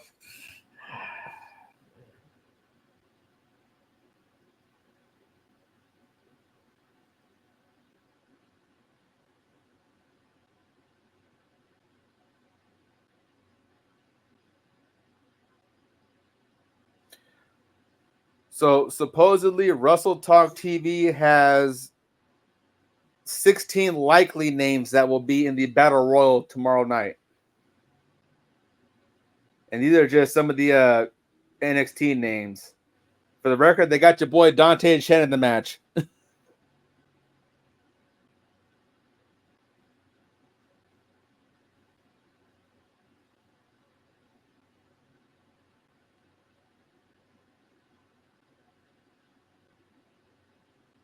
So 16 names there, so it leaves 9 surprises potentially.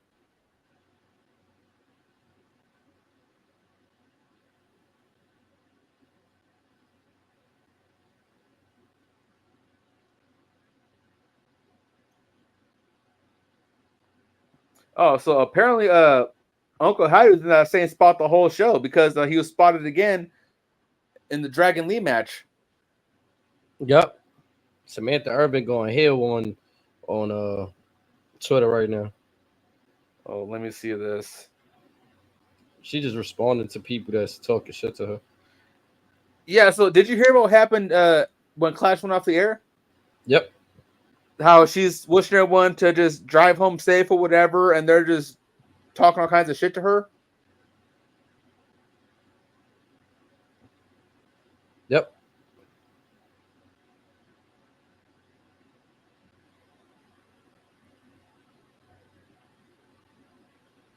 Again, though, it'd be crazy to me, though, how, like, people write positive comments and these celebrities just tap into the negativity. Like, people can tell you good shit and you just respond to the bad shit. You know what I'm saying? Giving it more legs to grow. Just, it is what it is. Yeah. I guess that's human nature, though, just to be defensive, though. Like, somebody's attacking you, you kind of want to defend yourself, right? Like, it's like, damn, man, why I always gotta not respond to these people? Like, why I always gotta turn the other cheek? Yeah, but how are you gonna get mad at someone for saying drive home safe?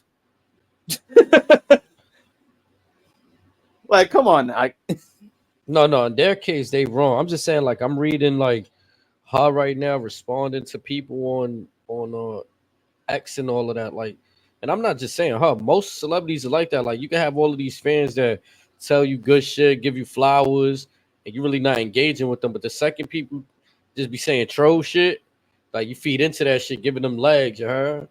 Like, you letting the trolls, you giving the trolls what they want. Like, you driving their engagements up, you doing all that. You know what I mean? They getting they look and shit there.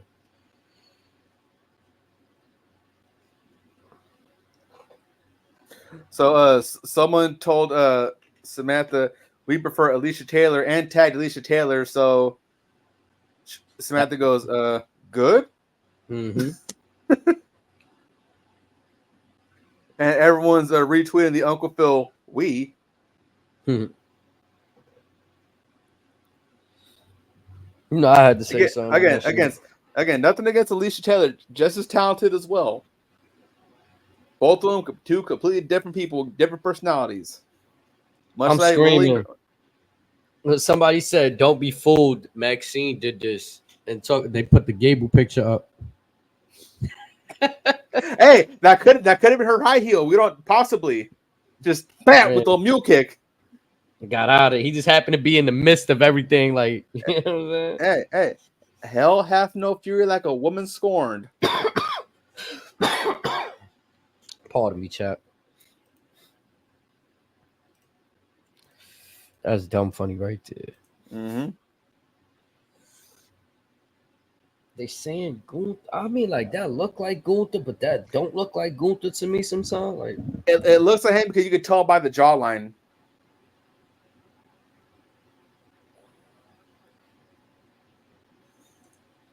I just need confirmation as did Braun get taken out too, or Braun's just talking shit? Also, who was bro with the dress that got laid out too?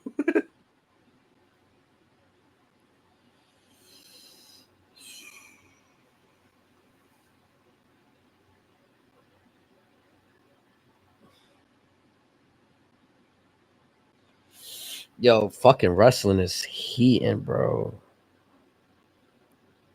Mm-hmm. Why they beasted?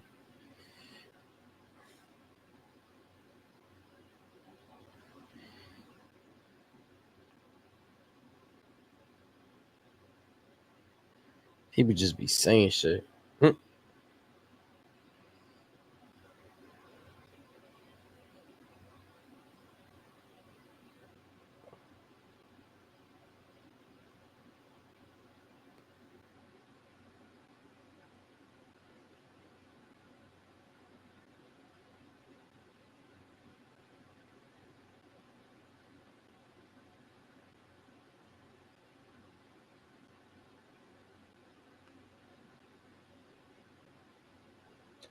I'm screaming. Also, they took out Triple H too.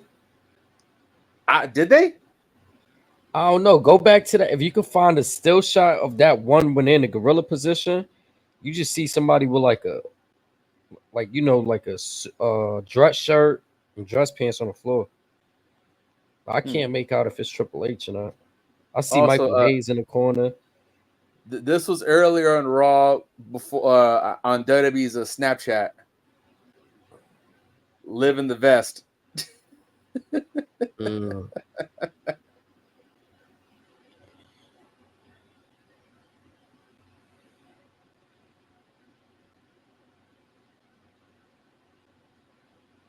They took out a girl too, right? Possibly. Who's the girl they took out? Some random chick, probably. Chad Gable's a funny shit there. You know how many times we're gonna have to watch? Now we're gonna have to watch it to figure out who got laid out, and we're still probably gonna get it all wrong. Yeah, for sure. Because they sprinkled in a few people that's like could be just enhancement talent, like.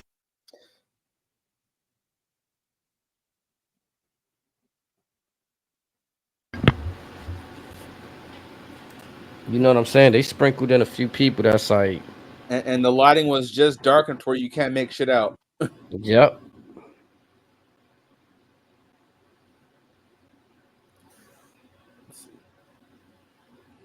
Okay, I see the picture that they're saying could be Triple H. Let's hold on. Go back to it.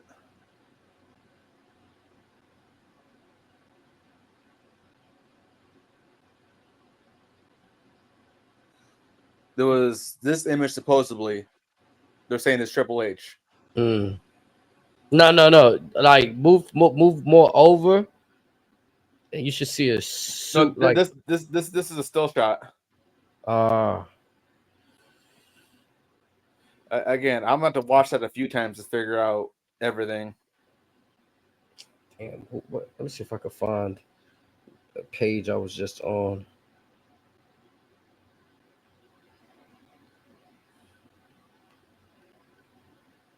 I'm hella weak. So someone said, "Oh, they brought out Slipknot."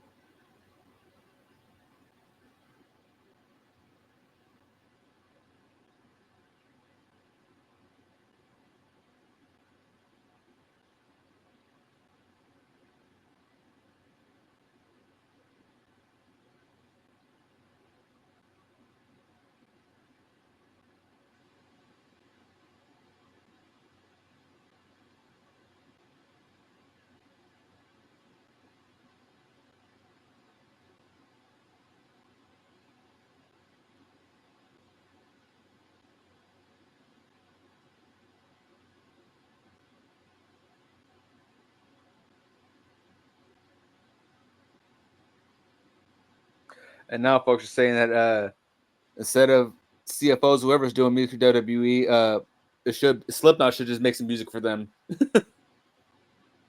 But then again, if you just have some dark metal type shit, it's gonna work. Or just keep the piano stuff going. Say that again.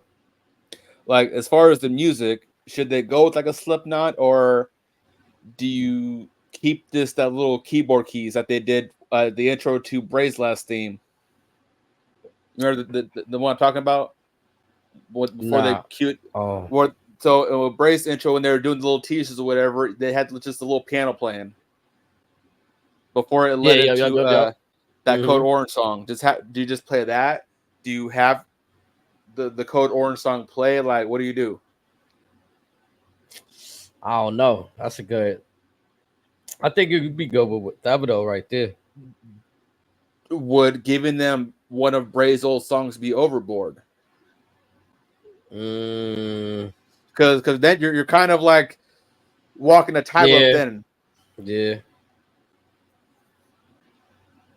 Because the last thing you want is for them to say his brother's just ripping off his big brother.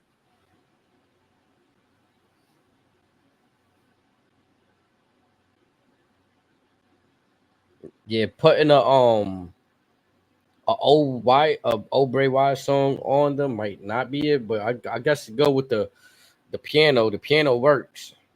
Mm-hmm.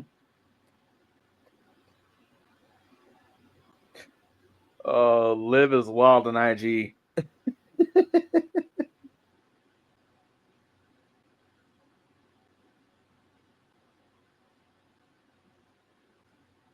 Nah, I'm screaming. Matt Cardona, funny as hell. You seen his tweet? I saw that. I was just gonna send it to you. Man. So anyways, Liv over is saying she's daddy's girl. And not there's more. She's been wearing this bracelet that says daddy. I bet you on the other side it says Dominic right there.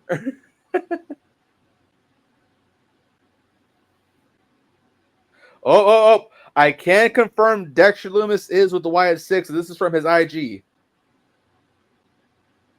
Oh yeah. Okay. Now, has Rowan confirmed it yet?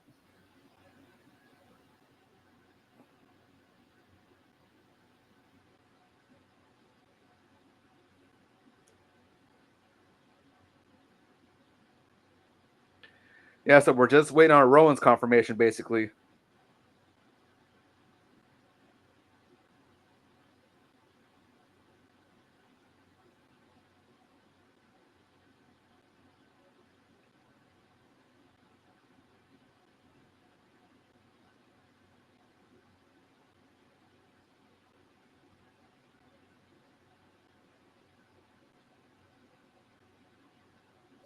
Oh no! So looking at WWE's picture of the Buzzard, that is a beard.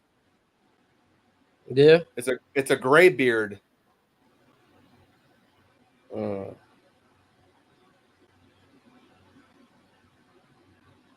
He coming through with a new look then.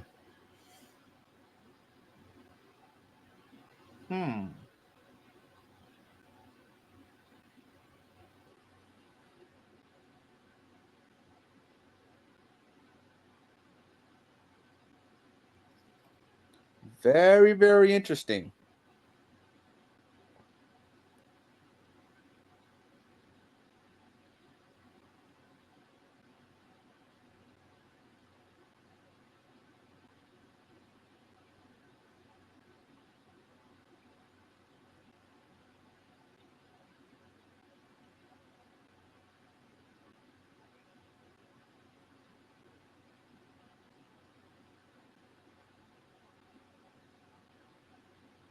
You see Joe Gacy's new picture on Instagram or Twitter? Nah. Oh, that's me. Oh yeah, yep.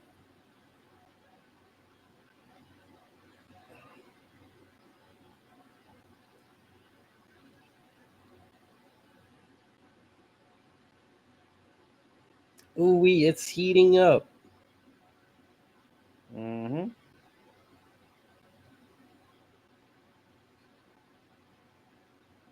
Again, I'm gonna stand on it. I'm gonna be honest. I feel like I could see why y'all was a little bit hesitant in the beginning. As you seen, my brother B3 came in here. That's what he wanted to talk about, bro. That's what got people right now. That's more important than the Dom and Liv shit. I'm sorry. Yep. Well, Dom and Liv is again, gonna lead to an important moment. Don't get me wrong. But right now, you telling me this little high school bad girl, like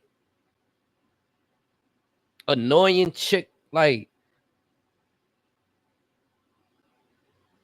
cause you know what's funny about like Liv, to be honest, that like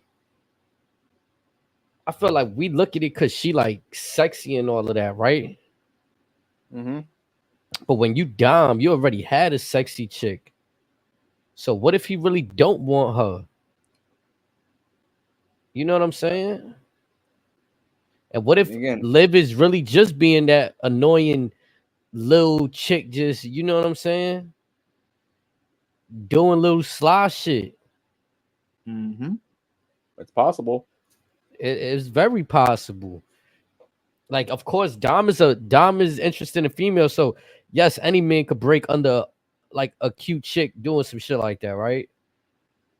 But he looks like he's always like he's trying to not cave into the pressure. Yep. But again, let's see where they go with both stories. Because again, like I said, the Wyatt Six stuff, especially once stuff was popping up on YouTube, and then NXT Raw SmackDown, we got the QR codes. Easily, hands down, the most anticipated return / debut, and they made one phenomenal first impression. Again, just yep. The last 10 minutes, 8 minutes, whatever minutes, fire. It was only 5. 5. It felt like 10 because we're watching a movie. It felt like that because I keep darting my eyes during the Jey Uso main event match, like, you know, from that to the clock. So like, yeah, I was like, all right, we run low on time. What we doing? Then that's the lights day up. Shut off. I'm like, let's fucking go. But I thought it was interesting how even the sound of lights off in the same cadence was similar to the Bray stuff. So I thought that was another fantastic nod. And it didn't feel cringy. It didn't feel like a ripoff of like, damn, like y'all really dishonoring. Like, nah, that shit feels right. It feels right.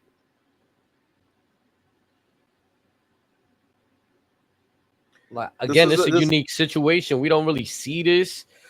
We've seen family members, but we've never really get to see like Bret Hart really honor Owen really after that, like cleanly, like, you know what I'm saying? Or even to a fact, like, this is story, so it's different. Like, he could have honored him, but Bo is really like taking a story that the fans wanted from Bray and doing his best to bring this shit to life. Like, I don't think we've ever really seen that. Like, yeah. So Dave LaGreca said that was fucking cool. Bully didn't tweet about it yet.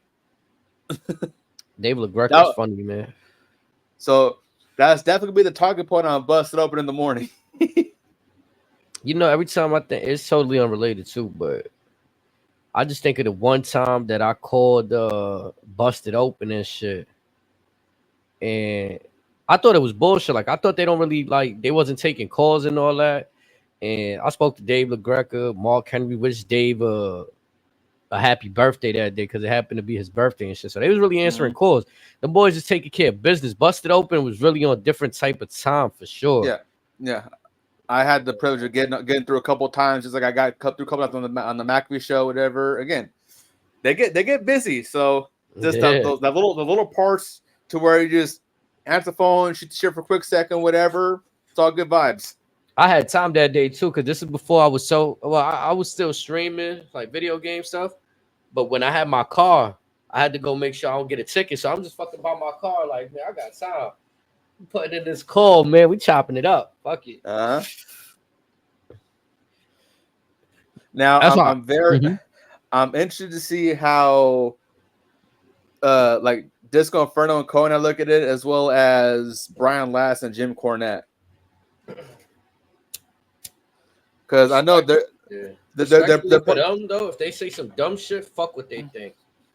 Well, it's some dumb shit though. Like if it don't have no real ground to it, in my opinion, fuck it.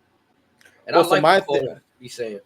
The only reason why I can see them critiquing it was the time left on the show. That's it. Just how much time was left on the show. That might be the only critique. I don't even give a fuck. We going over on time with NXT. What is this? No. I know what you're saying. I'm talking about the over. I'm just saying you left into such time. Imagine, say, if the main event ended with 10 minutes left, we could have got a more in-depth everything. We could have got a little thing in the Videotrons with some little countdown, whatever. We could have got some extra shit. I think that part. I get what you're saying though, but with just watching NXT go over 10 minutes for the last 2 weeks on the same network, I really don't think that played a factor into anything. Well, I mean, I don't care about the over either because again, AEW goes over every time. That's what I'm saying. That's what I'm saying. So the time of 10 minutes left, I really don't think it mattered. I'm just saying, what more could they have added to further enhance what we got? That was already great. Like I said, we could have got a countdown. I said we could have got Bray saying we have the whole world in our hands, or even Bo's voice, something. Like again, remember when I said when we have a vision of how something is going to play out? I think that's the only time we get salty because, yes, a guilty part of me wish that something happened during the match. Like they really waited till Jey Uso walked his ass all the way up to the fans, did his finishing celebration, and like it was no surprise, bro. Like, yeah, we're waiting for them. Where are they? So a little bit of a surprise would have been cool, I guess. But I'm not mad that, all right, this is what y'all wanted. This is what y'all waiting for. It's here now. And it's also like, given what we got, it's one of those less is more. That part I wholeheartedly get.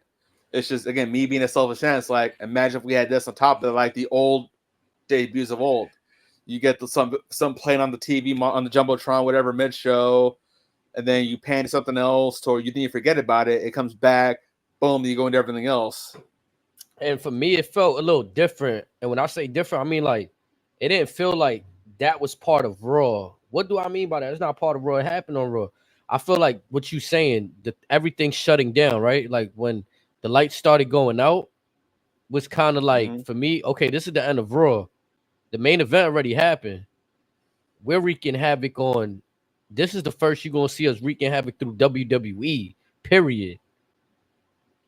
Like, and then you see the gorilla position, like people laid out, gorilla position laid out, the reveals. So to me, this shit felt like it wasn't even part of. It didn't affect any of the storylines on Raw except maybe Chad Gable, and that's if they even attacked him, right? Like, yeah, we can assume that. So a lot of folks are assuming that. The internet is noticing how you had the little Huskus the pig in the very back of the of the locker, whatever, the cubicle thing. They're kind of looking at it as like like seeing a black cat or a red herring. That was the sign that he got, or like most anime is like the Death Note. Like that's the Grim Reaper looking at you saying you're next on the list. That's the thing you showed us earlier, right? That little. And again, shout out to Fade Media. He was on it tonight. I'm not gonna lie. Typically, and I love people that's really. I'm not saying I don't pay attention, but when I'm doing these shows, I gotta make the thumbnail for the YouTube or the shit. So as I'm watching the shows, I'm typically setting things up over here. And even when you're watching it, you're just watching, just enjoying it, just lost in the show. You don't really see some of the little stuff. It's like a movie sometimes or a TV show. I used to watch The Flash, episode of The Flash about 3 times to see if there's anything I missed, detail wise. And even like the first night when Finn took the card, I'm guilty. I didn't see Finn take the card because I'm going like this, looking at the screen set, and I just see them go like this, put their hands up. That slide motion. I think one of you guys sent it to me in the chat. Like y'all sent it in the chat. I think it was you or Snakes. Like, oh, y'all seen Finn take the card? I was like, oh shit. So they've been doing good with throwing in little things like that. You feel me? Hey, yo, shout out to Tamario. You heard he liked my response. Oh, Let's go. Yeah. When I said W response, facts. Man, that's dope right there. Shout out to that brother right there. Cause like I said, I seen him working around the ring on WWE when I was in the Garden. But cause I like to pay attention to everybody, right? Like Triple H says it, and it sounds cliche, but everybody's really part of making the show a success. Camera crew, production crew, even the backstage, like I don't want to say producers that do the match, but the ones that's engaging with the fans, like you know how they do the meet and greets right before a show, and you got the people working for WWE getting everybody done in a timely manner. Like even that everything plays a part, bro. So shout out to everybody, you know what I'm saying? But yo, the ones that keep checking shit, y'all gonna catch that L. Keep fucking around, fuck around and find out. Gonna have to hold that L. And just own it. I'm fucking screaming right now. So when Seth and I sued, everyone said Armando Estrada's back to avenge Umaga. Man. I'm not gonna lie. I heard y'all saying like, so how did he look in there? I didn't really give my thoughts on that. I felt like Seth, he's been working out, right? He looked a little bit like he came back a little bit. I thought he put on a couple pounds. You think so? It's like something definitely looked like I don't know. He must have something looked a little different. Yeah, something a little different. Like I felt like his chest was red. Like he must have just been doing something right in the back before he came out or something. Like I didn't know if he leaned in more, got bigger, got smaller, but I was like, yeah, he looked a little different though. All right, so let's again. I'm looking forward to that match at Money in the Bank. Now that was a big surprise again. Just them bringing him back. And what you gonna say? Notice, he got a whole new Titantron too. It's just Seth Rollins. No more Seth freaking Rollins. That's another thing I was bothered by. Like, what is Seth freaking Rollins? Like, you could call yourself Seth freaking, but they're marketing you with that. Like, that's your middle name, or like the. I mean, I ain't got nothing wrong with it. I just thought it was funny. I thought it was funny that they took it off the Tron screen. They really had to say that shit all the time, though. Seth freaking Rollins, though, like that's really how he was marketed and shit. Like they even put him in the game like that in 2K24. Yeah, Seth freaking Rollins, like what's going on here, like. And then you hear dude like Randy, like I'm Randy freaking Orton. Once Netflix comes, he's gonna say I'm Randy motherfucking Orton. I hope they're allowed. Yeah, I hope they're allowed to like don't overstep to the point where your sponsors are tight, but like I mean, shit. How many times did Rock get censored when he was making those runs during Mania season? And this is the boss. Rock gets that pass because of who he is. It's just like people don't want to like admit that shit, but Randy hasn't earned that pass. He has, but then when you set like Randy is still one of the boys that's active in the locker room. So then when it's like I think when Cody did it, or when I was reading reports that all right, people were already tight that Rock was doing it, right?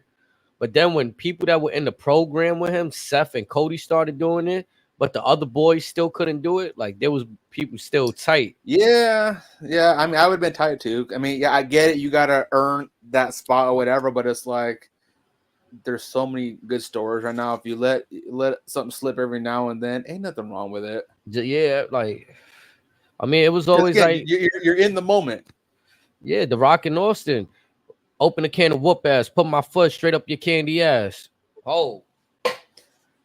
Coach on Dwayne. A bit sideways. Or Jericho used to call Cedric Man a trash bag hoe. For real, yeah. Like it is what it is. Like, they've let worse shit slide on the air. That's now centered on Peacock and the network, but back then it wasn't centered. It's the emphasis of how you like AEW misuses how their often person. How often did Lita get called a slut? Yeah, you hear like it's like shock value. Like AEW, when people cut promos, they just say the most like without the exception of MJF. I really buy into and believe when he says it.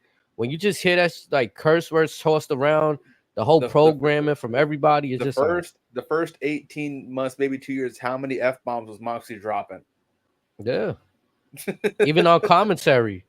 Oh, we're giving away this fucking for free. Like I was like, oh shit. Rick Ross, get that motherfucker.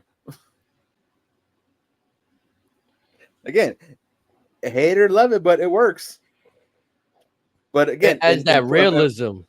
Much like with bleeding, within context and within moderation, it does all the positive. Right, and the context, right? Like you just said, Randy Orton saying, I'm Randy fucking Orton is different than you just going around TV saying, fuck you, and fuck you, fuck off. Like just abusing the right to, you know what I'm saying? Like you're putting emphasis on who you fucking are rather than just using it as a chance to fuck everyone off and piss on everyone and, you know what I'm saying, elevate your heel character. Because sometimes that's what I see in AEW sometimes, in my opinion. Like, they got the liberty to curse and they just fucking do it just to do it sometimes. Like, it's really no, like, you know what I'm saying? No emphasis at the right moment. You just fucking throwing the shit around loosely. Like, the way Swerve did it the other day was clever as fuck, bro. He said some shit that arguably you shouldn't be saying on TV, right? Wrestling. But he said it anyway, and he whispered it in his fucking ear. Yeah, just the subtleties. Yeah, like lucky we friends, because if it wasn't, you'd been buried by now. Yeah, put you in a fucking grave. Like, whoa. Even the Arn Anderson shit, he said it's unbelievable because it's him. Like, it was like shock value. Like, oh shit, but come on, this is. He sound like he got fucking licensed guns and shit. Like, you know what I'm saying? Like, come on, bro. It's on, bro. That's AA. The Enforcer. But when it's like, that's another thing too. I feel like I forgot who I heard speaking about it. It might have been Maven or Undertaker or somebody. I'm sorry if I can't remember, but you want to ask, like, if somebody's already, like, if I feel like I'm already hearing a whole bunch of people curse tonight, what's gonna make my curse different? Right. Like you said, what's gonna set you apart? It kind of goes to the you can apply that to different scenarios and different areas of wrestling. Like, okay, if everybody go out there saying bitch or son of a bitch, it dilutes it. Yep. So I guess once Raw went off the air, the Wyatt Six got a standing ovation from the entire arena for a good few minutes. Bro, I'll be surprised. People were staying there until they left. Yes. And even then they're like, is this it? We get something else? They ain't want to leave the arena, bro. The fans ain't want to leave. Like, that's, man. Again, the fact that WWE can end the Monday Night Raw, yes, they ended it with a main event, but the last closing moments was out the ring, captivated people. Kept people in attendance to the closing moments of the show. Yep, and like I said, I look forward to seeing what follows next. And then aside from that, now more folks are starting talking about the spirit heard and felt around the world. Man, the Braun Breaker one. I'm telling you, it's so much that happened tonight in a good way. It's not even like, oh, I'm finally glad that Monday Night Raw is more than just the last hour, bro, or the first 15 minutes of the show. I mean, yeah, there's stuff we can nitpick, but other than that, there's nothing wrong with the show, except for the Dragon and Carlito match. But that is what it is. We all need a bathroom break, right? Unfortunately, there's always got to be that part of the card. Like, yeah, it's just booking. Like, you got the ups, the downs, and you got to give the audience a chance to, you know, spend some money, get themselves right, use the bathroom, get yourself fed, whatever it is. You want to buy merch, that merch line was too long. I'm be honest, when you first come into the WWE arena, I don't know if y'all stand on the merch lines, so y'all just want to go get y'all food, but both lines be hectic. That's why you get there dumbass early. I'm not even gonna lie, bro. Even getting it, like, I don't know how it is in other arenas, but Madison Square Garden and Barclays, right? They got like 4 different entrances around the whole arena. And each entrance part has their own food stand and merch stand. Correct, but the shit is separated. Like that food you might get on this entrance, like let's say they got Italian food here, or so you might have a tie on one side, burgers on the other, wings on the other, beer gardens over here. Right. So if you went to the wrong side, you might have to walk like, damn, bro. All the way around.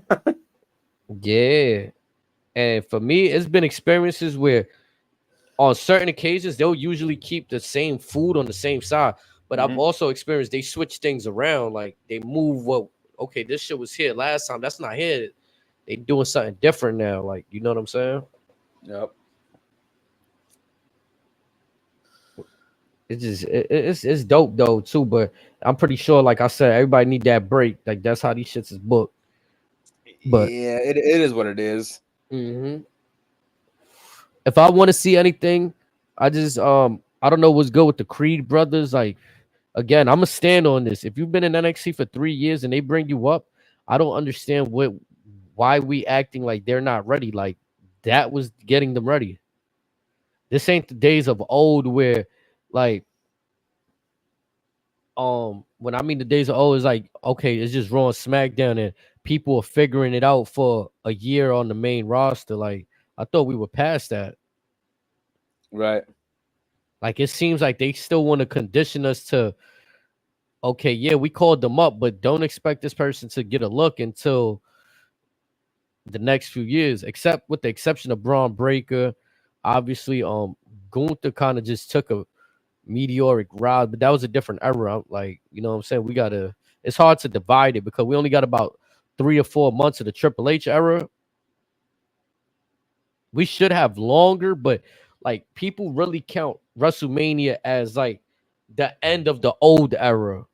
I feel like we've had more of his era. They counted Mania as, or I treated it as, that's the official day one. It's finally his.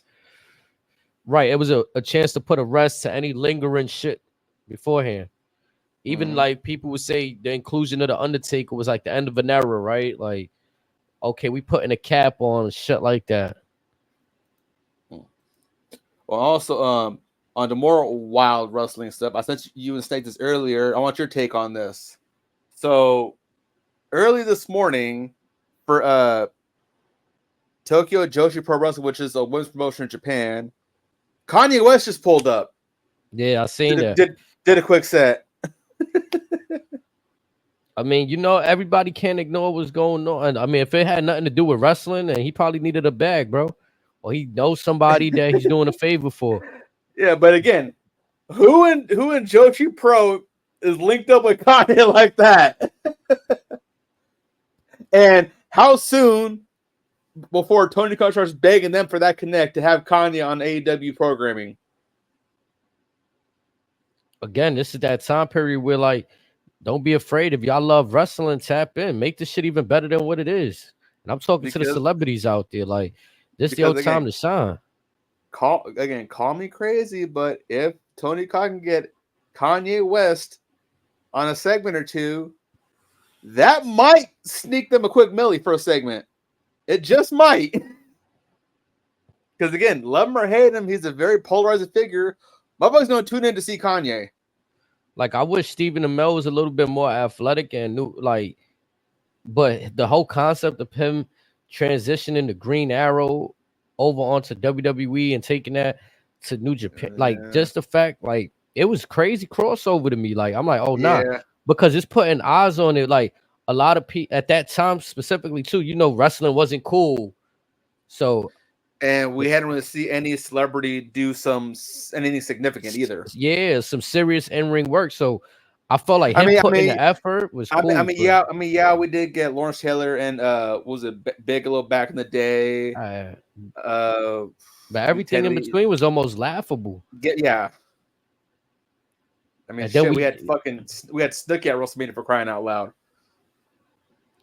I'm saying Johnny Knoxville put in effort, but another one that wasn't athletic in the ring. So him going over Sami Zayn was fucking like, come on. I mean, you gonna tell me Wing Man get hit in that body slam wasn't athletic? Like, come on now, different competitor. Did you think that he could have got him up? I'm just saying. I need Wee Man Hornswoggle 1-on-1 in a tag team. I need that. Again, Vince was rolling the dice. Like, I don't want to like praise. I just like to. I think as fans, he got lucky once in a while, bro. I just feel as fans, there was times we let him cook, but there was again the entitled, fickle. Nah, we paid money, so we want to see this. You don't do that shit to movies, bro. Y'all don't go and tell Hollywood, yo, we just watched Marvel for the last 3 years and go, this is how you gonna go make the next movie, bro. They complain, it wasn't what is Disney couldn't do to Marvel now? You said Disney? Yeah. What they trying to do? Put me some new shit. They know what they doing. A lot of their Marvel stuff and Star Wars stuff has been misses, in my opinion, because they're trying to either appease more of an equality audience or they're just trying to. That's fact. I ain't gonna lie. I forgot all about their partnership. That shit got watered. Like for me, it got whacked when Marvel and Disney had more fingerprints on Marvel. It was fire to come. You get the low key show on the Disney, but it just I don't know. Let them be their own thing. I mean, if you want to own them, cool, whatever, because you're gonna finance them. I get that, but Marvel got to be Marvel. Yeah, just like Star Wars for the most part wasn't really the same once George Lucas parted ways with it. Yeah, you know, like you said about the Star Wars, I haven't been a Star Wars person. I know the basic characters and shit. I just watched that Acolyte show. It looked pretty cool. You know, I got through the first 3 episodes. Asha, Maya, you know, the twin sisters and things like that, all that good shit. You know, that show cool. But like you said, to me, they play into a lot of now, like more specific, now that I remember, yeah, they was doing a lot of shit the fans wanted, like, oh, y'all want these shows? Okay, we gonna make these shows for y'all. We're gonna do this. We're gonna do it. When they like, what was the girl's name? The witch, was it Black Widow? Scarlet Witch. Yeah, like that show was fire, but then she dropped a movie that it was kind of like, and she was like rivaling Doctor Strange. That movie didn't really hit for me. I'm gonna be honest. Like people be arguing with me, like, oh, how you ain't like that shit? Into the Multiverse or whatever the fuck that shit was called, the Doctor Strange movie. But I really think when people start doing that entitled shit, it changes the game. It changes the game for sure. You gotta let it's a unique cook. Like if you ain't been in that type of kitchen, how you gonna tell them how to cook? Right. So real quick segue. So Shota Umino was recently doing some work for AEW, all right?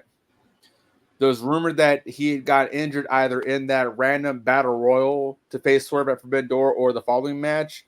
He confirmed that he has a hip fracture and a strained disc in his back. So he got fucked up pretty good. He says he'll be cool by the G1, but again, like you see the style in Japan, you see how folks work in AEW. Yes, it's a much lighter schedule compared to New Japan or WWE or whatever.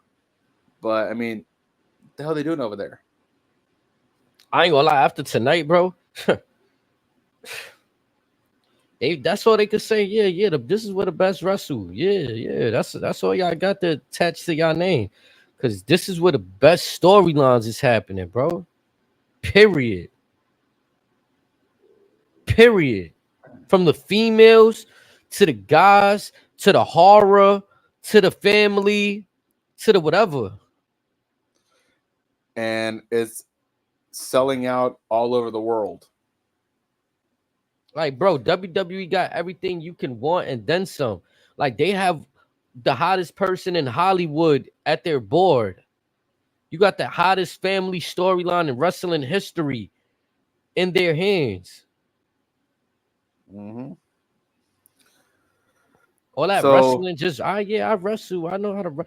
I love the athleticism. But you know, I don't like a dude that got $1 million move and a 5-cent finish in the NBA. You could cross up a bunch of people, but you can't take your team to the championship and win for years and create a dynasty, a legacy. I'm gonna tell you right now, there's only one thing on Diamond I'm looking forward to, and it's gonna be at the opening part of the show. MJF and Rouge commercial free. That's the only thing that I'm actually interested in on Dynamite. That's it. You also if this week, because this is the week where they got the Forbidden Door, or we got to wait another week. What we doing? Forbidden Door is end of the month. Yo, if by the end of the month, if MJF don't get into a program with Swerve, I'm good on them. But I'll find out what was going on. But in terms of like really being invested. Well, right now, like I said, it's going to be Swerve and Ospreay. If Swerve doesn't retain the belt at Forbidden Door, I'm sorry. Like, when's his contract up?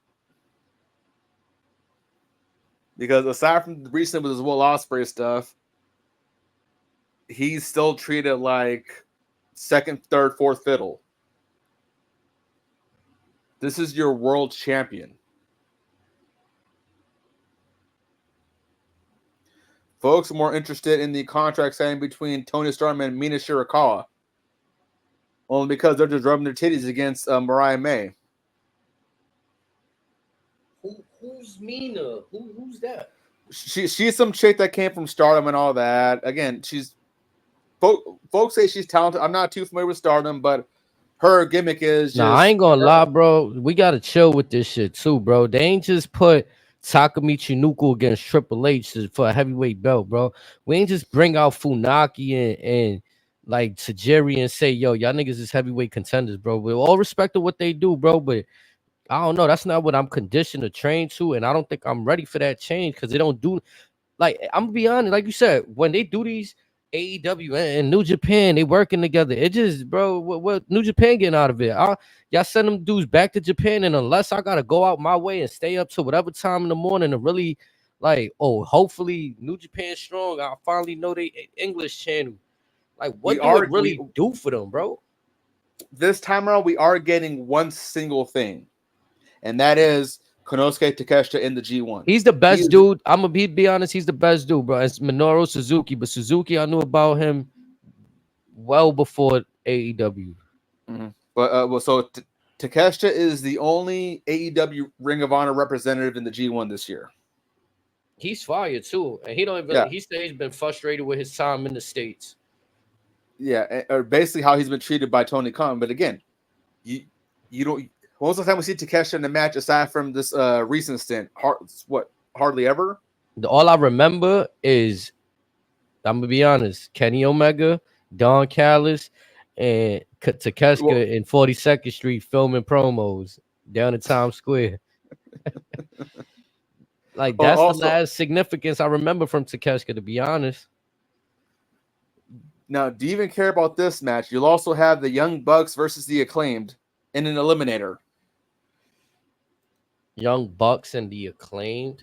So now 2 years ago, maybe even 3 before Punk came to the fold, I would have been very entertained with this match because Bucks were kind of like this. Acclaimed, they were on the up and up. So a couple years ago, I'd have been cool with this. Now, you were just saying how Billy Gunn looks phenomenal in the ring. I'm gonna be honest. When I watch the Acclaimed, 90% of the time, it's not because of the Acclaimed, bro.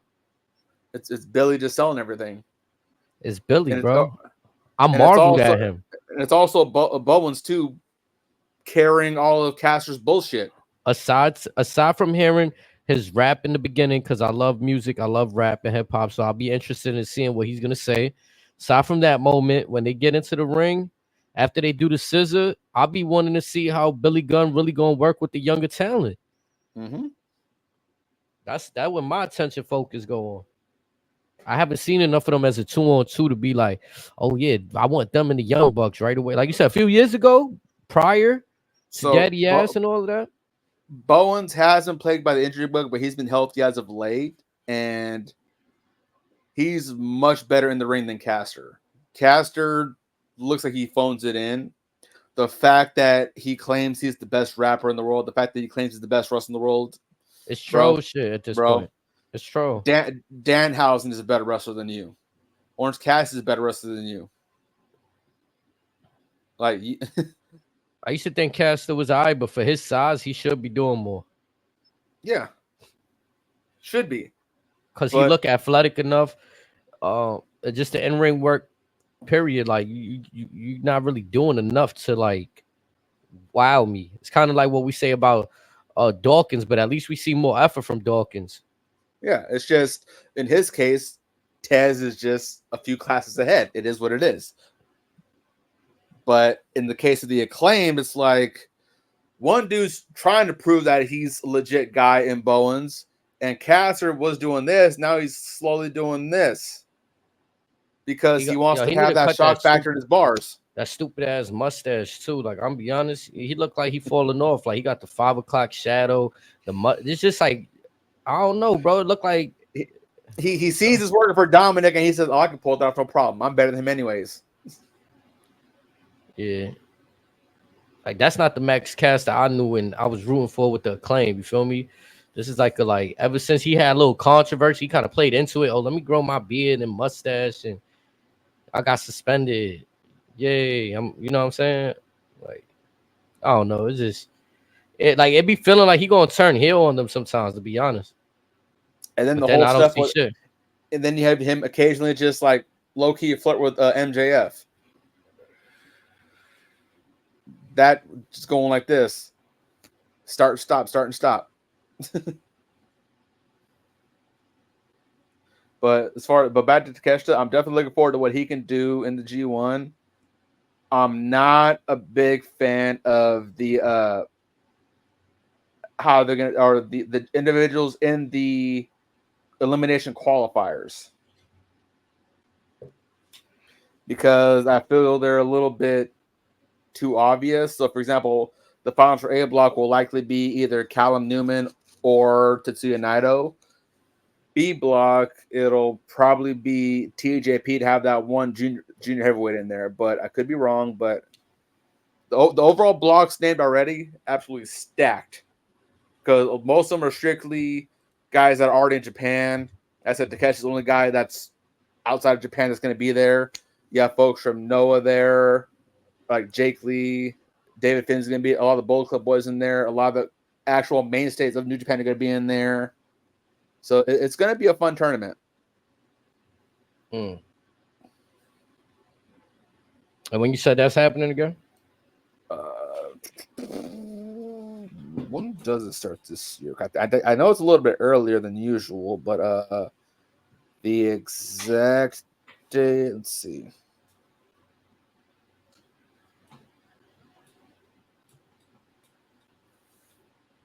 The tournament starts July 20th, ends August 18th. The elimination tournament is June 22nd, so this weekend to July 5th.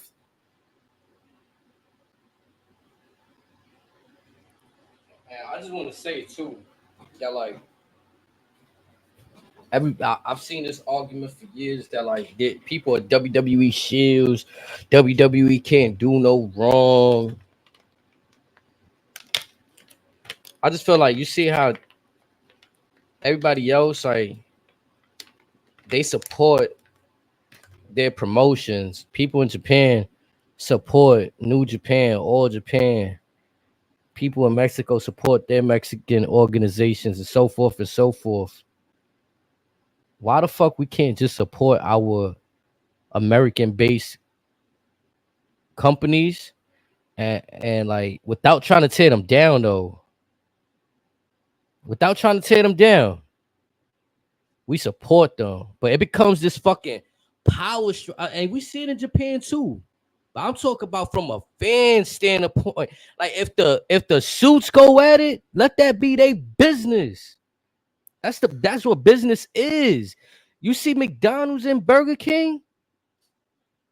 You see Coca-Cola, Pepsi. That's business. But it's up to us as the people to be like I've really had people that really try to shit on Coca-Cola and give me fucking reasons why Pepsi's better. Both. They're both fucking soda, bro. Honestly, they both bad for our health. We guzzling just different brands. My favorite was the Gatorade Powerade debate. Oh man, bro. Like, come on. Like, I was just drinking a Powerade the other day. Like, bro, whatever the first one I see, like now if there's different ingredients that like make sense for me to lean towards one rather than the other, then okay. But yeah, like if it's just a minute little like it's a preference. It's a preference. Yeah, so as I'm glancing over the A and B blocks, when they announced the names for the G1, I did find one Easter egg very telling. So for the B block, they announced El Phantasmo. Formerly, they had the Girls of Destiny listed as a faction. When they announced his name, they put him in Hontai, which is main unit, so that you just have the New Japan logo in the back. So that kind of confirmed to me that Hikuleo is definitely in WWE as we speak. Yeah, bro, I ain't gonna lie. Even they know, bro. Come on, bro. You gonna tell me maybe years ago, Tama Tonga, everybody else was gonna pivot like, nah, we ain't going to WWE. Not to be used like that, bro. It's 2024. We still looking at them like that. But look how many folks trust Triple H. Even in NXT, right? Like, to use something you would say, it's not even that for me. You can still be a star in NXT. Make money, be a star in it. You can't tell me that the NXT schedule is that crazy, bro. What they do, they out of Florida. Mm-hmm. I think are they doing house shows or not anymore? I haven't heard of them do. They might still, but or if not, it's not just very local. Yeah, and when I've heard of house shows, it's not the main talent. So, like if anything, you're on TV once a week, twice if it's a PLE, and you're just in the gym. You're chilling, waiting for that moment. So as I'm looking at these blocks, B block is going to be the most interesting one because B block will have El Phantasmo, Hiroki Goto, who he's only there because he's the most decorated man in the G1 tournament. Most matches won, most minutes spent in the G1 tournament. You have Yota Tsuji, Yuya Uemura, two of the young crop of guys. They had a heated rivalry already. They just had a hair versus hair match a few months ago. You have Big Bad Jeff Cobb in there. You have Aaron Henare, who was recently crowned the New Japan Never Openweight champion, the first Maori-born champion in professional wrestling history. You have David Finlay, Ren Narita, and Konosuke Takeshita, as well as the B block qualifier, which could be either Hiroshi Tanahashi, Toru Yano, Taichi, Kojima, TJP, or my personal favorite, another young lion by the name of Bolton Oleg. And Bolton Oleg, he's recently out of the Young Lion Dojo system. He could have been in the Olympics this year for wrestling, but he decided to tell his home country. I think he's from Austria, somewhere in Eastern Europe. I don't want to get the country wrong, but very big lad, strong kid, extremely athletic. I could see him making his debut at the G1, but again, that B block is going to be nasty. All the hitters are in that block. You're going to see some flash knockouts, some very quick matches. So the G1, I believe it's 1 30-minute match, 2 points if you win, 1 point each if it's a draw, 0 points if you lose. But again, 30-minute match, so a lot of that's gonna be a match or a block where I don't see stuff going long for a while. I'll be honest too, like just because now I feel like when speaking of New Japan, just because they've been in business with AEW, I feel like everything AEW puts their hands on, kind of got like a stain on it right now. Well, or Tony Khan. Here's what I've noticed, which I find hilarious. Like, New Japan almost never mentions anything of AEW. On occasion, they may mention stuff on Forbidden Door, or maybe when Moxley pulls up whatever, they'll touch on it here and there. But other than that, they're just doing their own shit. If anything, it's them versus Pro Wrestling Noah. Even when the Jack Perry thing happened, I feel like the fans made more of a round about it on social media than anything. The New Japan conglomerate was invested because they wanted to see Perry do his own thing outside of AEW, almost like an excursion for him. So they were willing to welcome him in open arms. He was technically a member of Bullet Club, only their subgroup House of Torture. And again, he was starting to come in his own. Had he stayed with them, I thought he would have done extremely well in New Japan, maybe even in this year's Best of Super Juniors. He would have done incredible. But again, Tony Khan, like you said, has put his little fingers in shit, saying, no, you're going to come back to me. Yeah, I forgot about you for 8 months, but don't worry about that. And now what is Jack Perry doing? I'll give you another gentleman. Lance Archer, New Japan mainstay, damn near New Japan legend, has been with AEW damn near since day one. You almost never fucking see him. You got Jake Roberts just being a manager instead of a well of knowledge. Because I can only assume that's the only time Jake Roberts is around when Archer has a match. Yeah, and when was the time we've seen Archer in the match? Once, maybe twice this year. This is another man. Should very easily be carrying gold. And again, if Tony lets him go, whatever, he'll still be a megastar in New Japan, or let him go back to TNA. I don't think he's been in WWE before. I could be wrong. But again, just let him do his own thing.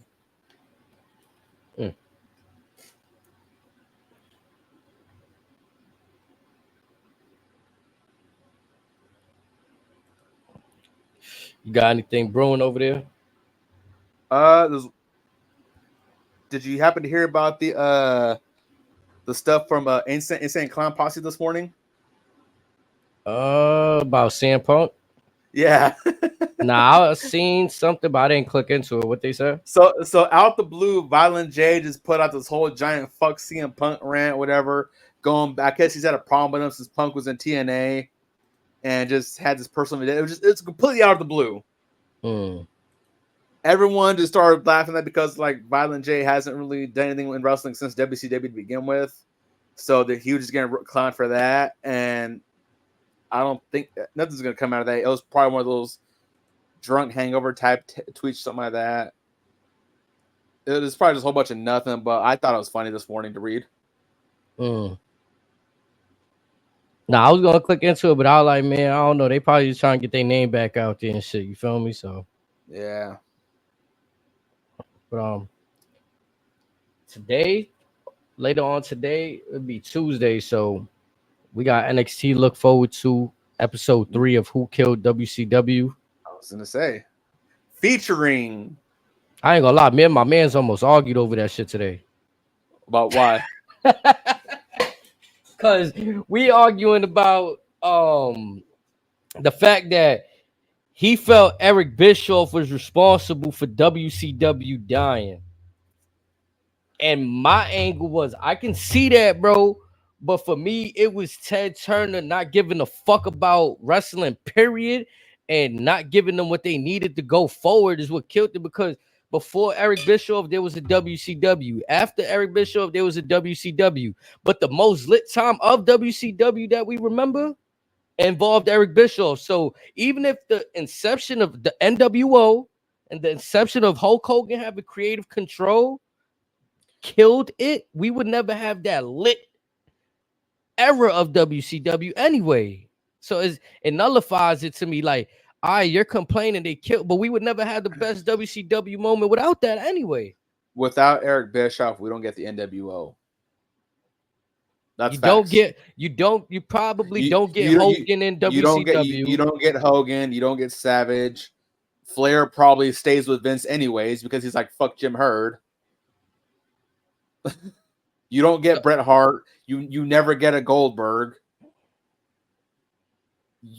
Sting probably goes to WWE with Warrior. And his sooner. argument that giving Hogan the creative control is what killed it. But I'm saying it like, bro, you don't get Hogan over there without that. Yeah. So you had to deal with the fact, like, all right, long term. Well, you don't even. You just like, we need this shit to jump. Because in all honesty, without Bischoff, Hogan probably goes back to Japan. In all honesty.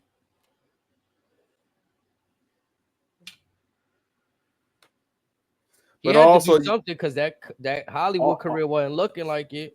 And also, you never get Muhammad Ali. You never get Collision in Korea. Take that for what it was. But all these big money network deals or whatever, that never happens. We don't even get AEW trying to be like WCW today. No, well, on the contrary, they could maybe, be but they could be ECW 2.0. Right. But in terms of Dynamite, they would have been, like you said, they would have rebranded it as whatever ECW used to call their show. Like, you know what I'm saying? It was just ECW. Said ECW. There you go. But a more simple time. But this week's episode will feature none other than the infamous Vince Russo, quote unquote, the brain behind the Attitude Era. At the time, Vince's right-hand man, his golden goose. He was sent to WCW to destroy. Oh, that's my theory for everything. Like, there's like a mole out there just sabotaging somewhere. Do you know how many people have been holding on to that for years? But I said that about AEW, and I mean, it could be the same with WCW. People be sent on some like, yo, y'all think he fired, bro? That's what we want you to think, bro. We want you to think he fired, so that when you pick him up, it's a counter. You thought you was doing something smart, picking up one of ours. Like, you thought that was a smart move. Watch this, counter. So you're saying Vince told CM Punk to go sign with AEW, go beat up on the EVPs? Yo, what if in Cody mind, right? Because before shit went left, Cody was in communications with Punk too, trying to get him to come in. So if that's the plan all along, like, yo, look, I gotta wait for us to get back in. This is our back in. We get back in. We just need this 1 year, 2 year, get our shit back right. But this is our way back in. I'm still more intrigued as to what Kenny Omega said when he broke his silence about the situation on his Twitch. And can you remind us? So he kind of hinted was like from a sports background. Teammates fight all the time. Sometimes you guys just get it out. Just get out the system, and that way, that's how you start the healing process. Bro, we see it in hockey, bro. They get put in the penalty box, bro. What the fuck? Think back to the day at Carolina Panthers. Every training camp, Steve Smith is fighting everybody on that goddamn team. Every training camp, every year. And folks are like, hey, it happens. It is what it is. Bro, if you want to really get crazy, the craziest shit I heard, Gilbert Arenas, Javaris Crittenson. Rolling dice, pulling out straps. Gil comes out, wants his money back. You know what I'm saying? Oh, you said you're gonna get what? Watch, I got it on me. What? I bet. But again, it's gonna stick with me forever. Like, I'm always gonna wonder, what if they had that sit down with the Bucks, Tony Khan, Omega, Draymond Green, Jordan Poole. Why did the public have to know about that? Because somebody want to leak the fucking video. Jesus, did we have to see the video? Twice. Like in the kayfabe basketball world, that shit should have been protected for all of them.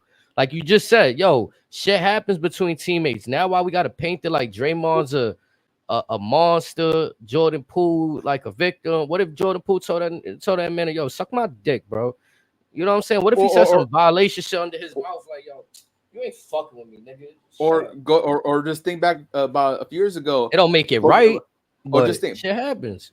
Booker T had to pull Batista aside and say, hey, you got to run my fade this one time. We ain't really seeing eye to eye. So they squabble real quick, and then it's all good after that. Yeah, bro, these are private companies, bro. Like, come on, bro. They should be able to. A fan shouldn't have to outcry how they take care of their private handlings. Yeah, that don't make sense. That don't make sense to me. But again, I definitely wonder like if the Bucks, Omega, Punk, and Tony actually. And pardon me, WWE is not a private company, but AEW is a private company. My bad, I just want to correct that. Like, what if the Bucks never canceled that meeting? What were they so afraid of? Because Omega said it was all good. Like, should happen, whatever. If he picks his phone, calls him, whatever, it's all love. And remember, CM Punk went backstage to Raw. Vince had him kicked out. Right? So there's already planted seeds of like, come on, in the back of CM Punk mind, he wasn't going backstage when he wasn't wrestling, right? And he goes, I'm just here to hang out with my friends. Come on, bro. Whether it was cap or not, whether it was real, you know the look of you being back there meant to them, oh, there's no beef. If you're not doing nothing crazy, like. How many times has Ricky Starks been spotted backstage? Talk about it. And again, this is another man that, again, if Tony Khan loses Ricky, as talented as he is, it's another big blow. It is and it's not, bro, because if they go back to what they're supposed to be, then you guys will be what you're supposed to be. It should always be new talent we're seeing. And not in a rushed way, like how we see, random match this week. But okay, after 3 years, if this dude or chick want to move on and they're not loyal to the system, let them walk, bro. Don't be locking people down to 5, 6 year, 10-year deals, trying to like really, like waste their time, bro. Supposedly, when Jericho was announced as an EVP, he allegedly signed a 10-year extension. See, that's because allegedly, nothing's ever been confirmed, whatever. But that was the rumor floating around. Like, I'm not gonna lie, if somebody present me like a 5-year contract, bro, like, what we gonna be in 2029, bro? Like, you know what? How much stuff can happen from here to 2029, bro? Now, again, the long-term deals can be beneficial if you're well aware of what you're getting yourself into, but the climate of everything could change, though. Exactly. Yeah, everything, business and real life in the wrestling world, just everything, bro. That's a huge commitment. But also it comes down to, for lack of a better term, how much trust do you have in your employer? Because all Tony Khan is promising is, for the most part, a paycheck probably better than WWE supposedly. And other than that, what is he really promising? More like major sports too. We see these players, right? They know that their body's giving out on them, but they still asking for these big contracts, right? They chasing the bag. So now it looks worse when you know your body's deteriorating, giving out. You asking for these big things, and you're not performing. Or in Mercedes' case, hasn't wrestled in almost basically like 2-3 matches in 3 years, and supposedly she's the highest paid woman in wrestling. Debut. It's always going to spark an argument, a conversation. Like, people going to start raising their eyebrows. Like, you know what I'm saying? It happens in all sports. Like, you asking for record-breaking things, so you have to produce record-breaking material, content, results. It's unfair. It is what it is, but fair is where you judge pigs at, right? Mm-hmm. It's like a record. Yeah. It's like a record label. Yeah, they could give you $100,000 advance. They want you to make $500,000 unless you owe them now. You owe them. So that's just how that's how the business side of everything is different. I think AEW should have been what they are. You guys are putting an eye on talent that everybody's not signing. That was your mainstay. You mix them in with the dudes that want to be around forever, like Jericho, Adam Copeland. But you can't have how many guys are formerly WWE guys? A lot. And those are the ones that get the looks when they come in. That's the problem. Unfortunately, that's when you got, like you said, you got to pull the player aside. Yo, look, you had your chance, bro. It's their moment now. You gotta. Your job is to get them to the next level. Right. Theoretically, if we're gonna have 3 rounds with these dudes, yo, bro, he gonna take 2 over you. You could get the first one, but you can't have the last one. You can even have the second one. You cannot have the last one that's gonna close the rivalry. You cannot have the blow off. You cannot, bro. That's a no-no right there, in my opinion. It doesn't do anything for the younger talent. Yeah, he looked good early on in the feud, but it again is gonna show the inexperience. Oh yeah, he's inexperienced. That's why he couldn't. But I thought the point was to get him the experience, to earn the experience during this feud. Yep. That's when you see these guys dig into that bag, bro. Like, and then you have guys like Takeshita, who has all the potential in the world to be an absolute megastar all over the world, and he's insulted by how he's been treated and been very vocal about it. Yeah, bro. It's like, what's the point of going to the playoffs every year or going to the finals every year and losing? What did you learn? How to lose better? So now here's my question. Is Tony Khan going to hold the G1 over his head saying, hey, I got you the G1. You should be thankful of that. Takeshi would have got there on his own merit from DDT anyways. Let's just be honest. If AEW didn't snag it, he would have gone to All Japan, maybe Noah, maybe New Japan itself, because he was starting to get that rise. Yes, he's a young guy that definitely could have got a look from anybody. But again, you got him because Kenny Omega's buddies, everyone from DDT, all because everyone has all wrestled the famous blow up doll.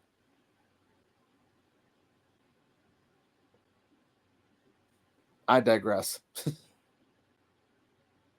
This is what I'm saying, though. Again, it's preference, right? Like, there's a lot of foolery in wrestling that people enjoy, and then you want to sit there and lambast. You want to go ahead and wild out on WWE, put them on a microscope, but secretly be giving other shit likes on Twitter and shit. Like, come on. Mm-hmm. Secretly saying how this shit is the most creative shit. I'm pretty sure when WWE was giving birth to a hand, we were all laughing. Or the choppy your pee-pee. Yeah.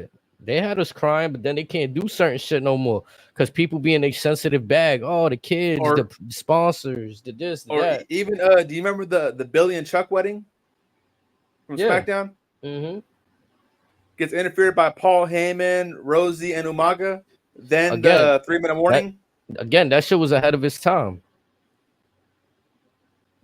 And the day in 2024 where that shit is actually open now, there's so much support for the community. You don't even see storylines like that because people gonna be in a sensitive bag. Oh my God, you're putting that on television. They've been doing that. My kids are watching. My kids are watching. They've been doing that. Yeah, we watched that as kids. Did y'all care when Godfather was running around with the train? Even to take it a step further, bro, when they got these Disney characters that like, you know what I'm saying, represent, nobody really complained about that either. So it's like, why, again, you microscoping WWE trying to tear them down for certain things in every avenue you can. Well, we just gotta, if you like AEW, bro, then support them, buy everything, help their business go up, bro, and hope that Tony Khan go reciprocate that energy that y'all supporting that and put that into the business and help it grow even more. I felt that, like, whether that was Vince's intention or not, he knew he wanted to take this shit to heights never before seen. Mm-hmm. Yep. I don't know if Tony has that same, like, I honest to God don't think he has a plan. His first plan was we're gonna put WWE out of business. But they just inked a $5 billion deal just for Monday Night Raw. You ain't beating the machine, especially the machine has half a century of experience on your ass, bro. The deal that really set them off, I was reading this the other day. The deal that set everything off to put them in a financial position was that Saudi shit. Mm-hmm. That started. Everything else put them in even a better position and look to negotiate. Like, yo, you seen what they just gave us? We willing to go to Saudi now. And alleged that Vince was getting a couple $100 million per show. Yes. That started the, like, bro, they said off those shows, like you said, they were making way more off of those shows than WrestleMania shows. The shit we wait all year for, WrestleMania. They was out there going to Saudi making that bag times 3. They'll be like, hey, here, take this check as an advance. Just give us Yokozuna and Eddie Guerrero. Oh, they're dead? All right, make something happen. We'll be all right. Give us that sumo guy. They just went and got some sumo guy, right? I remember that first time. That's the first got Mansoor. Oh, speaking of which, the Maxim male model is supposed to debut on Dynamite this week, allegedly. You see, like, I'm gonna be honest with them too, right? Like, you know, I'm happy everybody get work, bro. But like Mace, to me, for the size he got, I really like want to see something like more from him, bro. This man should be a guy similar to most big men that we see, just stone cold killers. Yeah, bro. Like, you know, it's cool they're a tag team, they friends in real life. They like to stream together. They, you know, that's all cool, bro. But this is where Undertaker be mad at people and that whole kayfabe shit. I think I'm be honest. If I'm a talent right now, I'm gonna be honest. I'm Orange Cassidy on steroids, bro. Legal steroids. Like, you see how he all quiet and all that? I'm giving you that wave with that dude that you want to be. Like, you're gonna be like, you see how Gabe Kidd be talking his shit, bro, and like he really like out there, like bro. I'm a like, if I want to live and show people my personality, I'm gonna and even when he's doing media stuff, if he's gonna be censored, he'll cut a censored promo, but he's still gonna talk his shit. He says what's on his mind, and again, with him, it is what it is. Take me as I am. Yeah, bro. It's hard to I'm beyond. I've seen a few wrestlers, Xavier Woods, some of these dudes that play game. I think AJ Styles and Randy Orton, they the only two that get the pass playing games because we knew them before that. But even Shelton Benjamin to get the pass too. Yeah, but these younger talent that they try to incorporate that, like, I'm a gamer, and it just hasn't hit yet, bro. I'm gonna be honest. Now, I say that with respect because I'm a gamer, but like the older up downtown stuff was entertaining, but then it just, once WWE got their hands on it, it fell right into that cookie cutter method. For example, you have Tyler Breeze, who may be on a Legends deal, may not be on a Legends deal, but why is he not in the ring? And again, we've seen dudes like Seth Rollins, the Usos play on up, down, but you don't see that sprawled across they social medias or like. You got them still gaming with Cesaro and Adam Cole. Mm-hmm. So it's like, I mean, where is the line?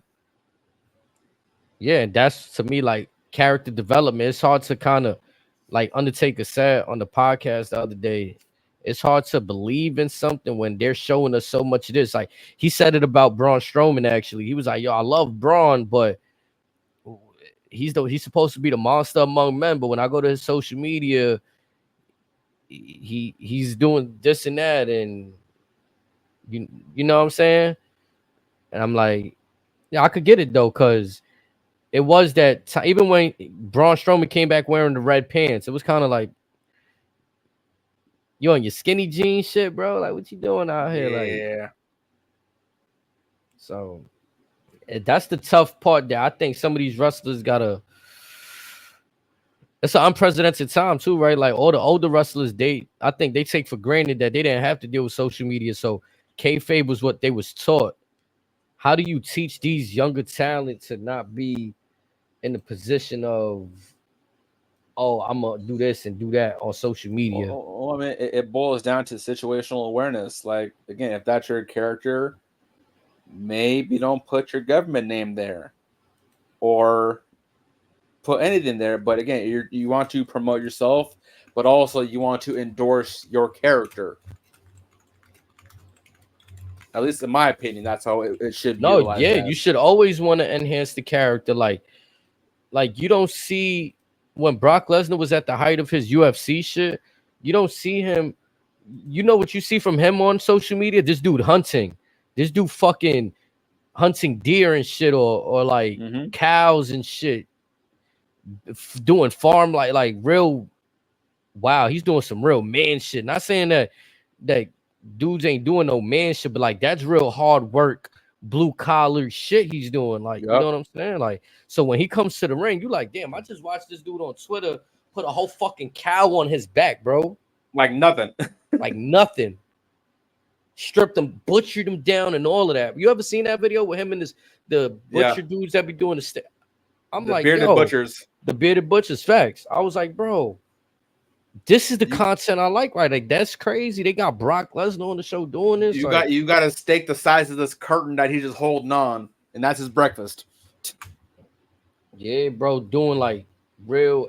So like when I see a dude like that, and then you got some of the other, like, how you gonna tell me this is how he spends his time, and he supposed to lose to this dude that don't even train, bro? He spends the majority of his time just fucking off. Mm-hmm.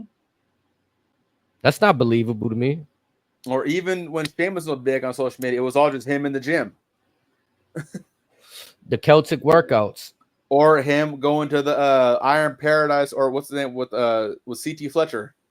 Yeah, I remember them Celtic workouts. He'll have somebody on almost every week doing like whatever their workout was. Yep. Yeah, that shit was fire too. But man, that's what I'm saying. There's differences in the levels of that shit. It's kind of like, again, I like because I don't want to just knock wrestlers like, oh, I'm putting an indictment out y'all and y'all like I don't treat other athletes the same. No, I look at it the same. It's like the dude that spends most of his time in the gym versus the dude that likes to go out and party because he's in Houston tonight because he's in New York and he going out to the club and he don't care really about the game or training. You know what I'm saying? Like there's levels to this shit, bro. Or like look at MJF on his Twitter. He's talking shit to everybody because that's the character. Yep. He'll go cut a promo out on live television, and then you'll see his Twitter blowing up because now he's driving engagements to the show. And whoever tries to mouth him, he's going to dress him down. Keeping himself relevant. Even when it's the other programming. If WWE got a PLE, he's letting you know, well, I'm still active in wrestling. I'm keeping an eye out on things. And every chance he gets, he has to mention WWE on Tony Khan's dime. Yeah, even when The Rock whipped Cody with the belt. Oh, I wonder who gave him that idea, Dwayne. When do we got that idea from, Dwayne? When have you seen who you seen do it first? He was talking his shit. Gotta love it. Yeah. And it don't come from like when other people tweet, because you see how the Twitters are set up, you could tell when some people are really being salty and when it's in character. Like when you got a baby face that they don't even show a lick of like that shit on TV, and then they go on Twitter just saying stupid shit. Like be like, there's levels to this shit. Sometimes you got it's earned, other times it's gifted to you, but it's one of those you have it's another outlet for you to further endorse yourself. I think it's also unfortunate. Everything is timing, right? Like I look at it like when Kobe was in the league, you think he was really teaching niggas how to beat him? No. But the second he got out the league, he was helping Devin Booker, Kyrie Irving. Yeah, he worked out like whoever he was on the USA team with. It was fun on the USA team during the regular season. Well, I'm killing all of y'all. And even then, it's one of those. It's with him as lead by example. Yeah. You want to say you up there? All right, let's see you outwork me. So again, like to your point, yeah, we blame Tony Khan for not using Jim Ross, whoever, the list goes on. But the talent also got to go to them, seek advice, opinions.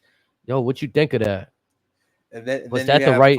Come on. Then you have folks like Hangman Page stating, "I don't need to go seek advice. I know I'm talented." Blah blah blah. Some other bullshit. That's how you got into hot water with Punk. It's like you don't want to go to these legends, pick their brains. Like you should want to like chop it up with them every day because these are folks that were on an actual grind to where they're on the road 350 days out of the year. Yeah, when I used to play basketball outside, like, you know, I feel like mostly people like you're not, if you taught from young, you know how to shoot. But everybody, even Lonzo Ball, they had to fix his form in the NBA. He was shooting like elbow out. Shaq had to learn how to shoot a free throw in the NBA. You feel me? And his release, his hand is sideways as to where now he's more set it up. Yeah, more centered up. But previous, it was like this. You see Sean Marion, he do his quick shit. Like, so different strokes for different folks. But if somebody's willing to help you along the way, or you feel like, damn, I need to, like Markelle Fultz, he got injured in Philly. Damn, I don't even know how to shoot no more. He went to Orlando. He started shooting again. It's okay to swallow your pride and ask for help. Because, again, if you seek wisdom from those that came before you that were undoubtedly successful, it's only going to make you better in the long run. Now, I don't know if he was bullshitting. You heard Bully when he was talking to Medusa on Busted Open. He said that they were supposed to ride together, I think, during the WWE Hall of Fame. And he didn't get to ride with her. He was disappointed because there's not too many people in the business that have more experience in the business than him that he get to pick their mind. Yeah, that was probably true because, again, with her, undoubtedly a trailblazer, especially for women's wrestling. She was a legend in Japan, gets to WWE, goes to WCW. Again, her reputation speaks for itself. Yeah, so he said that, and I was just like, that's the mentality that not just in any kind of business, you want to pick the minds of the people that came before you. And also, Bully's always been a student of the game. Like, especially somebody in anything, if you're a fan of it, with all them, they're fans first. They're always willing to, for lack of a better term, sit under that learning tree. They want to listen to the tales from everyone else, get a certain perspective on something, just how they dissect this versus this. I mean, it's kind of how this beautiful show that we all here listening to, Unwelcome Your Thoughts Off the Hip, I had to go to other people that I looked up to and respected in this space where they got their own podcast, they got their own successful YouTube channels, and I had to pick their mind when they gave me the time. Like, yo, you think when you got a chance, you guys can help me, whatever it is, marketing myself. This is another thing, right? Like, even down to that, sometimes you may see the wrestlers with different names on Instagram. Like, my people that came before me told me, market yourself, have the same name on everything. It's easier to find you that way. Yep. You know what I'm saying? So it's just, don't be afraid to take in information, whether it's physical or just something that's going to sit there mentally. Like, you know what I'm saying? My brother Bowie, he's a boxing instructor and stuff like that. And I never felt above, like, oh, because I knew him for so many years, I can't learn something from. You know what I'm saying? Anybody can always learn something from anybody, regardless of age, regardless of experience. And everybody can learn from everybody. It's just, more often than not, folks have to swallow their pride and say it's okay to ask someone for help and or guidance. Also, I heard this, like, I was listening to the scientist rebuttal something that Terrence Howard has said about his evaluation. Facts, because the scientist, I wish I could remember the brother's name, but I don't remember. But he basically said, if you feel like you're the smartest person in the room, change rooms. There's always something to learn. You know what I'm saying?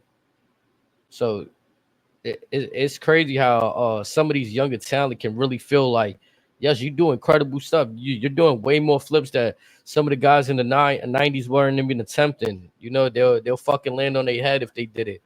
But that's besides the point. It's the psychology. Yeah. What can you do to, like we say, how do we get there? Like, what sets up that big move or whatever? Is it how you move? Is it how you counter this? Psychology and safety. How do we get there? How do we be safe and everybody get home to their families tonight? So in one piece. Yeah, there's gonna be things that happen. This ain't ballet, like you said. We're gonna be cookies. We're gonna get shiners and shit, but we shouldn't be suffering fucking career-altering injuries. Like, a few years ago, we got Kenny Omega versus Hiroshi Tanahashi at Wrestle Kingdom. Okay, the tale behind that was Omega trying to lead in the new generation. Again, a lot of the flips and all that. Tanahashi doing the old traditional way, and they were doing an interview together, and they'd asked Tanahashi about his thoughts or ideologies versus the old style versus the style now that does the flips and high spots and all that. Tanahashi, just to paraphrase him, he says, yeah, anyone can do all that, but he said, yeah, I do the frog splash, which is the high fly flow, whatever. He goes, but when I do it, it makes sense. You don't do all that stuff just because. It has to make sense. It has to have purpose. Mm-hmm. Because when you go off the top rope in the old school ways, that's only something that's supposed to put you down. Because all that force from a human body going another human body just crashing down. For example, it's just the finish we got on the main event for Raw. Finn hits the coup de grace high across the ring as he's pinning Ray. Jay flies off, levels Finn. Mm-hmm. Again, anybody can do the shit, whatever. Shit, FTR can do the same flips too if they choose to, but it's like it's had that purpose to it. It's the volume of it. When the FTR was doing it, they would tell the story of, yes, there are no flips, just fists, but when facing the Young Bucks, they have to think outside the box because everyone knows their shit. It made sense when Cash really does that 450 off the ropes. It makes sense when they hit the backflips and shit. And the psychology sense too, it don't even make sense. When you factor in, like in a real fight, in a UFC fight, in a boxing fight, right?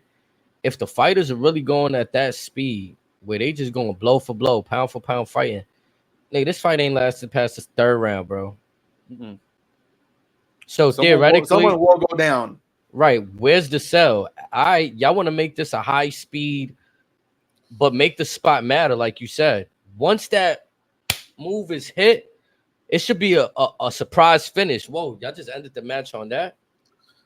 Like a few weeks ago, Trent Beretta gives Orange Cassidy a pile driver on the steps, and he gets up like nothing, like he's fucking Superman. He is. Oh, Bully went off on that. Something vicious. Like, so you mean it, or even Darby Allin gets crucified damn near, gets hit by a bus, falls through glass. I'm good. I'm gonna walk it off. I'm good. I'm fine. I didn't feel a thing. Again, it's minor attention to details. Goes a long way. But we'll see what they do this Wednesday. I think that's another thing that wrestling.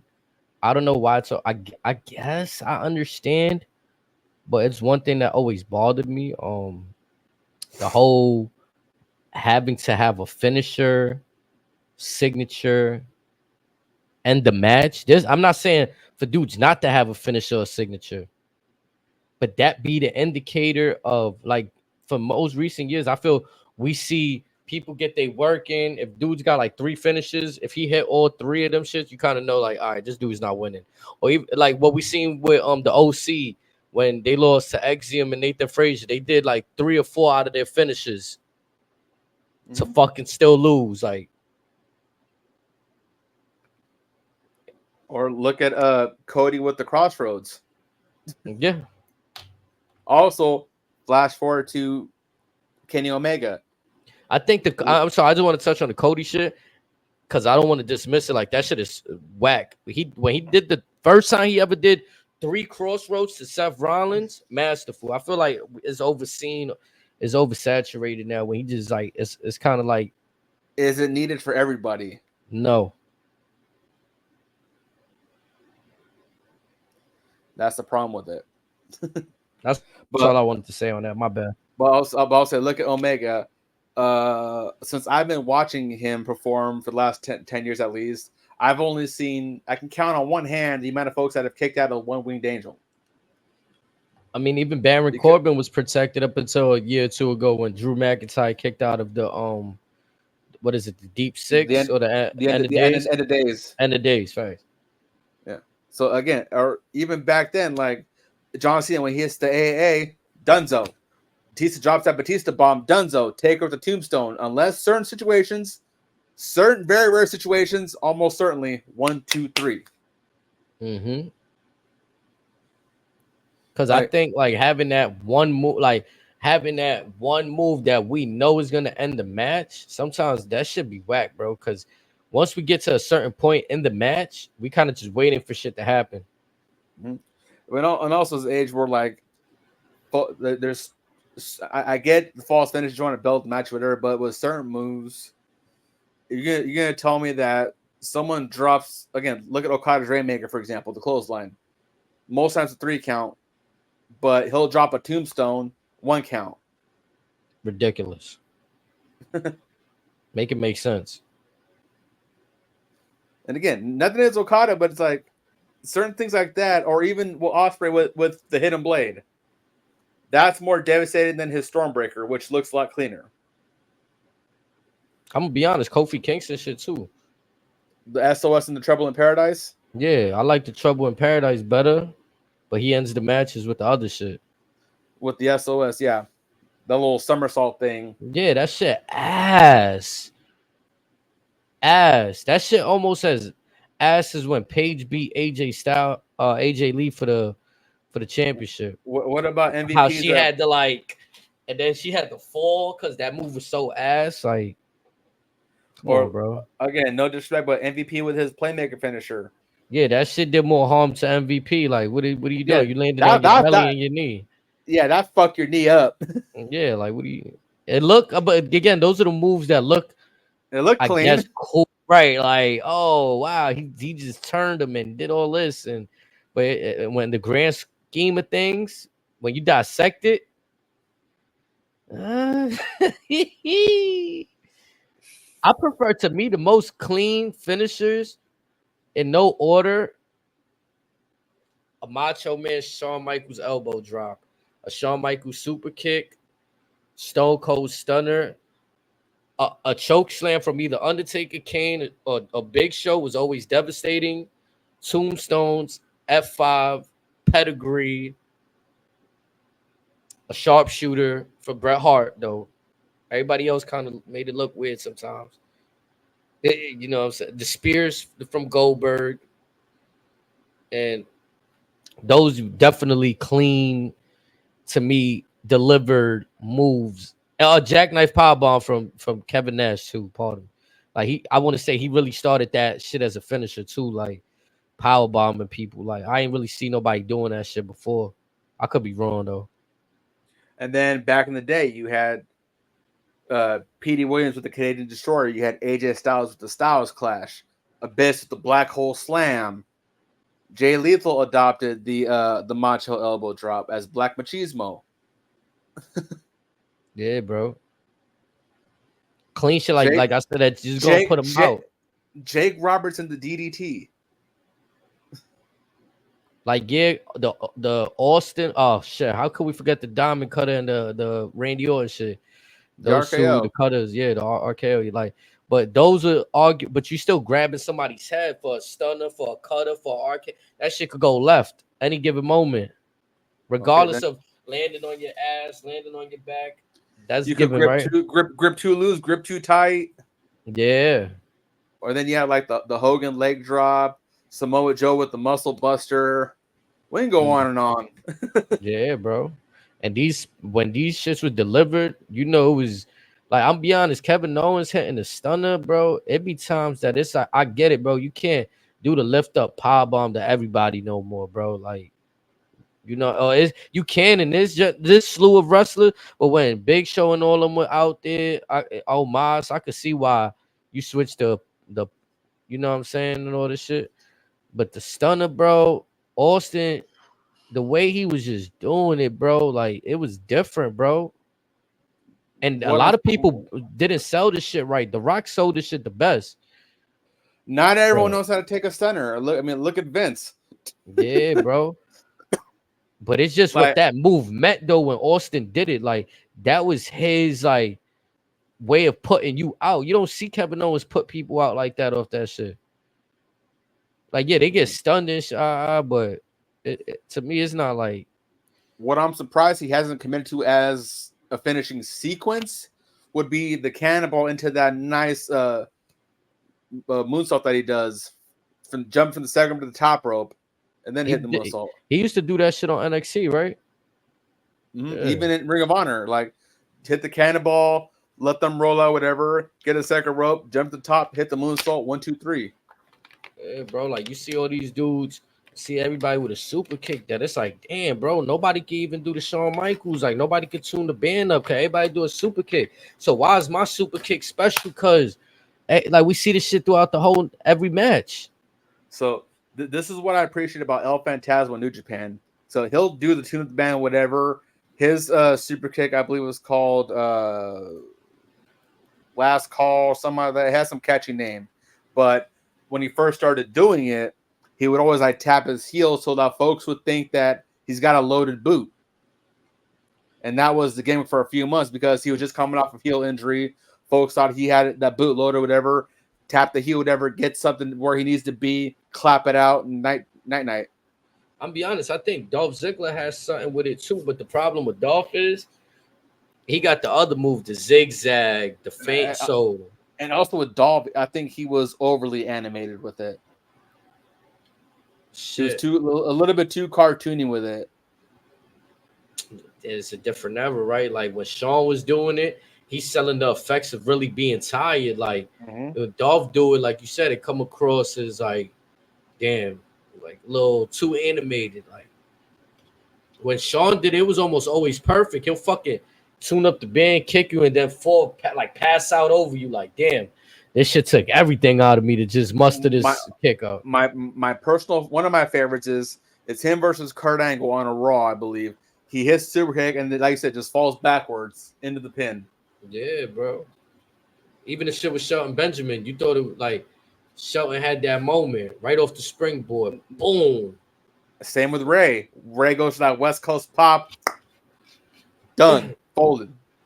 Yeah, bro. Like people, like now they add that as the move, so you can't even appreciate it as a finish to the match because it's like just a regular move now. Like it's the new clothesline. Which that means we got to go for another 10 minutes of just doing high spots and shit till we get to the real finish. Or more commonly, with a lot of AEW stuff, instead of trading punches, they're trading super kicks. Yeah, and then bro. They'll start trading Canadian destroyers. Yeah, I ain't gonna. Yeah, that's the thing too. Everybody went away from like wanting to trade blows and you know what I'm saying, collar, elbow tie-ups. But a kick should be more devastating still too. And this is one thing that I actually applaud Disco for kind of bringing to light. How many folks you see try to throw a punch as opposed to the forearm shove? That's why I was impressed. That's why I was impressed with the young OG. That's why I was impressed with the young OG from NXT. That was one of the things that stood out to me. I was like, oh nah, he throwing like he slapping your hand there and striking like what up, like boom boom, like you don't see that kind of. You see the same old like open-handed like how Jason mimics The Rock and all that. Yeah, but no one actually attempts to punch anymore. Yeah.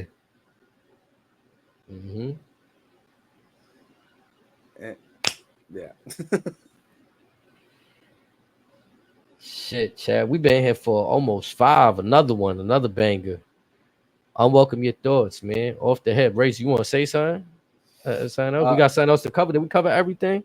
We covered everything and then some. Hell yeah. I'm intrigued to see who the surprises are for this battle royal, and I want to see who doesn't talk shit about Vince Russo on Who Killed WCW, because a lot of folks probably gonna go in on him. Okay.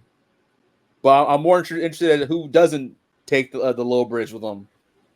Yeah, I definitely feel like that series has been more fun than what I thought it was gonna be. I was very curious to how it was gonna be because again, a lot of it's public knowledge that we know of, but there's been a few tidbits that are like, oh shit, really? Like the fact that me and my mans almost argued over that shit earlier, kind of like, well, we didn't really argue. We had a passionate conversation. Argue's the wrong word. It's just we was going back and forth heavy. Like we wasn't even letting each other get words out. You know what I'm saying? Cause I'm like, nah, but you gotta understand this.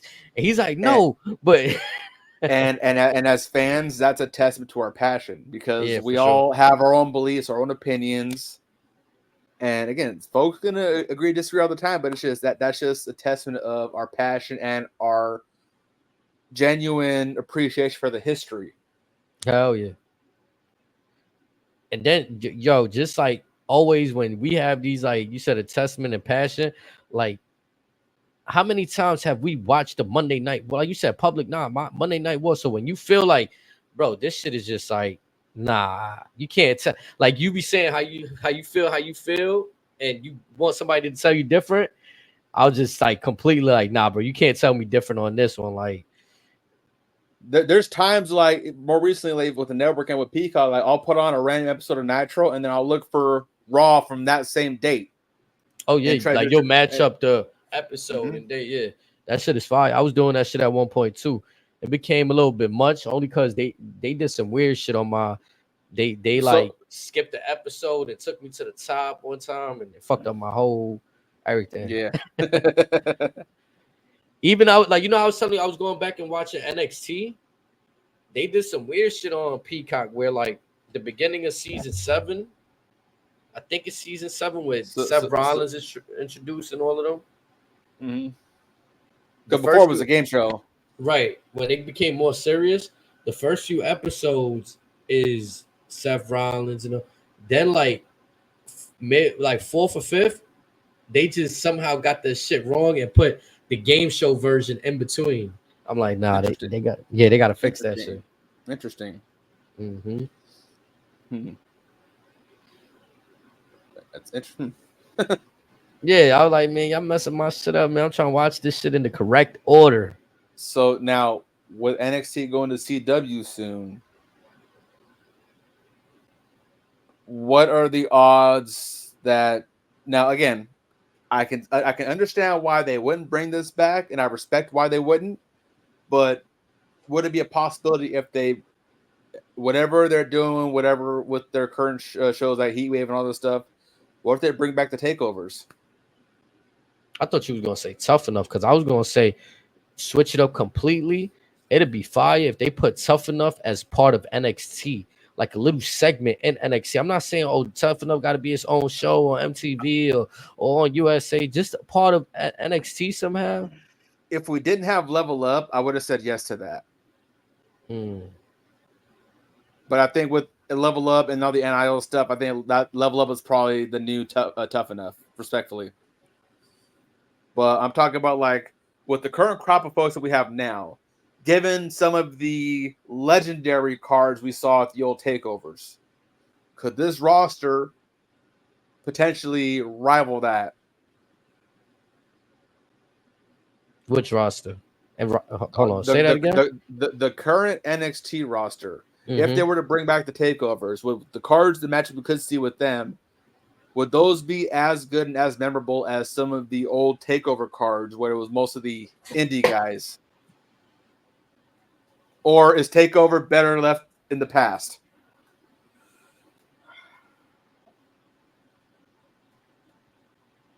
I honestly don't know because I feel like it was a different. Goddamn, I broke your brain with that one. Yeah, because it's like, because to answer your question, no, I don't think they're gonna recreate the same magic. That NXT era was too special. How can you recreate a first pay-per-view? Essentially, their first big PLEs. Like you can't. Brooklyn, Philly. They put them on WrestleMania weekend, and it just feels like another. It don't feel like it feels close to a takeover, but they'll have a different name to it. Like now it's Stand and Deliver. Stand and Deliver, right? Like takeover has to be in a place of a Stand and Deliver, like, or at least a Royal Rumble weekend, one of the major. So, for example, some of the most famous takeovers were in Brooklyn. If NXT were to go to Brooklyn, if they had a takeover just for Brooklyn, but then you kind of have to go to other cities as well. But again, like to your argument, the old takeovers, all 30 that we got, they were all special in their own different ways. Right, because we taking them. That's when we taking them out of Florida, right? And now we seeing what can this crowd, what can Finn Balor and Kevin Owens do main event and takeover in Brooklyn? The North American ladder match that had Ricochet, Adam Cole, Malachi Black, Velveteen Dream, EC3. What's the crowd reception they're gonna get? It was just so special, a different time, bro. They even did this shit in Texas, whatever. They had a few places they went. Like, I think that's when I first saw. I think we had a Revival and American Alpha. When American Alpha kind of got their big break, I think it was in Texas. Yeah, bro. So it's hard to read. It might not even be on the talent, but just Triple H coming out. The lights was off like they in my crib right now. Spotlight on them. we are NXT. Crowd loses their shit because Triple H is down. Like Sean is Sean, but he don't give that Triple H vibe when Triple H was personalities. Like Sean kind of give like that old man vibe, like right now, like somebody push him the wrong way, he might be in the hospital or something. Like, I ain't gonna lie. That's fucked up. For real, like that's just the vibe he be giving off. Like, I'm humble, don't bother me. Like, I'm past my time. Triple H was coming out there on some like before the health issues. Like, yo, this is NXT, saying that. Like, he still be saying shit with conviction. You know what I'm saying? Like, but you gotta do Sean like that. Come on. I ain't gonna lie, Sean, because Sean was like, Sean was, I think I'm cute. I know I'm sexy. The first motherfucker to sing his own theme song. Yeah, like you was that guy, bro. You were way shell of that guy. You're not like this Sean. I don't know this Sean. This is really old man wisdom Sean right here. What we getting? This is a Michael Hickenbottom. Yeah, for real. Like, at least with Trips, you still seen like that Triple H that was in NXT. He's just fresh off the authority shit. We just like, it's not like he been away from TV for mad long. Like, it'd be far in between when we see Sean, and when we do, he just look like he fucking hides his head. He got the cowboy hat on.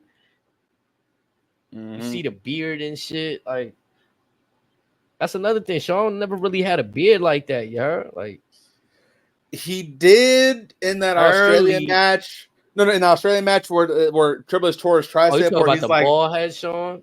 Yeah, where he tells Triple H, "We too old for this shit." Yeah, cause I was about to say early Sean, like he had the blonde beard at one point, like that light shit. He had the 5 o'clock shadow for a minute. Yeah, facts. Then we see like the baby face Sean and shit. But like this, just like I said, this is an old man Sean. Like, you know what I'm saying? Respectfully. Maybe if he still had his hair, we'd probably be okay with it. But I ain't gonna lie. Even when y'all sent that video of him twerking and he did it, I'm hurt. Like, that's probably legit. He probably legit caught a cramp too. That's what gave me the old man vibes. I'm like, oh nah, he's really like, you know what I'm saying? Like, I'm crying. But yeah, just hard to recreate that era, bro. That Triple H, we just giving people a shot right now. Indie dudes, like we said, there's not athletes coming in. Some people don't give a fuck about these collegiate people. But on the flip side, NXT made the Wyatt family. It made Seth Rollins. It made the Shield. It made Big E. But it gave us a reinvented. What? No, I was going because you was naming people. So the people you were naming were kind of like people that the fans wanted to see win. And I said Big E was probably the only exception. Like, and when I say that they want to see win, it's like knowing their history. Like, we knew who Bray Wyatt was, who was his father, who was his brother, how he was being treated. At the time, we only knew him as Husky Harris of the Nexus. Yeah, but no, I'm saying anybody that was just they had they fingers working, typing stuff up. You know, it was public knowledge whose kid he was. We're in the internet era, so if you did enough research, you could find out. But you're right, the way he's presented. But it also got us Charlotte, Becky, Bayley, Bianca. Right, like that. Yup. It gave us Paige. Again, no, Charlotte. All of these people are intertwined into wrestling. Becky came from wrestling. You know, Bayley was a fan. But this is what I'm saying. Some of the people that they pulling right now might not necessarily be fans. They just, you athletic, so I think you should do this. Like, you're big enough. You should be over here. Like, you'll make a lot of money over here. And then they consider it like, oh, yeah, I remember Stone Cold giving out a few stunners. I remember DX suck it. Look at Baron Corbin and AJ Francis. I don't think AJ was in NXT, but look at Baron Corbin. Yeah, Baron Corbin. From the NFL. AJ was in NXT with Hit Row. I'm talking the OG NXT. No. Yeah. He might have still been in the league then.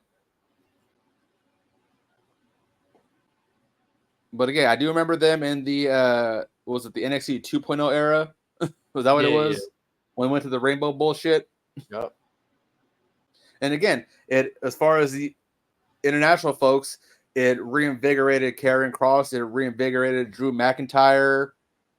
Swerve was a champion at that time, North American. We got some of Bobby Roode's best matches within WWE there. Carmelo Hayes took the belt from Swerve. We got Jushin Thunder Liger versus Tyler Breeze.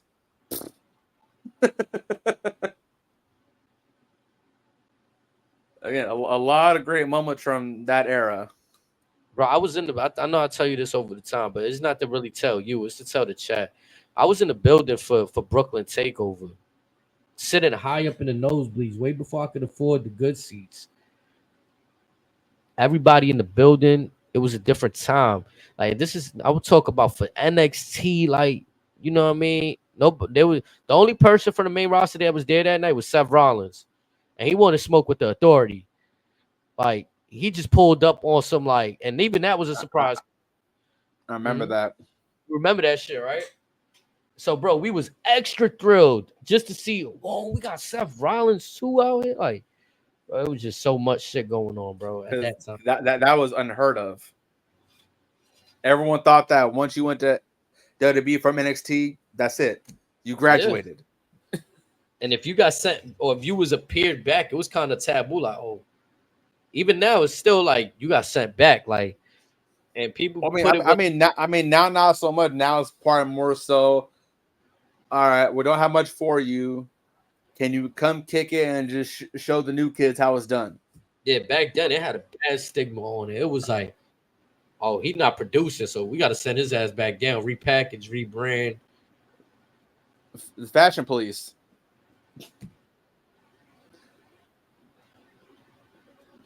But again, from where they were to what they are now, Brooklyn was fire too. Mm-hmm. Oh yeah. Yeah, that shit was. I remember. Yeah. He had the fake New York Statue of Liberty shit. Mm-hmm. But again, from where they start to where they are now, do they even still do anything at Full Sail? Or is that where NXT still is? Yeah, they still work with Full Sail. And again, how many years have they been with them now? Mm-hmm. From a simple game show idea to essentially their third brand. Just to spin the block, because I'm talking about the New York market, WWE, and I just popped into my mind. Like I remember there was a house show, one of those December events, and WWE milking the NWO's name. The main thing was Hulk Hogan in the Garden with NWO. Mm-hmm. I got to see Scott Hall, Kevin Nash, and Hulk Hogan one last time, like one of their last rare appearances. You know what I'm saying? Out there. Aside from like a Hall of Fame ceremony and those shits, like. Okay, so on that topic, but quick piggyback to what's earlier, we're going to takeovers. What if they brought this back before recently? But what about the in your house titles? I would love it. I want it more on the main roster, but I'm not mad at NXT snatching some shit too, though. Mm-hmm.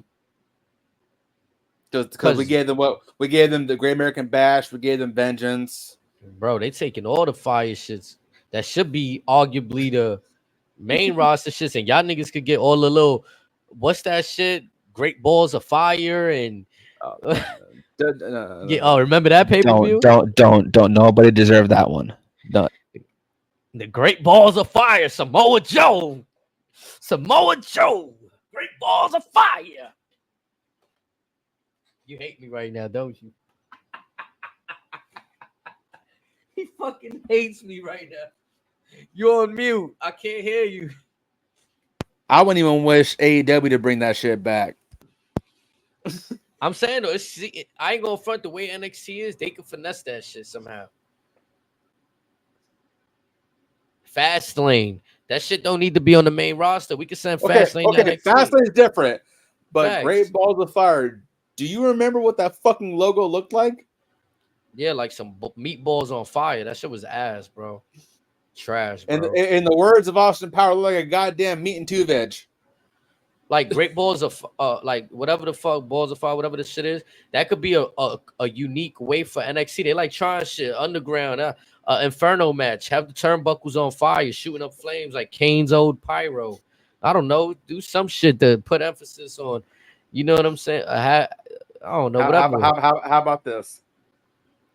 Since NXT PLEs are likely Sundays, give them Cyber Sunday. WWE can have Taboo Tuesday. Something. Or NXT's on Tuesdays anyways. Yeah. Have that. Yeah, because they be doing those little special shows. You know what I'm saying? I know we spoke about SmackDown going to you. We said USA yesterday. Remember when I read it? And they gotta have So there's 4 annual specials. Mm-hmm. Yeah, it's like they had some fire titles back. Over the Edge. Like Over the Edge. No Way Out. Grand Road was, yeah. Bad Blood, as we just learned, that's coming back. Even the old Night of Champions, which replaced Vengeance.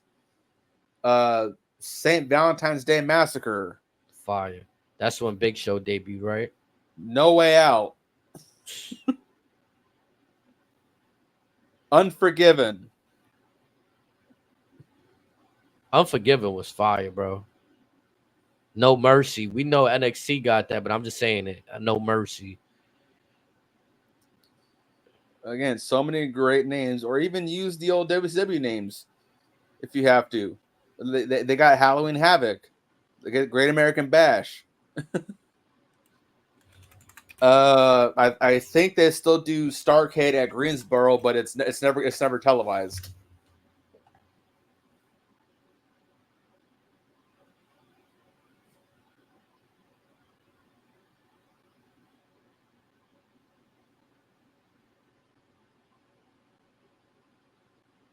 I was trying to find a list of like every pay-per-view ever made. Oh, Wikipedia might have it, to be honest. Yeah, I'm gonna check them real quick. They're gonna definitely just show me what's fuck. Okay, we got some shits here. All right, bad. They gave me an easy list real quick. All right, let me share the screen real quick so I'm not in on all the fun by myself. Share screen. Let's get it.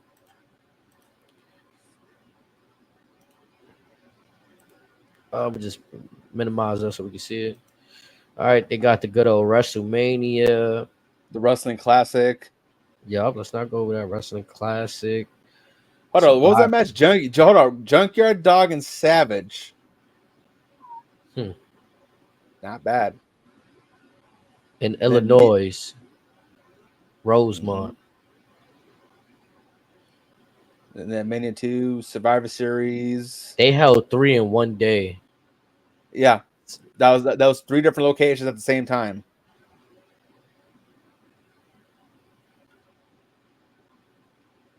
And yeah, folks complaining about Mania being 2 nights. Imagine 86 WrestleMania 2 from 3 different cities. Pick and choose what you want to see, right? That's what I'm saying. They've been in this position before. Like, they know how to handle. Look, very early on, they knew how to handle having. Okay, we bringing in Mr. T versus Roddy Piper in a 10-round boxing. Yeah, in a 10-round boxing match back in 1986. And yeah.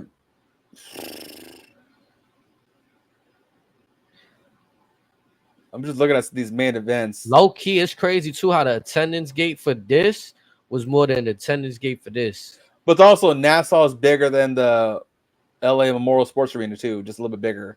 But then look at the Pontiac Dome in Detroit for Mania 3.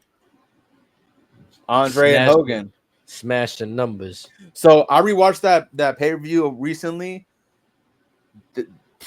There was probably a lot more than just that. You probably had folks sitting on the steps in the aisleways. Like there was not an empty seat in sight. You got Gorilla Monsoon on commentary, Jesse the Body Ventura, yep. Bob Uecker on commentary. Man, good old Howard Finks. God rest his soul. Yes, sir. Yeah, Alice Cooper doing something with Jake Roberts on top of that. Wait, can I see the match list? Here we go. There's the card right there. Yeah. Hercules, I'm screaming. Cowboy Bob Orton.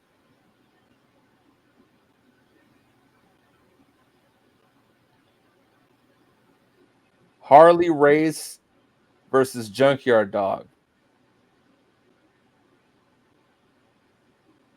Ricky Look the at Dragon Bobby Steamboat. Heenan though.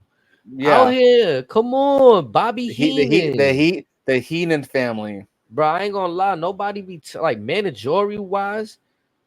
Yo, why can't we have somebody in their heart that want to be a manager, bro? Like, even after y'all done wrestling or whatever the case, you see what he contributed, bro. He was in the corner of Andre.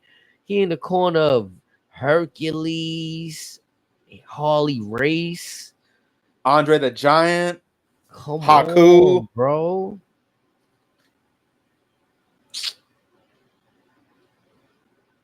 Yeah. It be the little things, bro. Like, so it's so bad when you mention pairing somebody up with a manager. Now the managers be so kind of ass that you like, damn, he don't really need a manager. Like, or who? Or you? The question is, who do you put? Who's his? Because it's really not like. Look, it was so back then he had a whole team, bro. Like, I got a whole squad. Like, what you mean? Like, now I applaud Don Calson. I applaud Don Calson AW for trying to replicate that. I do think it has legs to work. However, Tony doesn't know what the fuck he's doing. The Survivor Series, Ohio, 4 out in Jersey. It didn't do the numbers they probably want, but like probably being in a smaller venue right there. Yeah. And then SummerSlam, the first SummerSlam in the Garden. The Mega Powers. Ted DiBiase, Andre the Giant. Smack right there.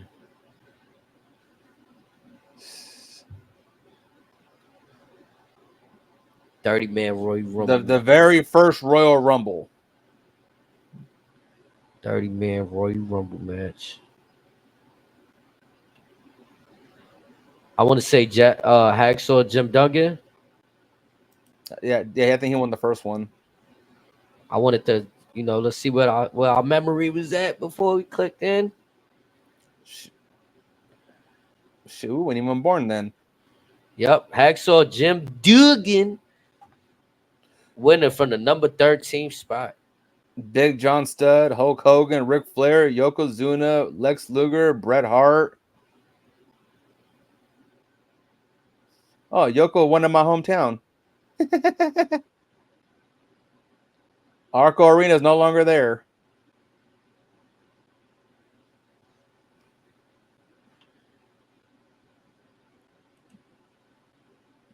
HBK, the first one to win from number 1.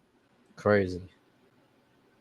See, like, yeah, even that, like, it'd be hard to replicate shit like that. Like, putting somebody in at number 1 now, it can't be like a dude his side, like, without having the story he had. Like, you know what I'm saying? Mm-hmm. When you put somebody else number 1, like Gunther, is more believable. Like, oh yeah, I can see him throwing every, like, you know what I'm saying? Like, they did this shit with him and Benoit, 1 and 2, the small dudes, Rey Mysterio. You know what I'm saying? That shit played though. Even when Roman in the Rumble defending as champion, that had legs. That was something. No holds barred. Oh. They said the match. Movie. Hogan and Zeus. Debo. No holds barred though. That's a fire. You see, they turned it.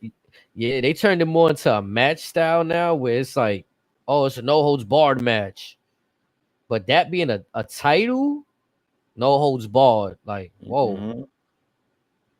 Like, extreme. Well, they still got extreme rules, but I want to say when it first came out, it kind of like, oh shit, extreme rules. Like, what was the other card for that show? Or was it just the one match for no holds barred? Yeah. What pops up for that as far as the card? Big Boss Man defeats Dusty Rhodes. Dusty Rhodes. Ultimate Warrior Dino Bravo. I think Andre Haku versus. We might need to do a watch along for that sometime soon. Mr. Perfect and Ronnie Garvin. Holy shit.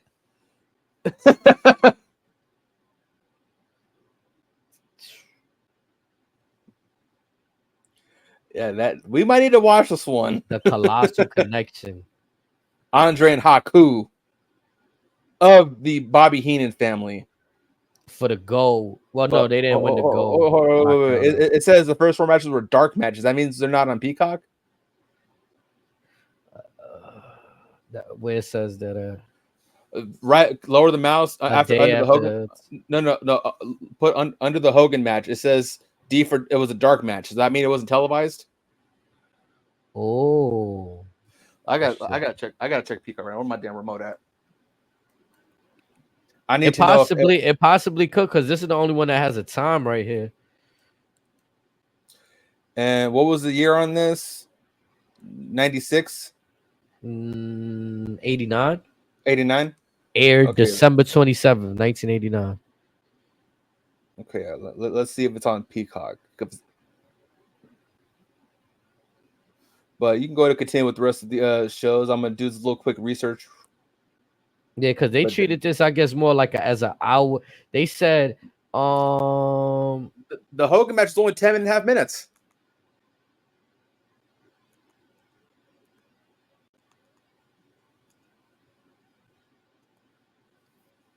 So it says in 1989, the World Wrestling Federation scheduled a pay-per-view titled No Holds Barred, the movie, to be held on December 27th, 1989. Shout out to my mama love. December 27th. That's her birthday.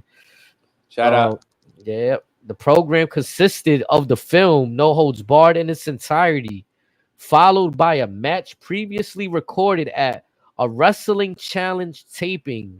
So on the December 12th. The match won't be available. That's what that tells me. All that tells me is that the match will not exist. Unless somebody had VCR footage, or like they were able to, like, with a camcorder, and they held on to that bad bitch.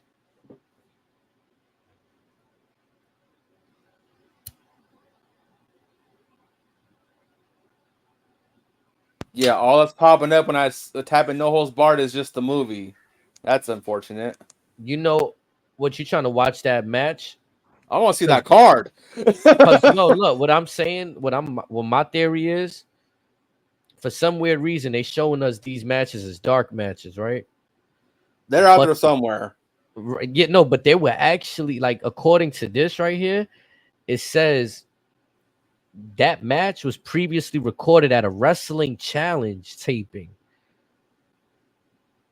So if we could get a taping on December 12th, so whatever Wrestling Challenge happened on that day, December 12th, they might have the other matches on there. I'm seeing the one Hogan match. From Wrestling Challenge, December 12th. Let's see.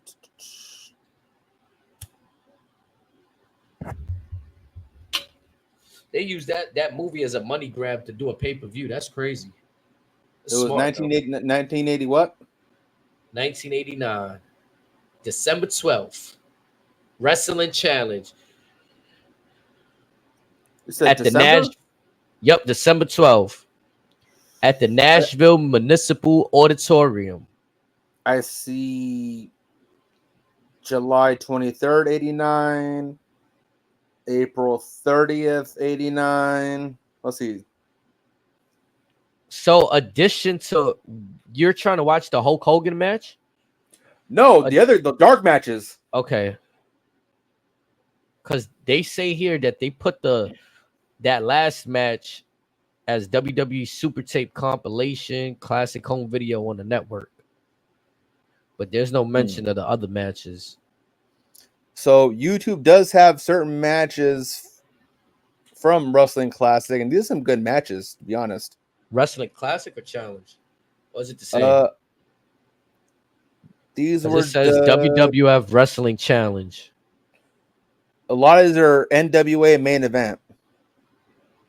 Nah, this says it was recorded at WWF Wrestling Challenge on December 12th. Let's see.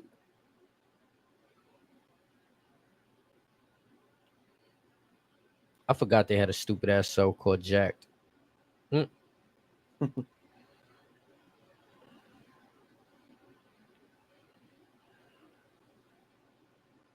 I'm trying to get more details on challenge right here.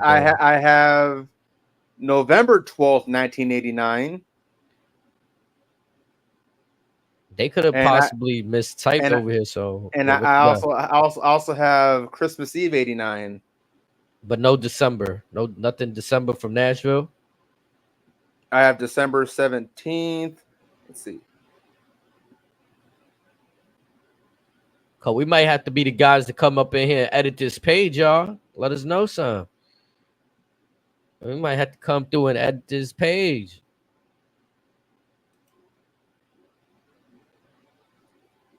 Chat yeah, also. I'm just seeing December 17th, 89, or December 17th and December 24th. Okay, and then no Nashville from December 17th, right?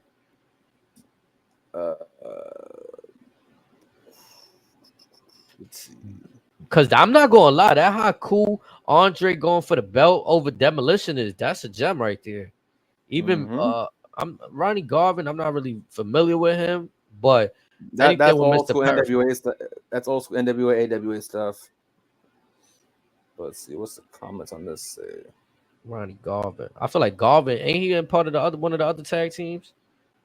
That's a different Garvin. I want to say Midnight Express. Yeah, Midnight Express, right? But it's a different Garvin, right?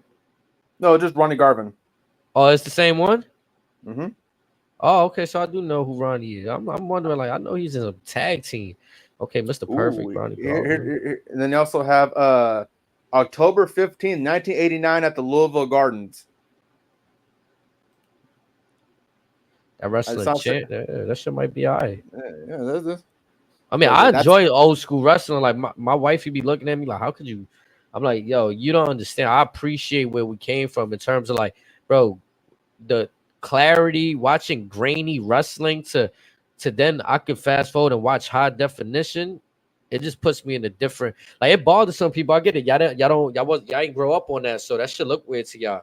Like, just like if you didn't grow up in the Jordan era, and when you watch shit on YouTube, if that's the pixels aren't clear enough, it's gonna blow yours. But if you grew up in that time, you appreciate it. It just takes you back. Like this Tuesday in Texas. I've heard about that. I remember that. I do remember that too. I think I've even taken a look at this on the network. Like I've seen this on the network. It says Undertaker versus Hulk Hogan for the WWF World Undertaker as champion. Yes, sir. Oh, yes, sir. The Undertaker's story behind Hulk Hogan was hilarious. Mm-hmm.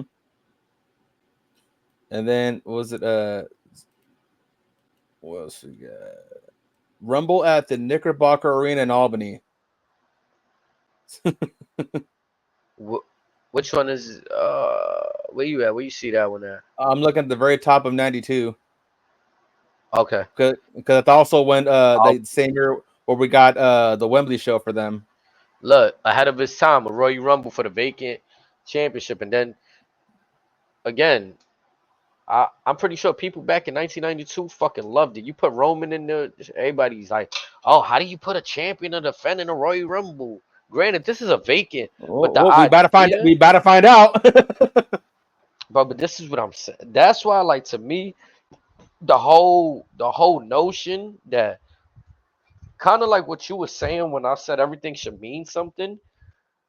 I kind of get what you was going at, but for me, it's kind of fan inflicted. Where like, okay, just because historically a Royal Rumble led to the rush, would it be bad this year if we said it's gonna be for a championship? Like, is it really that bad, bro? Like, you know what I'm saying? Like, right. Is it bad if, like, historically we say, like, yeah, we got a Money in the Bank pay-per-view, but this year we just want this shit to be Money in the Bank at WrestleMania, and then we'll spend a block on the Money in the Bank pay-per-view. But nah, we gotta have one for the females. we gotta have one for this, we gotta have one for that. Like at this point, I'm sorry, at this point, do we really need the females walking around with one and the guys at the same time? Well, it comes down to, are there enough quality female performers? And I'm not saying that they shouldn't have one, but if the females are gonna have one, then I don't want to see a guy's one. It's one or the other for me. I'm not saying that they shouldn't. That's interesting. Because then now you give me the room. All right, Money in the Bank. The main event was the females, right? Yeah. Then at WrestleMania, you give me a chance to have what I want too, the guy shit at WrestleMania. Or like you said, an Elimination Chamber at SummerSlam or some shit the other day, right? Mm-hmm. Like, why are these matches fucking strangled in the middle of a fucking weird ass month instead of when they were debuted, bro? They were debuted at regular pay-per-views at a key, not regular, like Money in the Bank was WrestleMania. There's nothing regular about it. But what I'm saying though is how, you know. No. We'll get to that soon. But did the Chamber debut at New Year's Revolution or Survivor Series?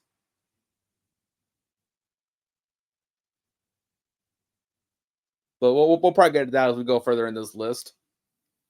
But so far, again, a lot. Yeah, of my great bad. matches. I'm over here making another drink because this list You all kind of good? this list kind of woke me up, brother. Like, there's some shit on this list. Now, some of it we've seen before. Others is like, hold on, this is on there too. Right. That like how we missed this? This day in Tuesday. What was it? Tuesday in Texas. Yep. Nigga, that sounds very applicable to NXT. What they got going on now, like, yeah, you know what I'm saying? Like, it'll be fun too. All they got to do is look. They always in Florida. That'll be the one time they go to the Texas. Like, okay, let's see what our Texas market could look like for NXT. And y'all just so happen to have Raw in there that week, the night before. You know what I'm saying? Like, whatever the case may be, strategically done. Not just, oh, we're gonna take these crop of talent without the rest of the main roster. Like, nah. Have them. This was the main card for Tuesday in Texas. All right. Bret Hart defeats Skinner by submission. Randy Savage with Miss Elizabeth beats Jake Roberts. The British Bulldogs beat the Warlord with Harvey Whippleman. Repo Man and Ted DiBiase with Sensational Sherry defeats Virgil and El Matador. That's and then evil, the main event, Repo Man at that point too. And then the main event, Hogan gets the belt off of Taker. But in a dark, check this. In a dark match, you had Ric Flair and Roddy Piper.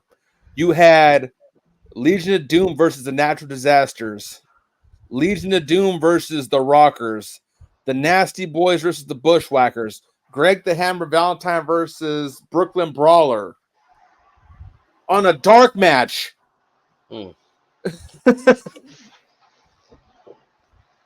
Crazy. All right, I'm back. Yeah, my bad. It's all good. So, June 13th. Yeah. I'm looking at the other. We passed that. Got to the Royal Rumbles, the regular four, the main four. 1993, they added King of the Ring, which obviously we see they threw the remix King and Queen of the Ring. It's only right, you know what I'm saying? But back then it was one show, one tournament. Talk about it, brother. Everybody want to rush things, have it out on Raw. Rush things. They just want the main event at King of the Ring now. Like, now again, when they brought this back, I was honestly, just again, me being a selfish fan, it would have been interesting to see them bring back the one-day tournament style because again, we haven't seen that in almost 30 years. So that would have been a very different feat, or whatever. And again, whether we got the same end result or not, that would have been very fascinating. Because just look at this bracket: Bret Hart, Razor Ramon, Mr. Perfect, Mr. Hughes, Bam Bam Bigelow, Jim Duggan, Luger, Tatanka. And then the tag match: the Steiner Brothers, Smoking Guns, Money Inc., the Head Shrinkers. Crazy. So Bret Hart defeated Razor. I don't know. I gotta see that picture because it looked like somebody just skipped a like. No, 1, 2, 4. Okay, so No, theoretically, the winner should have 3 matches. It was an 8-man bracket. No, okay, here we go. The bracket right here. Thankfully, I just went down. Okay, Brett had a bye, so it was Tito Santana and Razor Ramon. That's what I was saying. Like Brett, because theoretically, the winner should have fought 3 matches, right? Yeah. And I only see Bret Hart here with Razor and no, he also had Mr. Perfect. So he had 3 matches. Right. Okay, yeah. So I'm wrong. He should have had 4 matches then with this setup right here. Which, like you just said, though, he had to buy. So, but maybe on a couple of Raws we could have saw the qualifiers for the pay-per-view. Oh no. The first round was on TV. Right. Okay. So Yep. So again, we did get qualifiers back then, but still, look at that roster though: Tito Santana, Papa Shango, Bob Backlund, Giant Gonzalez. So we had 16 people, and then you have to make the Elite 8 for the pay-per-view, like a college bracket: Sweet 16, Elite 8, Final 4. Again, please go back to this format for the future King of the Ring PLEs, please. And you could still do it like this too, because look, this right here, easily 8 superstars from Raw, easily 8 superstars from SmackDown. Yep. But the way that they're gonna split it up, nah, we just gonna have like the quarterfinal shit.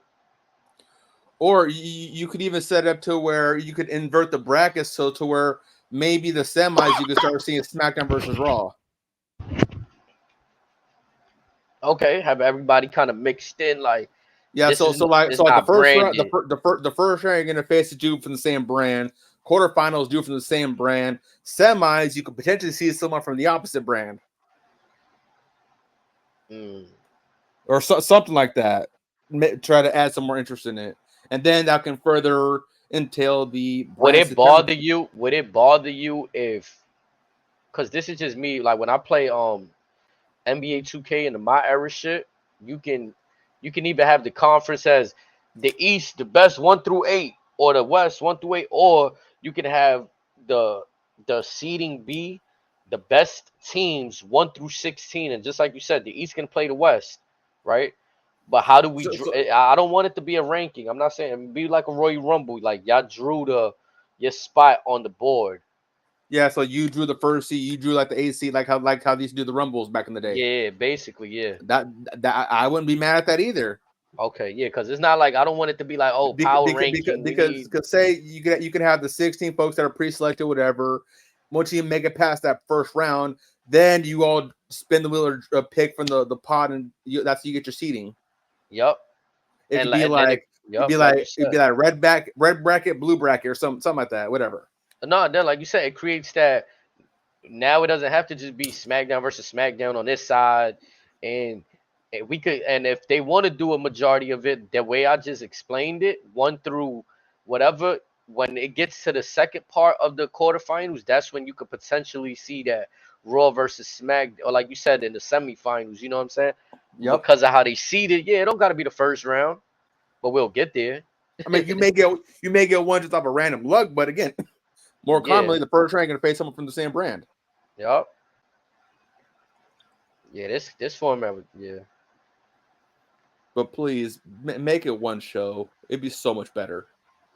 Papa Shango in the dark match defeated Owen Hart for the USWA Unified World's Heavyweight Championship.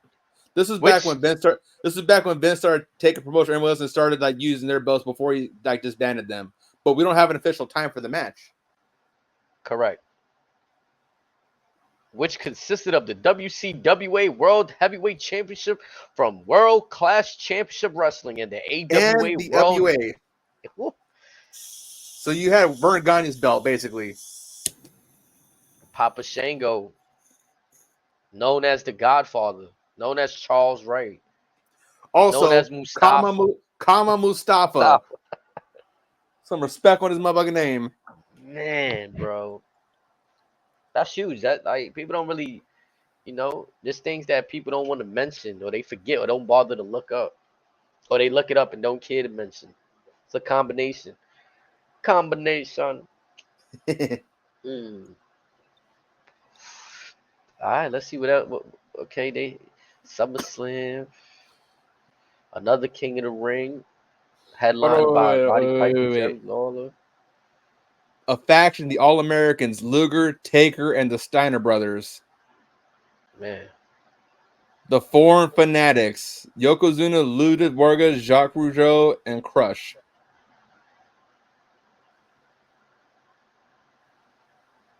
Mm. One half of the famous Rougeau brothers. The Lex Express. That was his year right here, 93. Lex was outside. Yes, sir. Not even gonna lie to you, that Lex Express was running wild. As a kid, I thought Lex Luger was the shit. I'm not even gonna lie to you. Like, whatever other kid I could pick up, I was putting them in the torture rack. Don't try this at home. Facts. I was a submission. I'm not gonna lie, bro. I was like, you see, like the way that these dudes wrestle now, I don't understand where all the flips came from. Like they must have watched the Jeff Hardy match and lost their mind, bro. Again, that's kind of WCW kind of incorporating the Lucha Libre style for Mexico and Japan. See, yeah, like I could see that influence too. But again, I watched WCW, and you knew who I gravitated more to? Dudes like Dean Malenko, Chris Man with Benoit. 1,000 holds. Yeah, bro. I thought, dog, I was like, there's no way he knows 1,000 holds, bro. Like, I went up looking wrestling moves just to see if they were even 1,000 holds, bro. As a kid, for real. Like, I was just like, nah, ain't no way he know it. Like, nah, I mean, like, I'm like, that's OD, bro. Like, I was a Dean Malenko, even Perry Saturn, the Rings of Saturn was beast. I like the submissions, bro.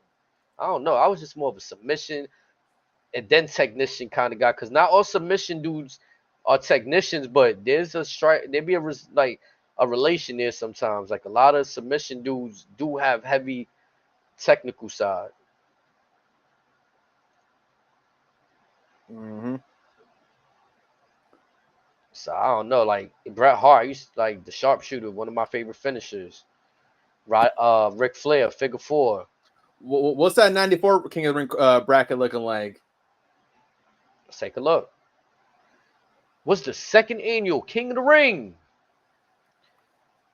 at Baltimore Arena? I used to love when the arenas had generic ass names like that. The Baltimore Arena. Again, Louisville Gardens, Boston Gardens, The Nashville Coliseum. Greensboro. Nah, they made for some historic. Like when you look back at it, though, like man. All right, let's get to the good stuff. Thurman Plug. Quang. Not Thurman Plug. That Hardcore Holly. Man. And Savio. Oh, that's the other little samurai gimmick. I forgot about that. Wow. But go down to the full bracket. Let's see all that shit. Let's see. Okay, so the first round's on TV. Quang Razor, Holly and Hardcore Holly and Bam Bam Bigelow. Talk about a fight. Same with IRS and Scott Steiner, Mabel and PCO. Damn, Scott Steiner was on the Humble though. Scott Steiner lost on TV to IRS on the Humble. Hey, IRS is nice like that though. Nah, come on. You already know that's legendary shit right there. That was a dog. And to like, what's his name's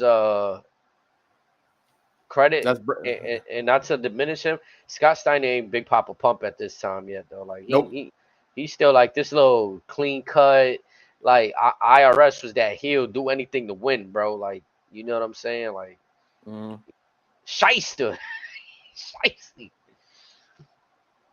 Mabel, bro. Mabel. Adam Bomb and X-Pac, basically.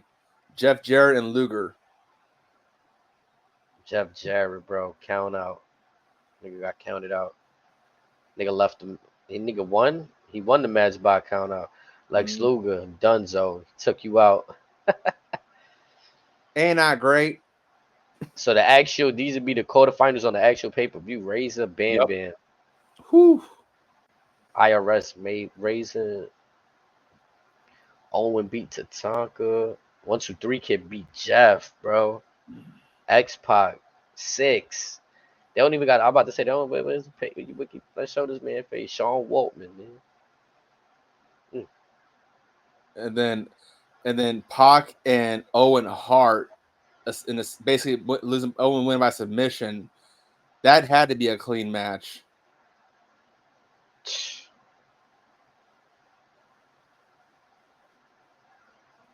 And then Owen taking it out of the end, man. And also in the main event was Roddy Piper and Jerry the King Lawler. Insane. Right, so the King of the Ring, it didn't even have to surround around like like you see how we just got one match out of like Gunther and Randy. Like, oh yeah, like how y'all got a whole King of the Ring thing, but it's only one match. Instead, you could have had a whole ass tournament. And still have something at the end. Roddy Piper, Jerry Lawler. You could have still had that. Mm-hmm. You could have still had AJ Styles versus Cody Rhodes at the end. And even in this case, like say you wanted the King and Queen of the Ring, okay, have the semis and the finals be on the PLE. That's what I ain't gonna lie, and there's nothing like I'm not trying to say females don't need a moment. That's not what I'm saying. But kind of like what you said, when the roster's deep, yes, go for that. But when it's not, bro, maybe we don't need to do this right now. Yeah, ain't nothing wrong with toning it down. I mean, there's a reason why we haven't gotten Evolution 2 yet, because that roster wasn't ready just yet. You can't rely on the OGs forever. But then it's taking like a slap in the face, like, oh, we taking a step back and this and that, and well, again, then that's on you to put the work in. Give us reasons to do it. We're not like, why give it out just because? I'm gonna be honest, I'm tired of seeing like, I feel shit is diminished and it's made a mockery of like, when there was one Money in the Bank, bro. When there was one, you never knew what the fuck was gonna happen, because is he in the pocket of Vince McMahon? Is he gonna screw over John Cena? Who's winning? Is Dolph Ziggler finally getting his like? It was just things just be like, how long you gonna hold on for the briefcase, bro? Even when RVD won it, when Edge won it, when Punk won it. Yeah, now it's become, because it's too much. Like, I think the only year that was really creative and dope, and it was whack that it had to happen during pandemic, Asuka was pregnant, right? But somebody was Becky was pregnant, and Asuka wins the match. She thinks she's winning the Money in the Bank briefcase. You actually won my title. Whoa, that was fire to me. I'm like, damn. Even though that's a hard circumstance to recreate. Or even who was it Nikki Cross that cashed in the same day she won it or something like that? Yeah, get it out. Like, even with the men's, you can't have two people walking around with the title, the briefcase for a minute, doing this false cash and shit, doing this, and then it's bad, because whether you got two men doing it or one man and one female, because remember they had the two men's, one from Raw, one from SmackDown. Mm-hmm. Certain people made sense. My boy Kane, he won the Money in the Bank. He shouldn't have even been in that shit, but because he's Kane. And I don't give a fuck, nigga. Rey Mysterio won. He the one I'm going after, nigga. Give me that title, bro. Yep. Choke slam. Get him out of here, Ray. I love you, but it's mine's now. And we ain't even have to sit on Kane with no goofy ass black and red briefcase. Him doing anything with the briefcase. Again, it was cool when RVD customized it. I'll even say that Damian Priest's purple briefcase was something, whatever. Some people deserve. Yeah, some people look cool with this shit. Mm-hmm. Then there's others like, oh, we just made this one red or this one blue. Yeah. Like, this is all white now. Brock had his as a whole ass boombox. Yeah, like even Damian Sandow shit was like fire. The whole little leather shit, that brown shit. Mm-hmm. I was just a fan of like that black briefcase kind of like. Yep. The only colored shit I enjoyed was Dolph's blue one, I think.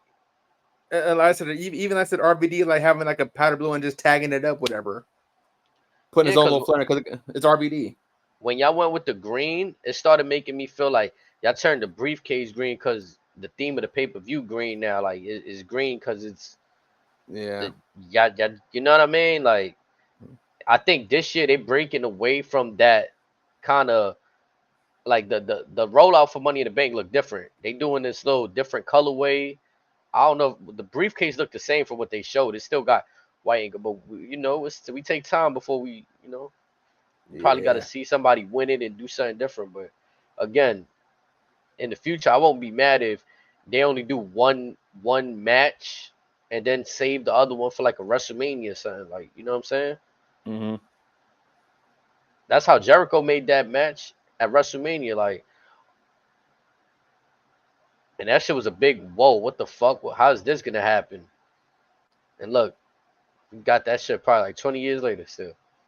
Yes, sir. Okay, so that's right. Yeah. Then you had Undertaker versus Undertaker. Brian Lee.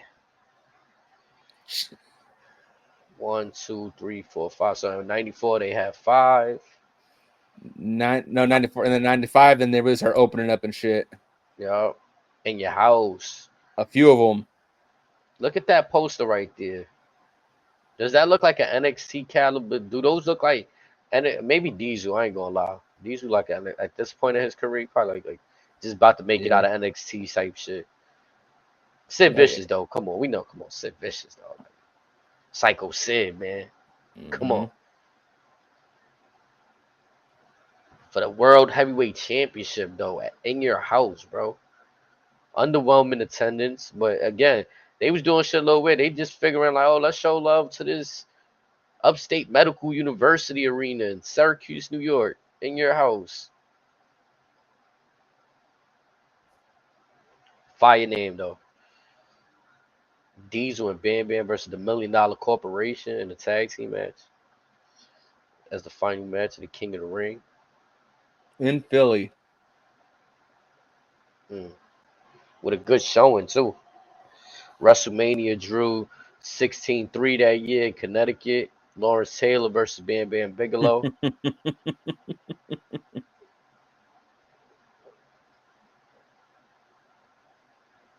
Then you had In Your House too. Yep, In Your House too. Like I ain't gonna lie, I say it again. Like, do this look like an NXT poster? But fucking low key, Diesel giving me an NXT way. Like, you know what I'm saying? Like, he's about to break out of NXT. and then you got Jeff Jarrett with that hat. Oh yeah, that's definitely some NXT shit going on. Like, he on his fucking Velveteen shit. Amplify. He did. Now Jeff Jarrett's outfits was always crazy though too. Like him and Shawn Michaels were really them flamboyant. Like, I think they was really battling out there. Like, yo, which one of us is really gonna go out there and have the craziest fit, bro? Like, without even like mentioning it though, it's kind of like I had this dude in high school, right? We always used to just get the newest Jordans, and then it became like a little like who gonna get the next one, like kind of thing. Like, them dudes' gears was crazy. Not because arguably, like, yeah, Jeff Jarrett was dressing like that before Shawn, right? And then once Jeff leaves the company, Shawn starts wearing all of them, like, all the flashy shit. Yeah, it gets real crazy. Like, Seth Rollins didn't have shit on him. Oh, this little see-through shit. Yeah. These dudes was out there, like, at that time, that was just like, and back then, this is when Shawn was fucking wilding. Even like, I'm glad some of these pay-per-views like these, they showing got like the artwork right here.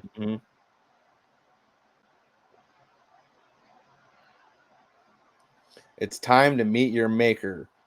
Right, like they'll put like a little slogan too with the, you know, like,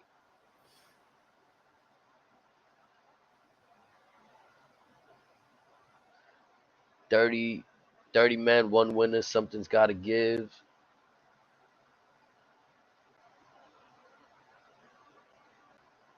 WrestleMania needs no title. Nah, facts, right? Like it's just WrestleMania, man. You know it's the biggest show. Mm-hmm. But how about 95 SummerSlam outdrawing Mania?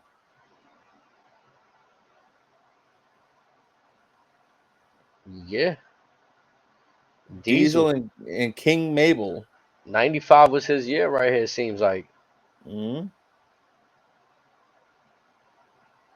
He definitely had that cool, like, he had that cool factor too. Like, big dude, like, you know what I'm saying? Trucker vibes.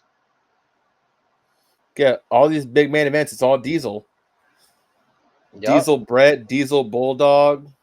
Look at both of them going into In Your House as champions. World champion Diesel, two dudes with attitudes. IC championship, challenging Yep. for the tag team championships.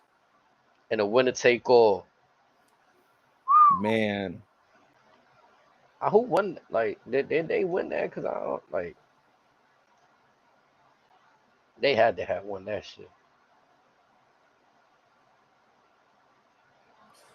Yep. Rikishi beats Triple H in a dark match. Was that was that Fatu? That was Rikishi, was it? Yo, chill, bro. Chill, bro. Yo, chill, bro. This, yo, Razor's eye is magnificent right here. That eyes shit like is a hawk. Bro, you got it, bro. My man called that one. Savio Vega, Waylon Mercy, Sid beating one of the Godwin twins, Bulldog beating Bigelow. This is who Bray Wyatt say he modeled it. Yep. Yeah, you know the history. Chad, y'all don't know he modeled. Shane Douglas beats Razor Ramon. Dean Douglas. The franchise. What did he have that stupid ass scratching on the board character? Yeah, that was then. Man. He's a great talent though. With Bob Backlund. And again, Brett versus PCO.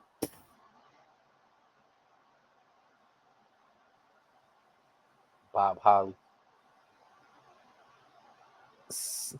It doesn't.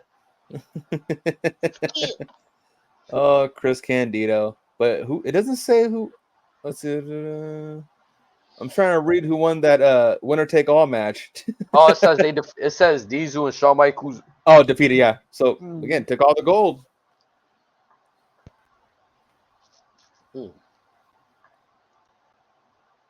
Tough. Crazy. So we're on October 22nd now. Diesel and Bulldog. Look at how hot In Your House was, bro.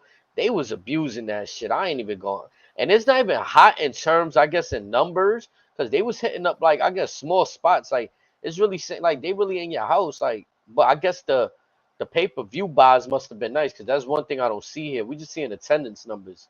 Mm-hmm. We're not getting pay-per-view numbers out of this. So take that or TV numbers, wherever they were broadcasted from, we're not getting that. So take that with add that to the notes. But this is as we're at this point in time. Remember, this is when in '96 is where shit starts heating up, where we dive into ultimately what we now know as the Attitude Era. So this was just Vince trying to just throw shit at the wall, see what sticks. Mm-hmm. In Your House 5. That's when it kind of get a little like, but they was able to push that video game out of it too. In Your House. So the marketing for that, there was something to that they really enjoyed that shit. Nice little colorway too. Yes, sir. Like you said, 1996, man.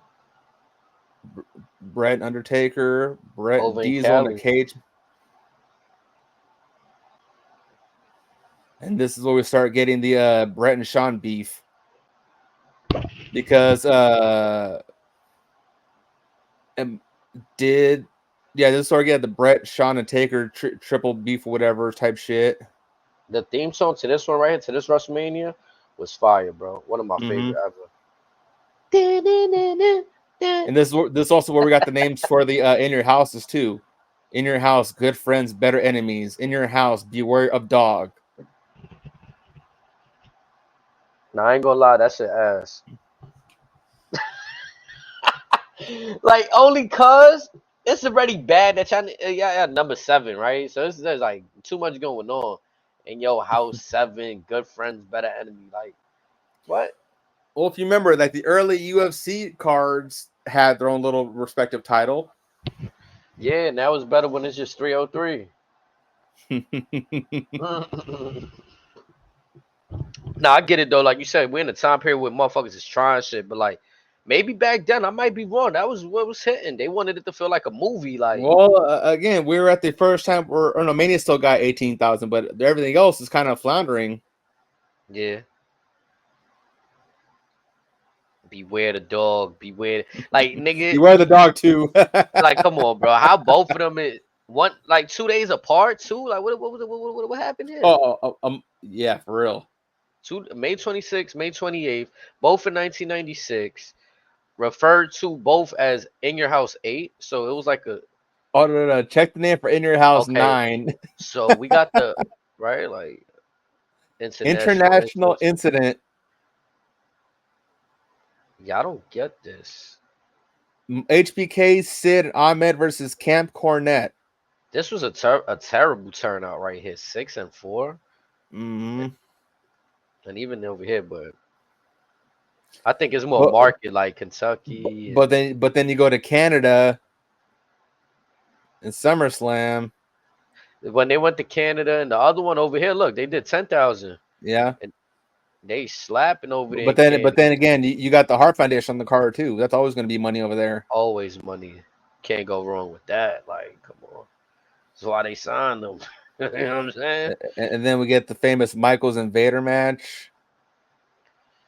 King of the Ring with fucking Ultimate Warrior on the poster and shit. Crazy. This right here, you want to know what's crazy about this right here? I remember this shit was so impactful. Vader and Shawn, like their chemistry, they went and put this like a little match like on Boy Meets World, bro. If you ever watched Boy Meets World, yep, I remember that. You remember that, bro? Like, come on, bro. Come on, bro. We was outside, like inside, outside though. Like, yeah, we little kids on the inside, but we was outside in that knowledge world. Like, nah, I mean, we seen our favorites on Boy Meets World. Like, nah. Vader was Homeboy's dad too. That was hella weak. You feel me? Like, come on, bro. What if like, all right, August 18th, they fighting for the world. Imagine you see your favorite show and you see fucking Roman Reigns and or whoever else on that, you're gonna lose your shit. Like, oh, especially as a kid, like. And then okay, this one is fire. I'm not gonna hold you, bro. The last two international incident, that's cool in my games. From July to September, that's where shit starts going crazy. Because again, Shawn's is wilding it all. Buried alive. Oh my, yo, bro, the goosebumps, the goosebumps. They're here. They're here. Buried alive. See, that's you can't do that without somebody that's in that bag that's ready to put you down. In your house 11, buried alive. Then you have Shawn and Sid at the Garden. I remember this too. Like, and then that poster just means everything to me right now. Like, I kind of want to download that poster and make that a T-shirt, bro. I'm not even gonna lie.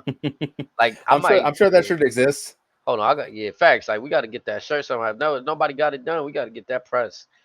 Like, for sure. You know what I'm saying? Like, come on, man. That shit fire right there. All these shits is fire. Like, well, not all of them, but like a majority. From July to November, it's fire.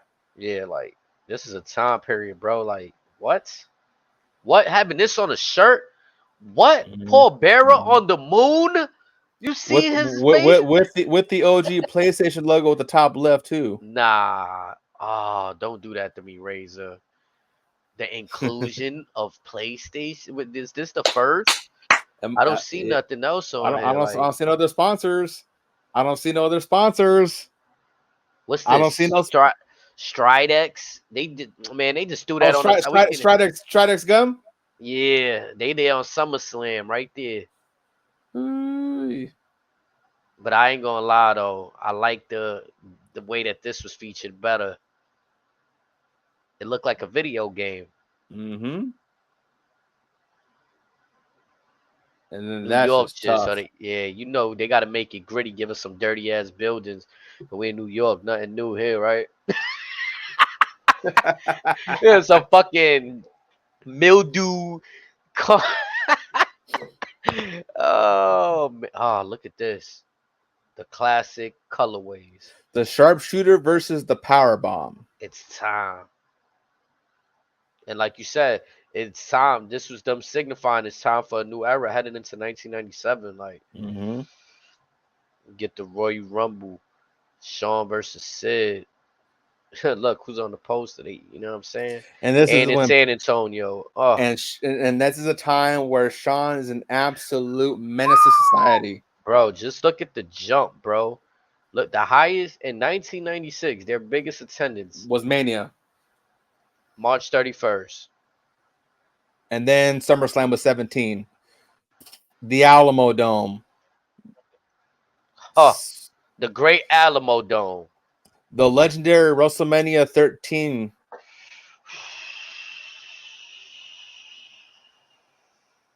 Oh, man, bro. Final Four right here. Yup. Revenge of the Taker in Rochester. This is before we even called it a Fatal 4-Way match, right? Bret Hart versus Undertaker versus Stone Cold versus Vader in a Final Four match for the vacant World Heavyweight Championship. Man.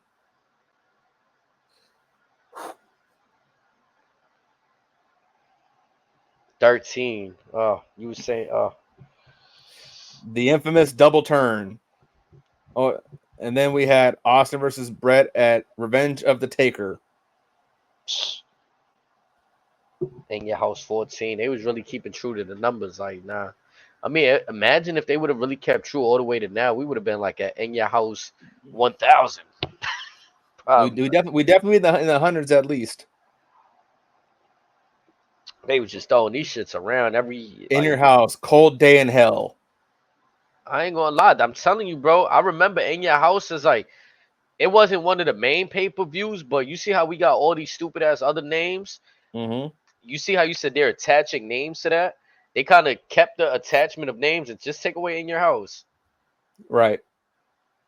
But In Your House was the mainstay. Like, all right, Canadian Stampede. Oh. Steve Austin, Ken Shamrock, Goldust, and the Legion of Doom versus the Hart Foundation in a 10-man tag team match. Holla, holla, holla. Man, let's not sneeze at Farouk right here, fighting Undertaker for the WWF Championship right there, King of the Ring, 97. Or even SummerSlam in Jersey, Taker versus Brett.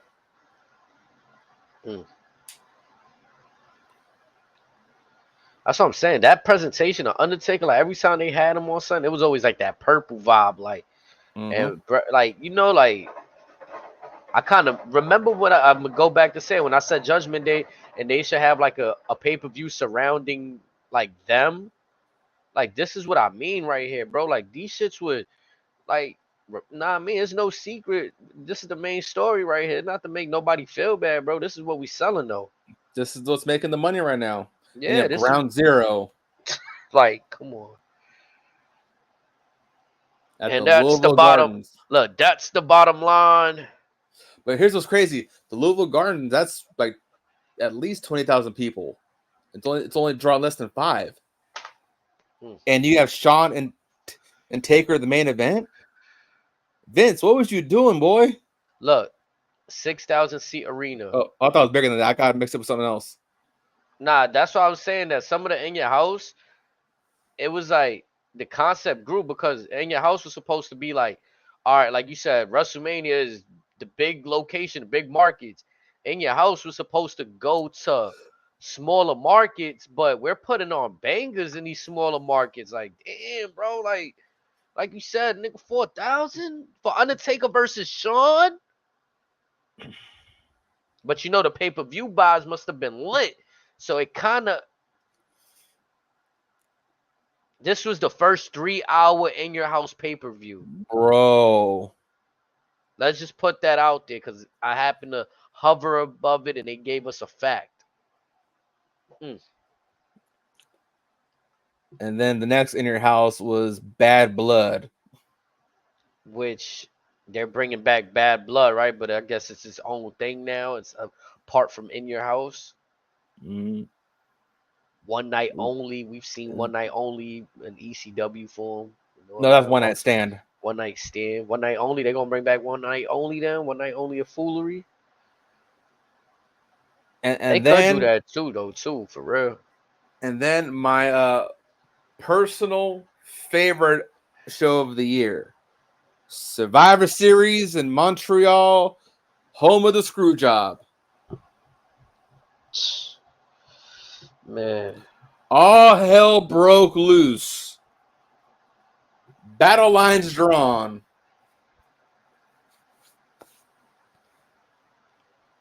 Again, look, D-Generation X. They had their own pay-per-view. Or subsidiary to the main title. And HBK versus Ken Shamrock.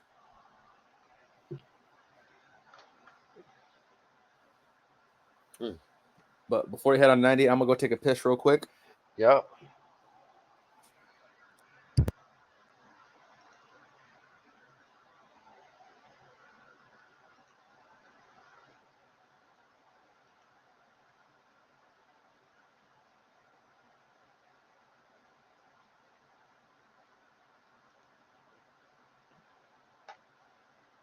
Check out what some of my people doing out here.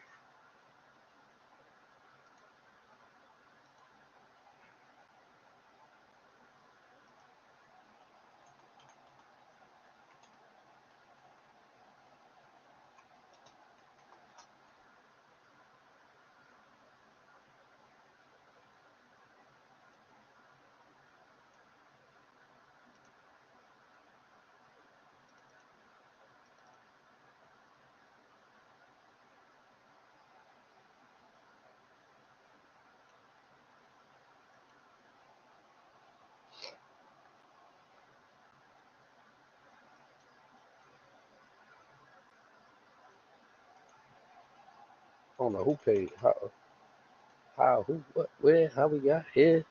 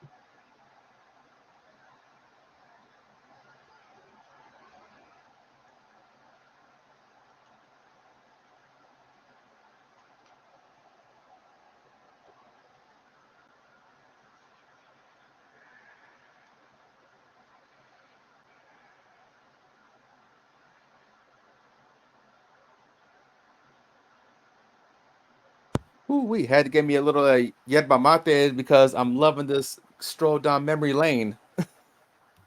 Hell yeah, I feel that. We over to 98. We are. It's crazy too, cause like you talk about memory lane, bro. Like I could look at some of these graphics for the poster, and obviously you're not gonna remember everything like a matter of 10 seconds, but I mean, it takes you back. Like certain pictures I remember, but others like that one never knew. But which the one? HP come out, I remember seeing the HP come out. I've never seen the that Rumble one. Word, I got a T-shirt with this one. That's just crazy, bro. That's wild. That's wild shit for real. But we get this is where we get Taker versus Michaels in the casket match where Michaels has that unfortunate back injury. Mm-hmm.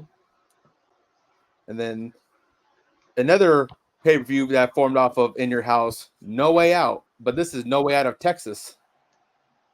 And that is cold right there. Right, but look at the artwork, like you said, the insemination of No Way Out right there. You don't see the Out of Texas, like that's not the Kane. Oh my, this is this looks like a magazine cover, to be honest. Like this is, I'm ready to open up the book. Yeah, I'm ready to tune in. Right, like shit. Yeah, that's even this one looked like an album cover. Like Austin was on his metal shit. Like you know what I'm saying?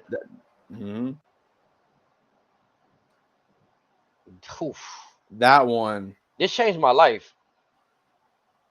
Not gonna lie to you, because everything else before this was like, I'm a fan of everybody, right? But this to me changed how I view. I was like, the passing of a passing of a torch before even knowing what that was. I'll never forget watching this with my older cousins and my uncles on Raw. Tyson and Austin in the ring. Tyson gets the double burst from Austin. They get a little pushy match and shit. It's like, oh fuck, it's going down. Yeah. Man. Crazy. Unforgiven. Another one from an In Your House. Like In Your House, bro. No, I don't know, bro. In Your House was the 21st. At this point, the 21st. At the Greensboro Coliseum.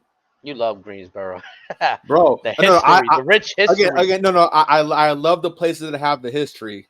Listen, I love the Garden. I love Greensboro, the Alamo Dome, the Bear. They got the Cow Palace. Nah, I'm crying because the way you really sell me on Green, like, bro, like people don't understand. I love how shit is sold. So when you put the emphasis on Greensboro, it's taking me back, bro, to like that's how they sold the cities, bro, for real. So the first time I got to New York, and I had so much time there. I'm gonna be honest with you.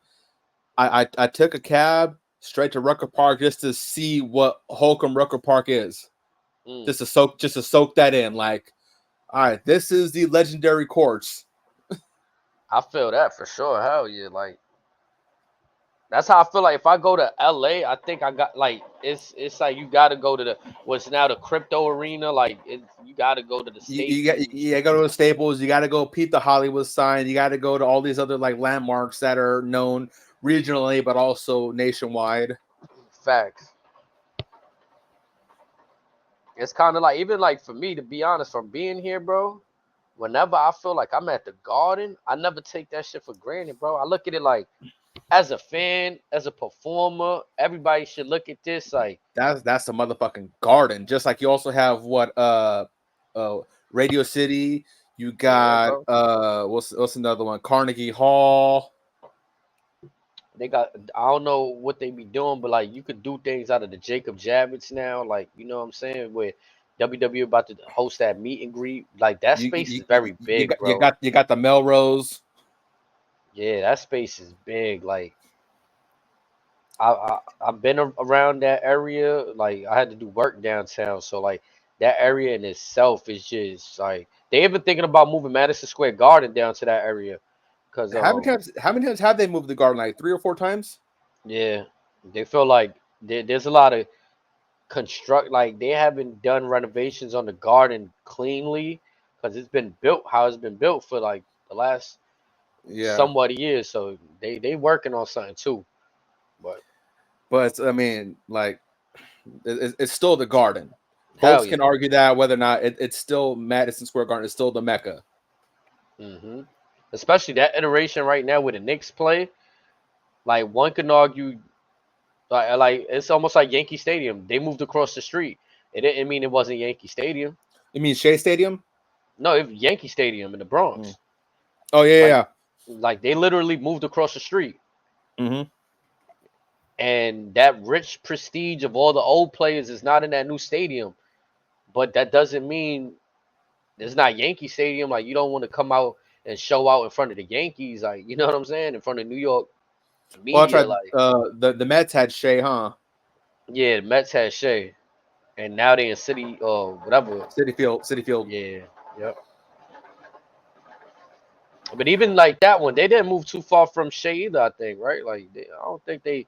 I'm not in Queens, so I don't know. Like I could literally take the train and get to Yankee Stadium quick, like in 10 minutes from where I'm at.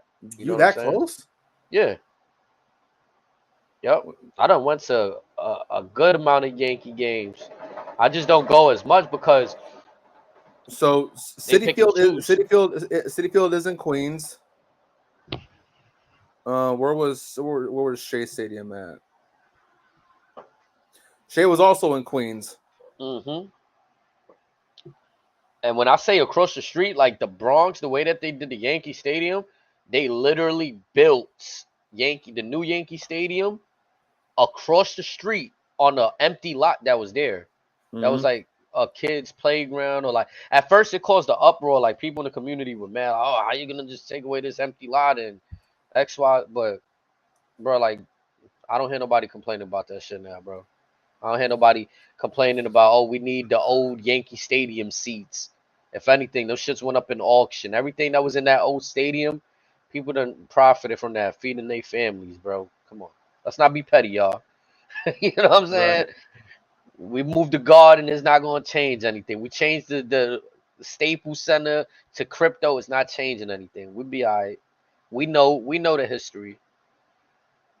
Over the edge. Look, we said over the edge. You see, I ain't gonna lie. In your house, it's kind of like Unwelcome Your Thoughts, right? Like when I started my podcast, Unwelcome Your Thoughts was like in your house. Like that was and now we got Off the Hip. We got Emergency Pod. Like that's it. In your house was that branch of like, okay, we the monthly pay-per-view. Yep. Like you got the main four, Royal Rumble, WrestleMania, Survivor arguably Series. Survivor Series and SummerSlam. SummerSlam. Yep. You could add King of the Ring as like a fifth at that time, was like a mainstay. It was as an honorable mention of a big show. Which Yeah. what we now consider Money in the Bank, but still King of the Ring, bring that back as a whole ass show, as a tournament. Yeah, the way they presented it this year, A1. I got no complaints other than maybe I want to see more than just the last match, the finals on the card. That's my only thing. SummerSlam at the Garden. Austin and Taker. Which one is SummerSlam? Look at that cover. Man. Bro. That's like King Kong Godzilla right there. Fully loaded. DX running wild. Over the edge, I was just hype about. Then you get to that SummerSlam. That artwork is sick. Again, they playing into doing different shit. Is that Austin with Liberty's torch? Yeah, bro. Rip that shit right off her arm. Give me that. Undertaker ripping the building off. Like what? Very reminiscent of that game Rampage that came out. Bro. Very reminiscent of Godzilla. Yeah, like man. Breakdown. I remember this shit. Breakdown. It's another DX themed show. Yep. One could argue probably Fully Loaded too. That was probably like a tongue-in-cheek title, Fully Loaded. Like, you know what I'm saying? Because this is around the time where I believe Triple H and DX they put out that disclaimer stating they will no longer say fuck, shit, bitch, cunt, all that whole PSA announcement. Wow, Judgment Day started as an In Your House. I ain't gonna lie. I'm glad. Yeah. Everything started within your house. Everything started within your house. Again, it was they were ahead of their time. Vince was onto something. It seems that way, bro. Like In Your House really had an imprint on everything, and then instead of just making it In Your House 25, at this point, the way they present Judgment Day In Your House, and you have it in the outskirts of Chicago. Brother versus brother for the vacant WWF championship. Oh, that's right. Yeah, I forgot about that. And then fast forward to again, Rockin' Mankind Survivor Series. Yo, hold on. Can we just say something though? Fire away. I'm looking at something. I'm looking at something. I see. I just want to get my shit correct. Okay. From maybe May or June, you can argue the title, the WWF Championship. Remember when I was saying we don't need to have people holding it for too long, and maybe if they're gonna bounce it around, though, it has to be the right way. Look, you got Austin versus Kane. Mm-hmm. Kane and Mankind in a championship match. Austin and Taker. Austin Taker. Austin Kane. too. Triple threat match. Undertaker Kane vacant. Rocket Mankind vacant. Fatal 4-way. But it all tied in. It was still one recurring story. Like, you know what I'm saying? But we didn't mind that, okay, Austin, you're going to have the belt for a month. Then you're going to drop it to Kane. And then Kane, you're going to drop it back to Austin. But we're going to have you in a one-on-one match versus your brother. And you're going to go over in that, or however they did it. Now, this Survivor Series, is this that one match where Rock went apeshit on Mankind with the chair? Was it this Survivor Series?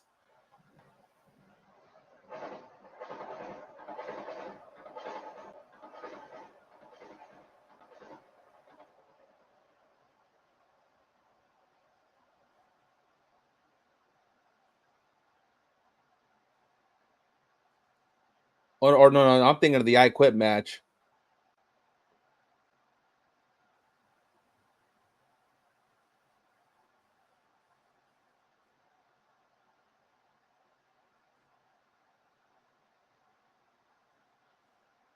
In a reference to the infamous Montreal screw job, which took place without anyone have submitted. McMahon ordered the referee to ring the bell and award the victory. That's what happened. I knew something funny happened then.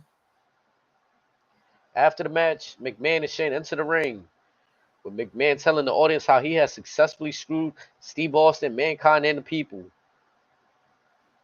And we're further establishing Mr. McMahon, the villain. Right, after that one of the greatest heels of all time. Ooh. Capital Carnage, another legendary event in the UK. Austin, Mankind, Kane, Taker. Rock Bottom.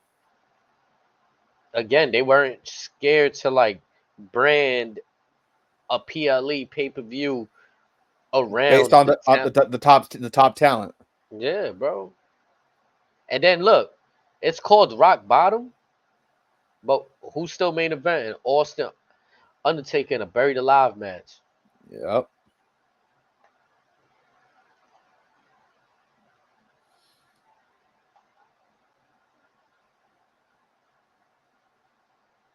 The main match on the undercard was for the WWF Championship between The Rock and Mankind. What was the card? Let's see if we can get the card down here. So they co-main evented, and there's no reason. I understand why this is the last match. It's a Buried Alive match. So also real quick, this is also when they're doing Sunday Night Heat. So on the pre-show, you got Dwayne Gill and the Job Squad versus the Hardy Boys. You have Kevin Quinn versus Grandmaster Sexay. You have Triple H with DX versus Draw as an Animal. The New Age Outlaws and Bradshaw and Farouk. Bro. I don't care how long the match was, just god damn. And then onto the main show, D'Lo and Mark versus Godfather and Val Venus, Headbangers and the Oddities, Steve Blackman, The Walking Weapon, Owen Hart, The Brood and the Job Squad, Goldust and Jarrett, The Outlaws and the Corporation. Man. Mankind Rock with Shane as a ref. Crazy.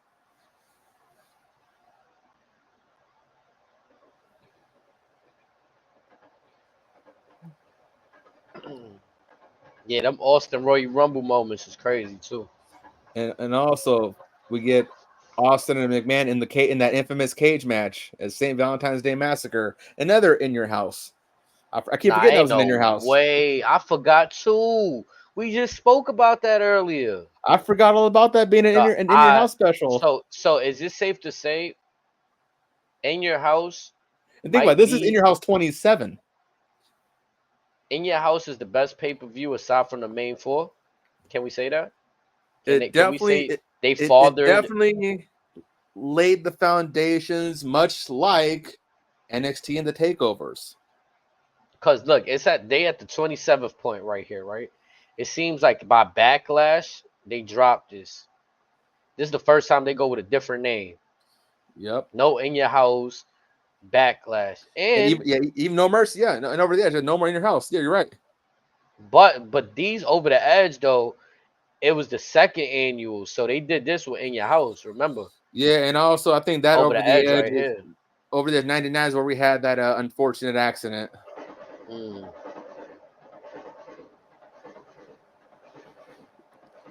And then Fully Loaded, we had that from in your house. Unforgiven. So they just started ripping away, yeah. So 99, the UK got 2 exclusive pay-per-views. No Mercy and Rebellion. That's crazy. What new without or you just talk about like UK the expanding? No, there's 2 shows that were the pay-per-view was only in the UK. And exclusively No Mercy. That's crazy, right? How No Mercy with this cover, and this is kind of the layout we got for the video game. Right.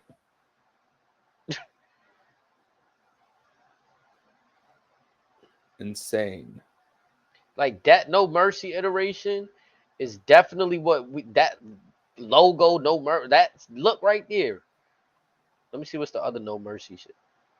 Oh, is that the first No Mercy? No, that might have been the first one.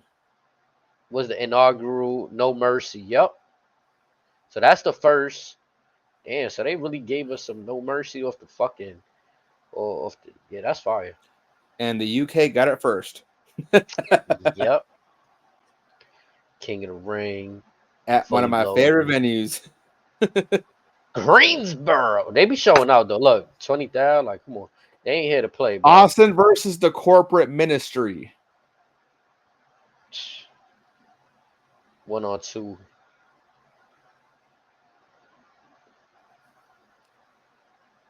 And then Unforgiven, we get the first 6-pack challenge. Rock, Mankind, Kane, Triple H, Big Show, and Bulldog.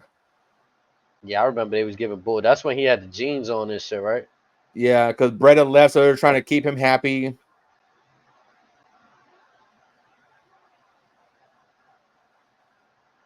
Rebellion. No Mercy. Then they bring us back this No Mercy. Like this is also the logo that we got on the game too. Like that little silver part. So we get that more in the game. But if you notice in the back, it's got the old writing for Mercy. Yup. It got that red facts. Like they can't deny that part was fire. And then December. Damn, they 12th. did 2 No Mercies in 1 year though. They had. I didn't even catch that. Oh no! So one was UK, the other one was probably for the States. Yup. But down the road though, right? Like they spun the block. Like nah, we need that No Mercy shit back. That shit was and it's Austin and Triple H No Holds Barred. Followed up in Detroit, the Joe Louis Arena, Triple H, Rock, Big Show, Triple Threat. Then we get Triple H and Vince, No Holds Barred. Armageddon. Tough. Armageddon, though. Like,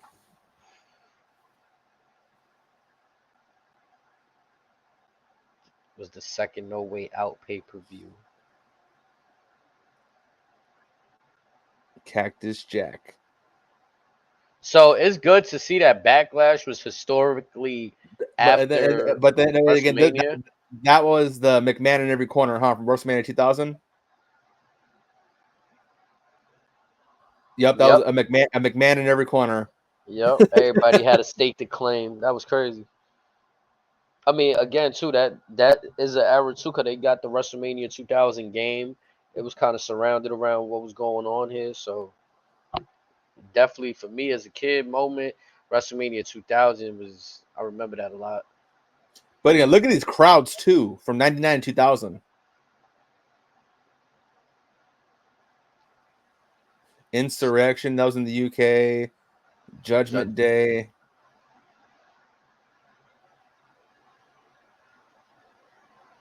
Fully loaded. Rock versus Chris Benoit. Crazy.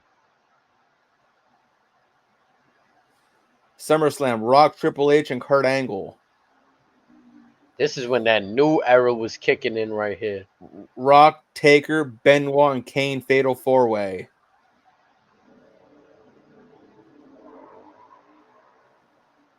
No mercy. I'm screaming.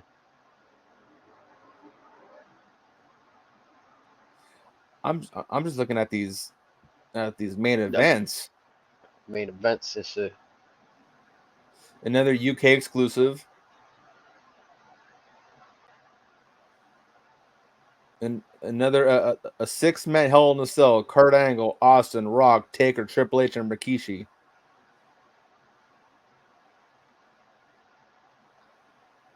That's what I'm saying. Like, if you're gonna have a Hell in a Cell pay-per-view, you gotta pull out all the stops like that. You can't just be I'm gonna just throw 2 people in because we gotta have a Hell in a Cell match this year. Look at the attendance for Mania 17. Some say the greatest Mania of all time. 67,925 people.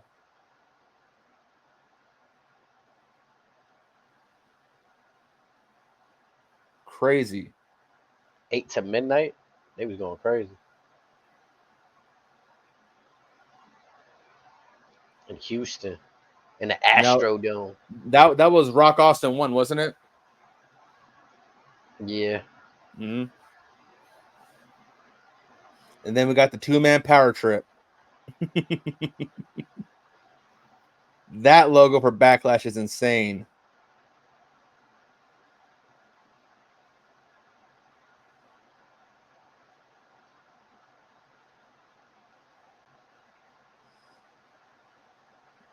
The UK was getting a whole lot of love back in the day with their exclusive pay-per-views. Facts. Like, we couldn't even watch some shits with y'all, yo. Like, what's up? Y'all could watch y'all shits, but we can't watch y'all. I was like, damn.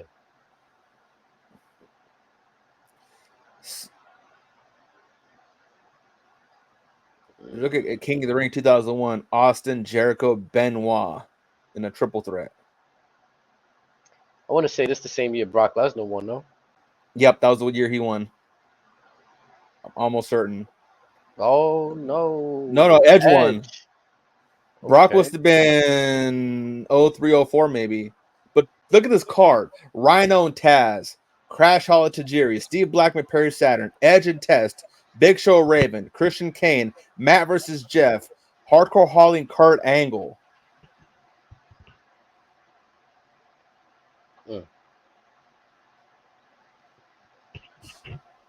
And then the following show is the infamous Invasion.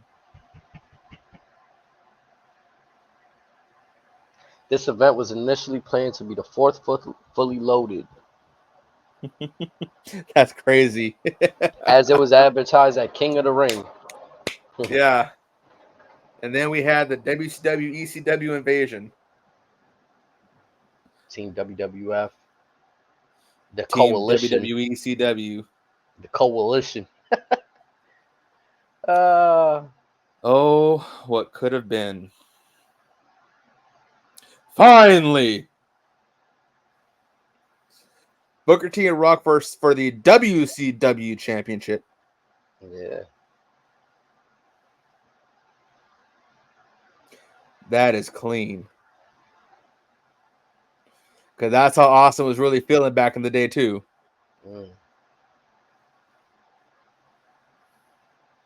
Holy shit. I remember this shit, yeah. Austin, Angle, RVD.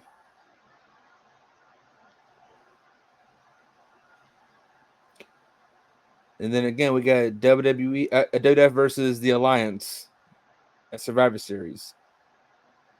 Oh, it didn't draw too hot for Greensboro that time.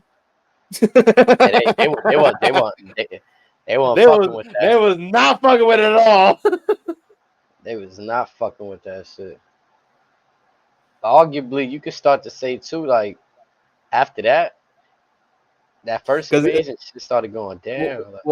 Again, everybody wanted to see Hogan, Hall, and Nash, and Sting.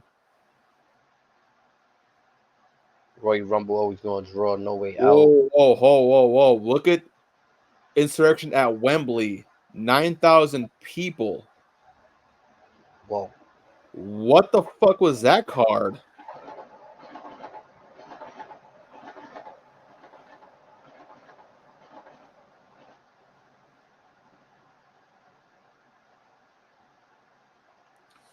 What was that thing looking like?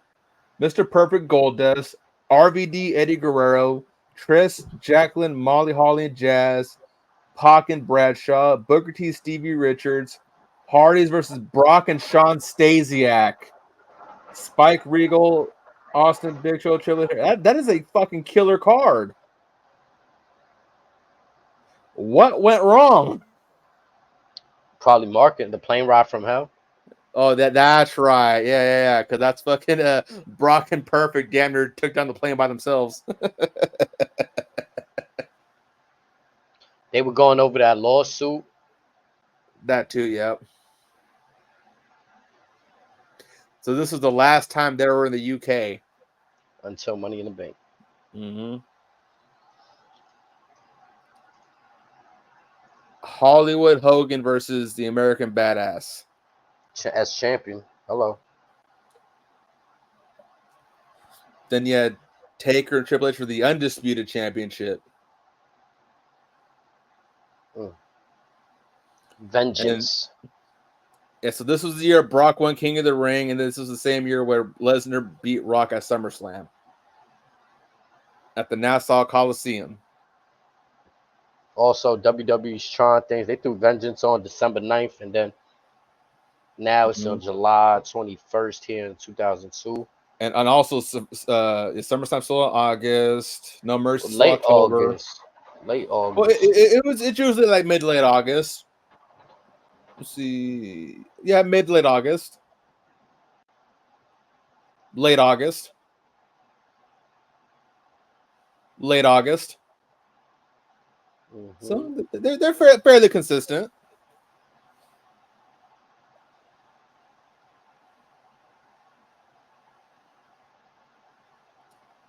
Rock and Brock, SummerSlam.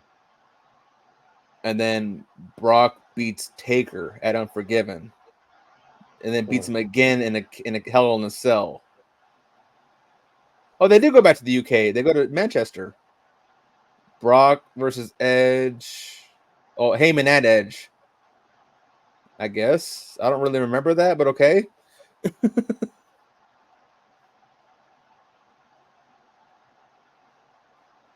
Madison Square. The debut of the Elimination Chamber this year. Triple H, Shawn Michaels, RVD, Kane, Booker T, and Jericho. This is when Shawn Michaels had them doo-doo brown pants. Yep. The return. Yep. And then we get the 3 stages of hell.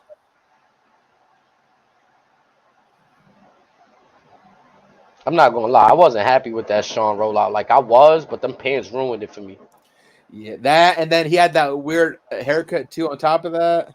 Then in the 3 stages of hell match, he was in jeans. I felt like he just ain't settle in with the like with the old Shawn, with the gear at the fight. But also remember, he's off the drugs. He just found Christ, and he stole gunshot from the back. Injury. Triple H just saying, "You're my boy.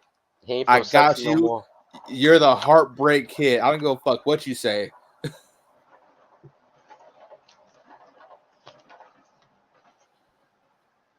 See, why did that Wembley show say they didn't go back to Money in the Bank, or was that just for Wembley? Because they still went to the UK a few more times after. They said for London. London. Okay. Yeah. I guess, man, you know. They go to Manchester. I think they went to Sheffield the next year. It's interesting to see, though. I didn't mention this. We didn't go over this, but 2002 Raw. This is red colors. Raw branded Yeah, event. we're getting the brand exclusive shows that we just started getting those. The So first that two being the UK ones. yeah. So Brock versus a member of the SmackDown 6 in Edge.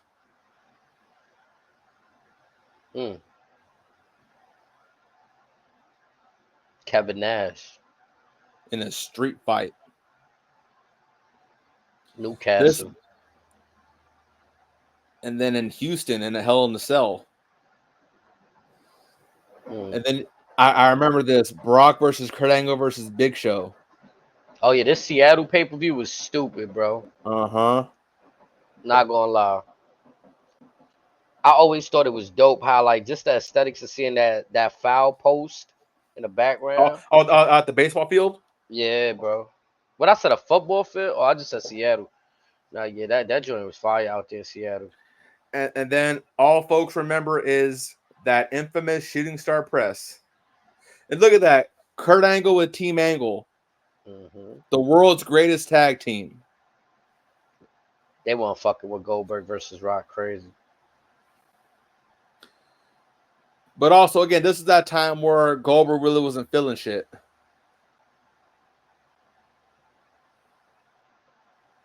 Bad Blood, a Raw pay-per-view. Okay, so this is when they really started going back and forth, playing around with the brand supremacy type shit. Yup. Because this was the infant days of SmackDown too. Like the big four would be joint pay-per-views, and each show would have their own show. Yup. Kane getting unmasked was tough. I remember the biker chain match vividly.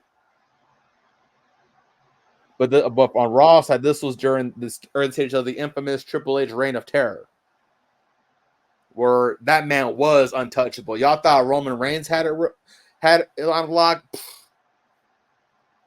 This is why he is now called the King of Kings. No Way Out the Cow Palace, where one of the greatest championship victories that we've seen in history.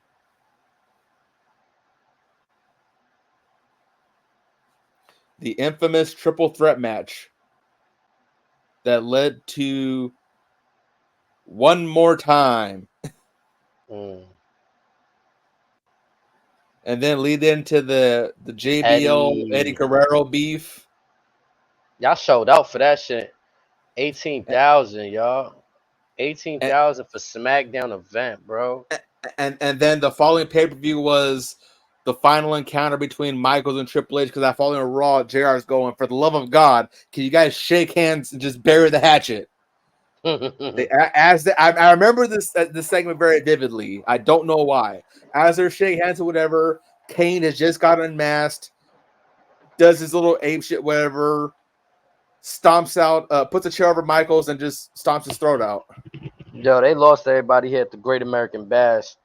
Undertaker versus Dudley's in a 2-on-1 handicap concrete match. That was during the time on SmackDown where Paul Heyman was against Taker. He got Gangrel Viscera on him. He got the Deadlies on him. And this is one where I think once he won, he pulls out lever and just buries Paul Bear in concrete. Yep. Bear's going, "Screw you, Undertaker." No. And then Benoit, Randy Orton. Randy Orton is the youngest world heavyweight champion. Then that following Monday, we get the thumbs up, thumbs down. History. Then we have the blood feud with Orton and Triple H. The very entertaining rivalry between JBL and Taker in the last Ride match. You get Flair and Orton in a cage. Then we get one of the first Raw versus SmackDown Survivor Series, or Benoit, Jericho, Maven versus Evolution, or with Evolution, you have Edge and Gene Snitsky.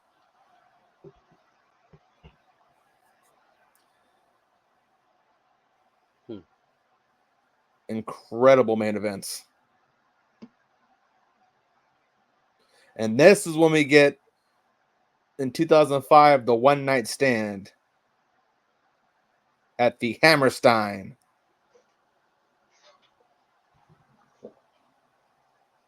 They threw the ECW branded event. I like that in gray. Okay. That was a great show too. That's when if John Cena wins, we riot. That was the following year, Okay. I believe. Oh, this is just the This is the one where JBO starts beating up on Blue Meanie for some reason. Like, I don't know if he was drunk or whatever, just started beating him up, whatever. So on that following SmackDown to get his receipt, Blue Meanie absolutely levels JBO in the head with a chair, point blank. Also, 05, we get that infamous lackluster Hogan Michaels match. And then Survivor Series, Team Raw versus Team SmackDown. And I remember this because you had Big Show and Kane. What, they put Batista through a car or something like that with a double choke slam? Bobby Lashley, damn. Yeah, baby Bobby Lashley. Then Taker, Orton, Hell in a Cell. See, look, the Elimination Chamber. They threw it on New Year's resolution in this one. Yeah, and that was when Edge cashed in after Cena had won. I remember Bischoff comes out, starts talking shit to Cena. Edge music hits. Cena's got the look like, fuck.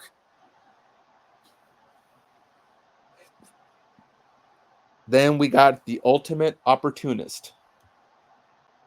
This is the one. Yep, that one night stand. If Cena wins, we riot. So it looked like they pretty much kept all the like the big shows were joined, and then each brand had their own show. And then Cyber Sunday.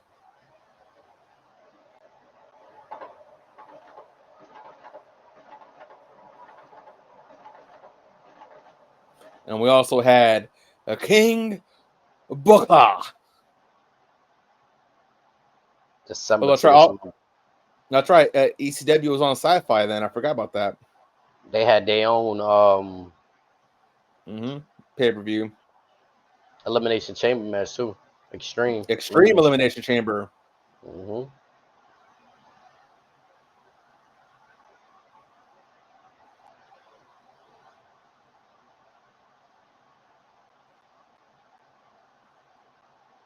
John Cena and Umaga. I hate this pay-per-view. New Year's Revolutions, and like, if it's not gonna be a New Year's Day, bro, like what January 7th? Who fucking?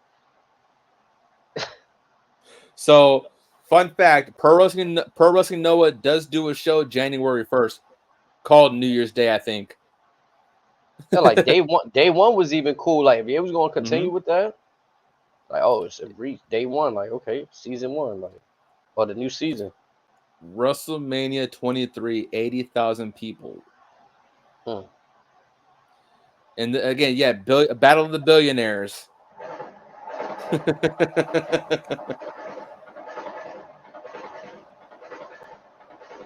John Cena versus the Great Khali. False count anywhere in one night stand match. Yeah, and this is also where they kind of abandoned a lot of like the separate pay-per-views because you don't really see that shit. Because again, Vince got bored of it. And then it don't look pretty when each of these shits is doing these numbers, and then the main one that's a combination is like, well, we might as well just keep this shit combined. Yeah, but then look at Backlash Judgment Day from 2006; those are popping. Unforgiven. But this is definitely a time where Vince definitely started getting bored and started losing his touch just a little bit.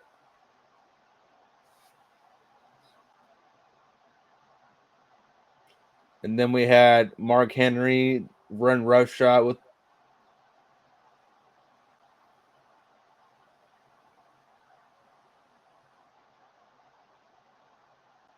08, you had Elimination Chamber at No Way Out. Triple H, Shawn Michaels, Jeff Hardy, Jericho, JBL, and Umaga. See, that's what I'm saying. They used to put these type of matches, and it could be somebody gonna make that stipulation, like. But also, with each Elimination Chamber match, everyone was legit funking with each other. So there Right was now, a purpose. it's like there was a purpose for yeah. stipulation. Now we gotta have qualifying matches just because the shit come around every year. Like you said, there was certain grievances, like, yo, all of y'all, what, yo, y'all all fighting over it. Yo, Elimination Chamber match. And then we had Jericho and Michaels in a ladder match. This was one of Jericho's best years, if you think about it.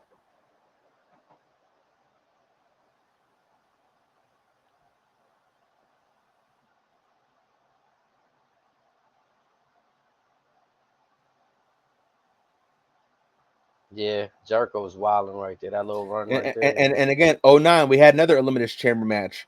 Cena, Ray, Jericho, Kane, Mike Knox, and Edge.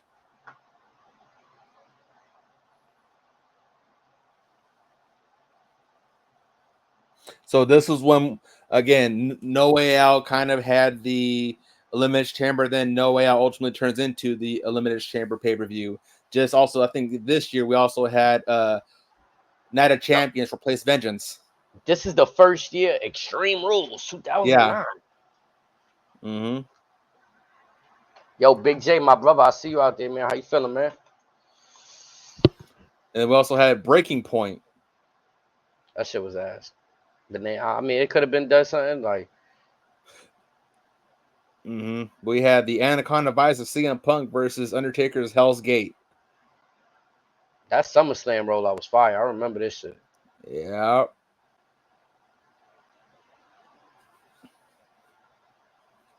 And this is when we had a Randy Orton being an absolute pain in the ass. Orton Cena in an anything goes 60-minute Iron Man match. Bragging rights. Has something there. There was something there. Especially when you have it right before Survivor Series. It could have been something. Now that's the type of title I want to see on a NXT special event. So I'm like, bragging rights. Even Breaking Point, it's something to work with there because they already have the breakout tournament. Mm-hmm. Then we also got the first gimmicked pay-per-view TLC. Yeah, the first thing I'm complaining about, right?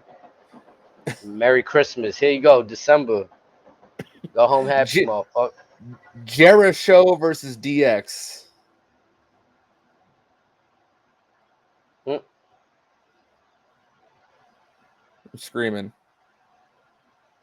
I'm screaming.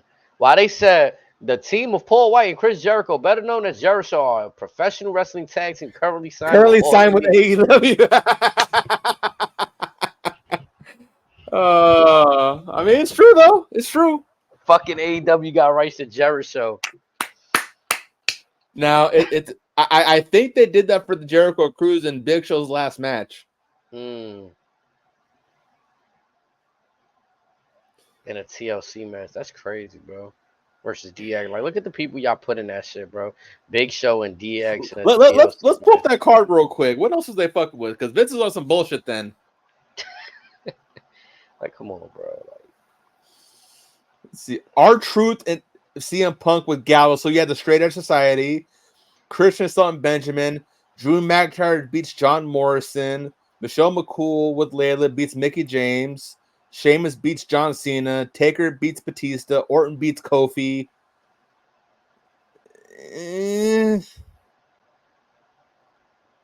That's it. Vince is on some bullshit then. Christian and Shelton for the ECW Championship.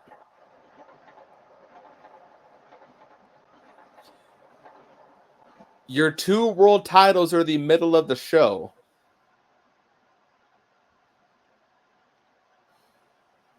That's insane. yeah. Man, Elimination Chamber. Here we go. Happy New Year's. God fucking damn it. That shit actually had a deep. That's crazy. That I forget Truth was in that match. That's crazy, bro. How this had a better turnout, but it's in Texas than Survivor Series. Like I said, this is when Vince was on some bullshit. Because this is around the time where I was slowly tuning out of WWE and I was more invested into TNA.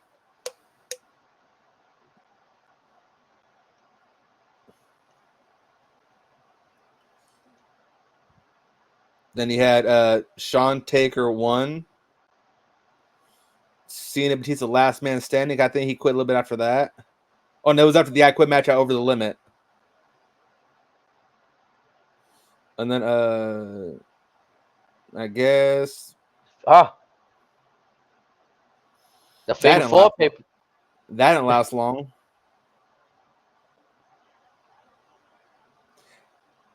No, were they all Fatal 4 matches? I don't really remember that one too much. And also, this year was the first year Money in the Bank with its own pay-per-view. Zack Ryder beat MVP. Kofi beat Drew. Alicia Fox defeated Eve, Gail, Kim, and Maurice. Evan Bourne beats Jericho. Ray beats Jack Swagger, Big Show, and Punk. Miz beats Truth. Davey Smith Jr. and Natty and Tyson Kidd beat the Usos and Tamina. Sheamus beats Cena, Edge, and Randy. It's not a bad card. I mean, you got Gail Kim out there. You got Montavious Porter. Like, you know what I'm saying? You got Mr. MVP himself right here. I'll never with Matt understand Cardona in a dark match. I'll never understand how WWE fumbled Gail Kim on more than one occasion. Blows my mind.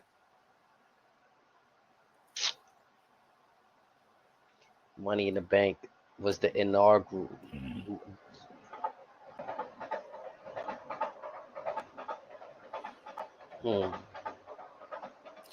And then that SummerSlam, we got Team WWE versus the Nexus, where John Cena just goes Super Cena, and that's where everyone starts hating him.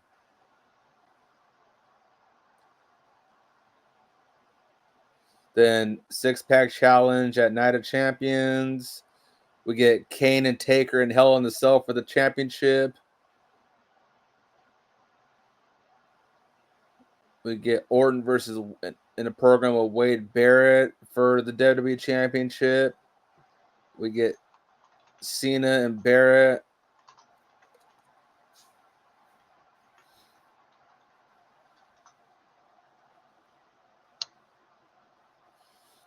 Yeah, I remember this is definitely when Vince was on some stupid shit.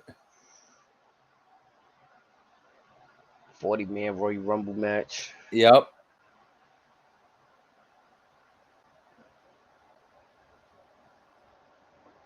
And then Cena, Orton, Morrison, Truth, Punk, and King Sheamus in the Elimination Chamber. And then at that Mania, Miz gets his Mania moment.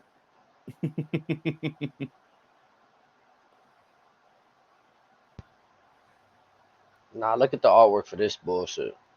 No, but that's the one where Punk won with no contract. Because he's under contract. He wins the belt, blows the kiss to Vince goodbye. That's one of my favorite pay-per-views of all time, to be honest. And then we get Punk versus ADR, Punk versus Triple H, where he gets screwed by Kevin Nash. It's crazy how this moment you're speaking about saved what shouldn't even be saved. Yeah, a themed pay-per-view. Because that was the summer of Punk.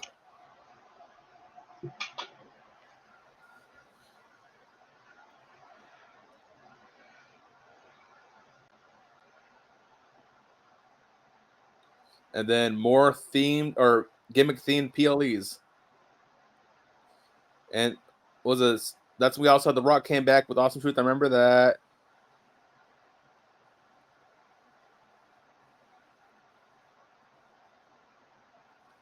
Once in a Lifetime. That was also another one of my favorite matches for obvious reasons. Brock and Cena. We all remember what happened then. And this is the year I think Cena won Money in the Bank too.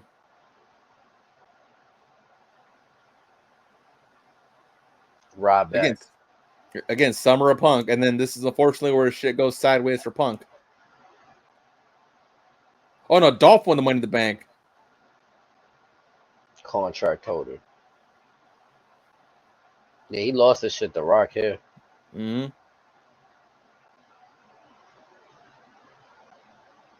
And then we got Twice in a Lifetime.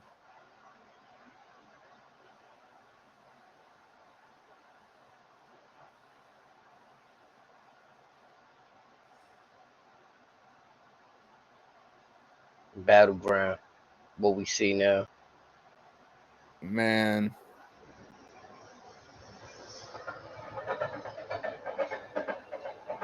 Ooh, and then, like I said, we talked about legendary people that have debuted at Survivor Series. I forgot they popped up at Survivor Series. That is my sincerest apologies. Let's pull up that card real quick. Let's see what those fuck with then in Boston. Miz beats Kofi. The Shield beat the Real Americans. Beat Cody. Goldust, Ray, Usos. Big E beats Curtis Axel. We get the Total Divas bullshit. Mark Henry beats Ryback. Cena beats ADR. Punk and Bryan beat the Wyatt family. And Orton beats Big Show.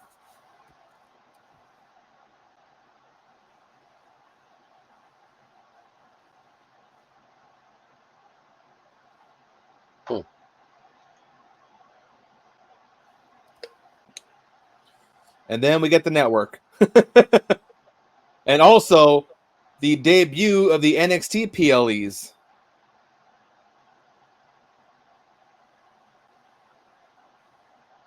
NXT Arrival. Bo Dallas, Adrian Neville to be the inaugural NXT champion. Network exclusive. And then we get the first takeover.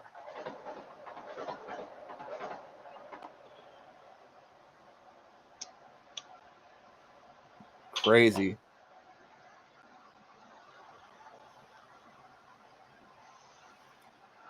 Crazy.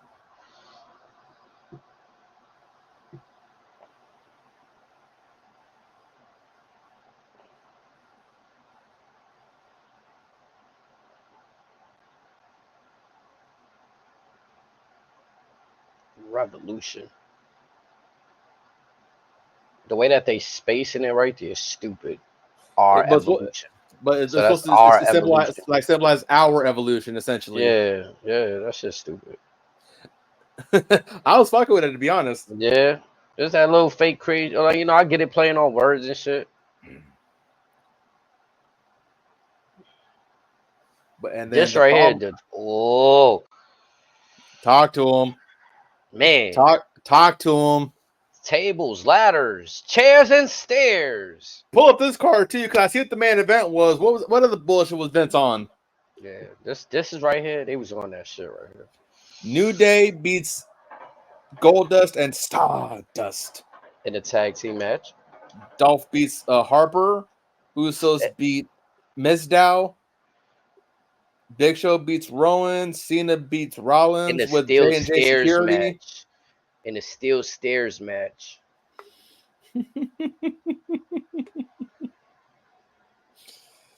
But like I said, we also get J&J Security. Ryback beats Kane. Rusev beats Jack Swagger. And Bray beats Ambrose.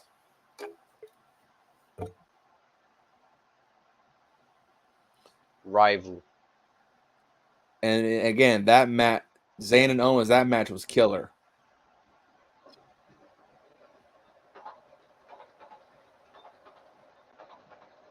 Because that's when we started doing the takeovers. That was like they're in your house. And then we get we get the Demon Finn Balor. Take over Brooklyn. One of That's my the- favorites. You get That's the Iron Woman match. You get Joe Corbin. Yo, bro, look, we showed out 15, bro. Barclays. Bro, we showed out, bro. Like, yeah, the day They right damn before. near matched SummerSlam. Yeah, bro. Telling you, Triple H wasn't fucking around. And that's the first one on the road. That's the first one on the sir. road. And yes, sir. And that's when folks are saying, "Oh, hold on, y'all might need to pop on the network and peep NXT one time. Pull up that car for shits and giggles." Because we talk about the co-mains, whatever, but there was some other shit cooking on that card too. Same with that one, because that's when we had the Iron Woman match with Sasha and Bailey at Respect.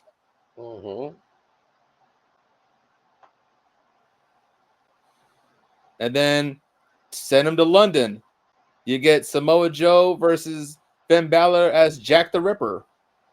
Nia Jax versus Bailey.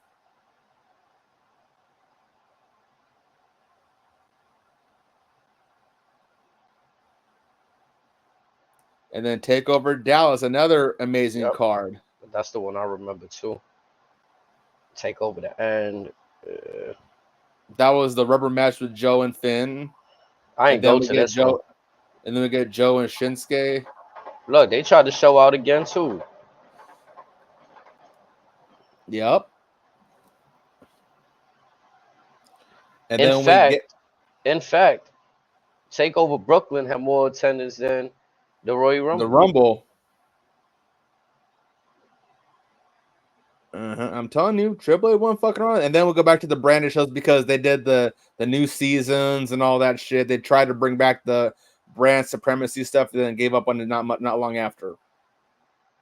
Ambrose versus AJ, Orton versus Bray, Shinsuke versus Joe at Toronto. Roadblock, end of the line. Yeah. That was stupid.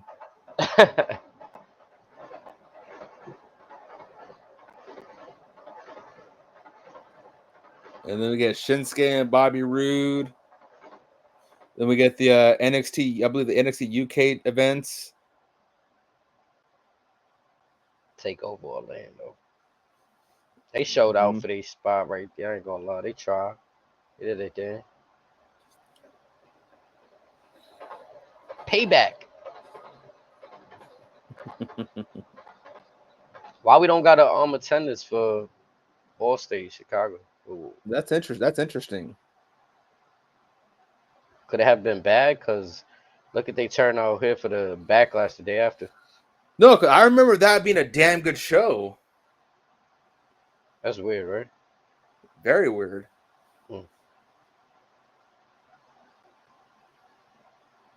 And your personal favorite pay-per-view. Goodness gracious, Great Balls of Fire. You know what's wild? I think I remember. Now I know I remember this bullshit. Took place on my birthday. I'm telling you, you're stuck with it for life. I was just complaining to you that July 7th. When they doing the 6th. They doing the 6th, right? They doing Money in the Bank. I was just telling y'all, man, they about to fuck my shit up. I don't make. That's right. Like Mania was on my birthday that year. And this year right here. April 2nd. April 2nd. It was Roman and Taker. Shout out to April 2nd, July 9th. Where we get the 21-2. Look, I mean, surprisingly, Brock and Samoa, for it being a branded show, obviously they did better than what is this a Extreme Rules fatal 5-way match between Roman Reigns, Seth Rollins, Finn Balor, Bray Wyatt, Samoa Joe. But what was crazy in the lead up to that, you had Joe actually choking out Brock, and it was like, hold the fuck on, wait a minute. Yeah, you thought there was gonna be a better match between them two. The match was fine. It's just Vince is being Vince. I thought Samoa Joe was gonna get a clean look after this match right here for sure. Like let's pull the rest of this card, whatever. Go 6 Neville minutes. Neville and Tozawa, Bray Seth, Cass versus Enzo. I forgot we broke them up already. The Bar versus the Hardys. Sasha versus Bliss. Miz with basically the B team beat Ambrose. Braun beat Roman. Slater beat Hawkins, and Brock beats Joe. But that's what I'm saying. Look, Sasha Banks and Alexa Bliss got 11 minutes. Brock and Samoa Joe got 6. I thought like it would have. I mean, I should have knew Brock was out there just Bray and Seth got double the time. Mm.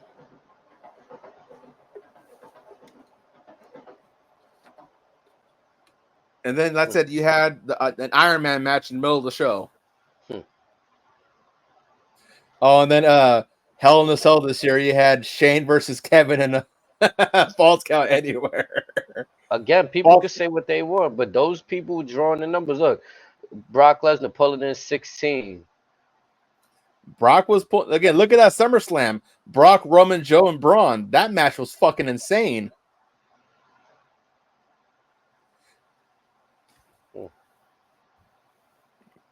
And then TakeOver War Games.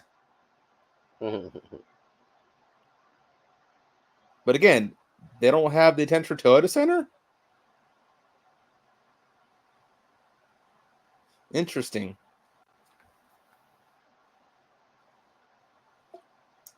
Because this was NXT in very prime form. And no attendance. No, yeah, it's very interesting. Philly, no attendance. And that match was crazy too. Look at that. Alistair, Adam Cole, Andrade, Gargano. You had Ember Moon on it as well.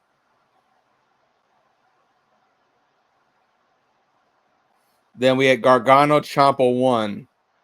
I'm going to be honest. Oh, no. I forget. No, Philly, that's where the end where Ciampa screws him at the very end. And then we get... I got to take it back. I think I might retract my statement a little bit. As far as? You asked me, should they bring takeovers back? And I think looking at this, my answer to you was, nah, they can't recreate the early. But looking at everything else, like, this is past, like you said, this is that prime. So it was past that. Oh, and with the exception of Mania, it's going leg for leg with the big four. Yeah, like, they got these on other weekends. Like, this is on TakeOver Chicago is on Money in the Bank weekend. Mm-hmm. And then Brooklyn 4, same weekend as SummerSlam. Mm-hmm.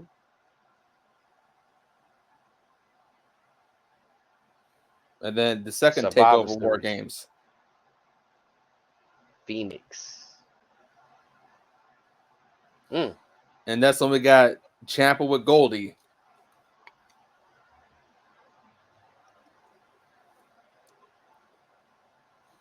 Aleister Black, Ricochet, Velveteen Dream, Ciampa, Gargano, and Cole, and a 6-man.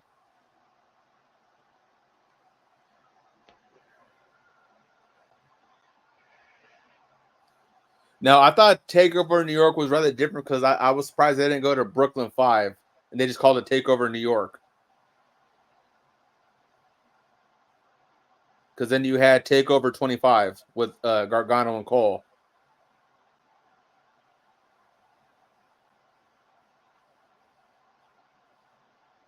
Yeah, that is kind of like that was interesting. I think it's also because you know why?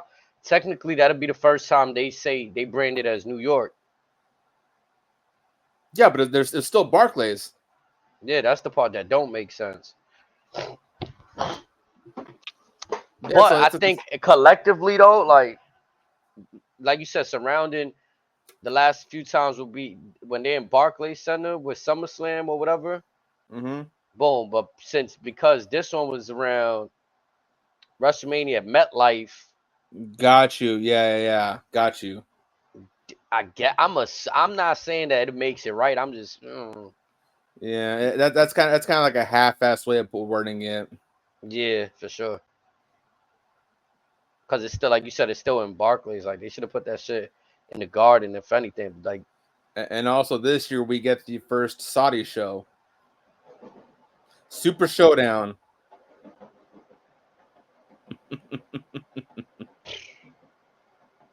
Stomping grounds. Nobody fucked with that shit. 6,000, and they was tight after that shit. And then they also started having Evolve shows. That was crazy too.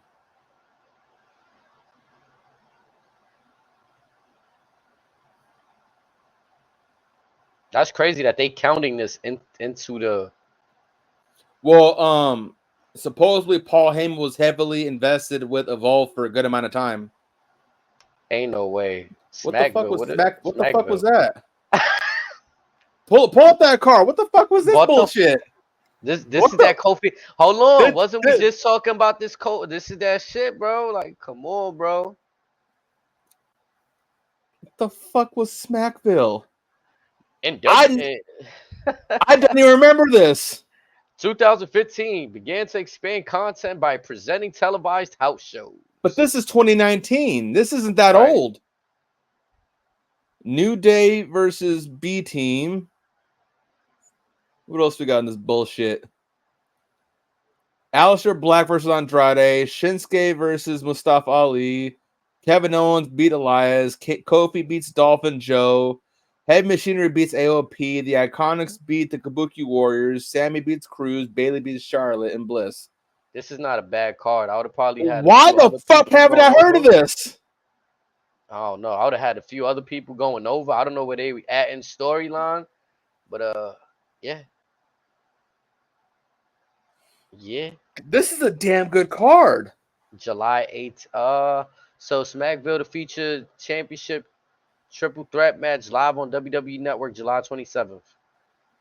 That happened July 27th. I'd never even heard of this.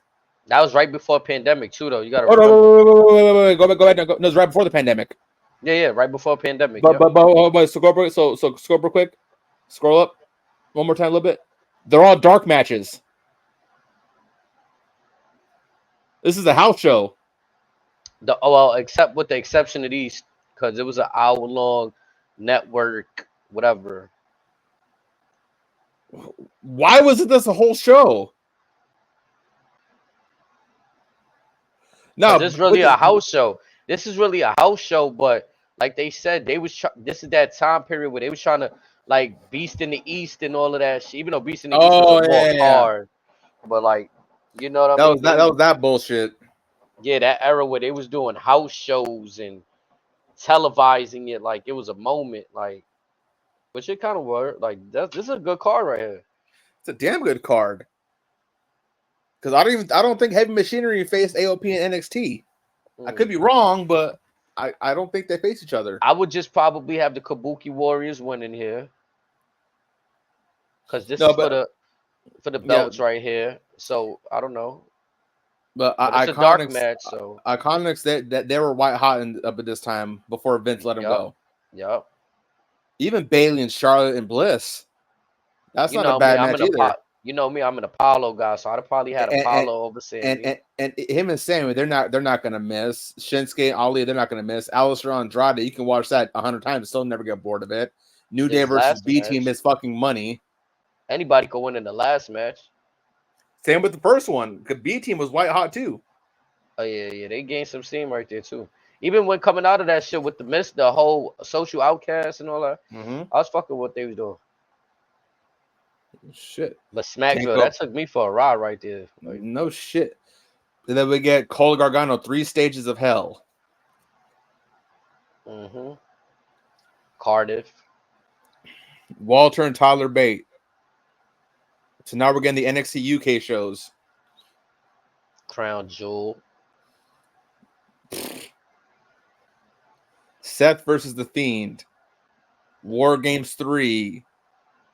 Starcade. Yeah, so that's the Greensboro stuff. So the first one was in Georgia, but the later ones were strictly house shows only in Greensboro. But even this, I don't even think it was available till like long after it aired, and folks have wanted them to be like a regular show.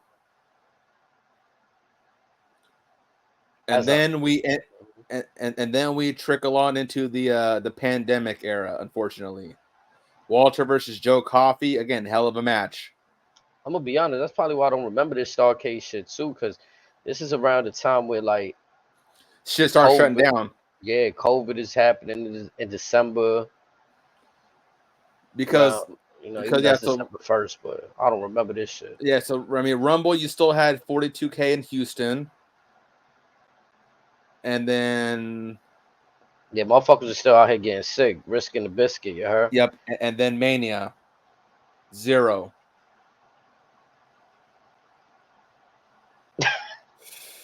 Nah, that guy. How y'all gonna leave this shit empty like this? But y'all won't be petty and say 0. Like, come on, bro. What that's that Vince, that's that Vince bullshit. I'm telling you. What do y'all do? Why everything else is empty? And but go real quick. You did get a Worlds Collide this year. So scroll up. January 25th. NXT UK. Imperium Undisputed Era. Damn, look at who's on this cover right here. Bianca Belair. Rhea, Gargano, Ciampa. Is that Finn at the very end? Yep. Yep. Man. That's Finnical. Yep. And then this is when we get Otis in the bank. Breaks my heart. Oh, the first inception of Takeover's back. And one Takeover in your house. Adam Cole Bay versus the Velveteen Dream. Bang, I remember that shit too. And then we get Takeover 30 or Triple X, whatever you want to call it. Yeah, the greatest wrestling match ever.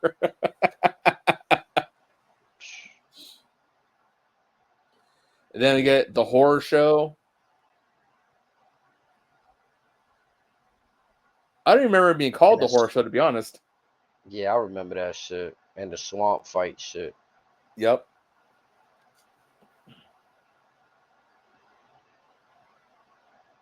NXT 30, Takeover 30. See, yeah, that had legs. If that was outside, like they could have really did some shit. You had Adam Cole versus Pat McAfee.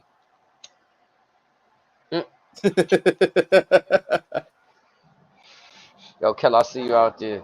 Big J, I see you, Deep Snipe. And then we get the return of the big dog. Yeah, this is it right here. This started everything up right here. August 30th. Mm-hmm. And we were blessed with a 1,300 plus day reign. Then we get we get Takeover 31 where Kyle O'Reilly breaks Finn's jaw on accident. That was a very physical match. And then another War Games.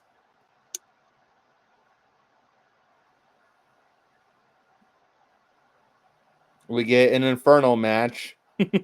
Oh, a Firefly Inferno match. Then we get Superstar Spectacle. I remember the name. I don't remember actually watching it, to be honest. This is for the Indian market right here. Yeah. Mm-hmm.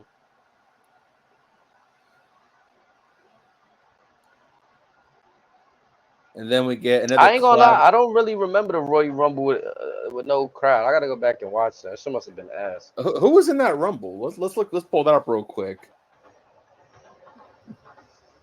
Because a lot of the pandemic stuff's like a blur to me aside from the Bloodline stuff. So we had Nia Jax, Shayna beating. Oh, we had the first women's one too, or one of the something like that. But we'll go to the card real quick. So we had a. Mid card, further up. It was further up. You had Nia and Shayna beat Asuka and Charlotte. Drew beats Goldberg. Sasha beats Carmella with Reggie.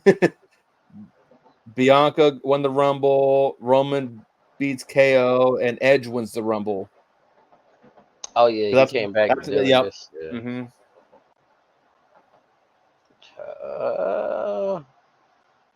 I guess. Yeah. Was that the first women's rumble too?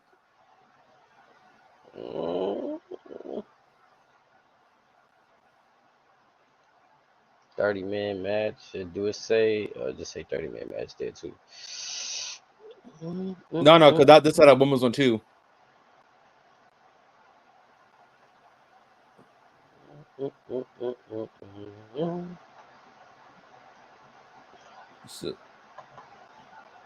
So, it might have been 2019, right before. Probably. And then we have Roman versus Brian. The first stand and delivers, which again spawned from a takeover. Had the first fans back. Allegedly. Yep. Mm-hmm. It was a 2-night thing too. Kyle O'Reilly versus Adam Cole. That was another great match.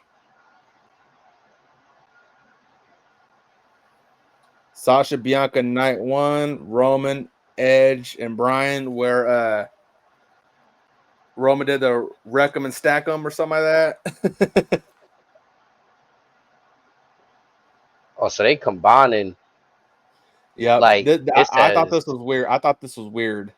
It says 2021 Takeover in Your House was 35th NXT Takeover and 29th in Your House professional wrestling event. Yeah, I thought that was weird. But again, good card though. Yeah, Bobby was getting his look here. But then again, look at SummerSlam, 51,000 people in the middle of the pandemic at Raiders Stadium. And then you go to Crown Jewel.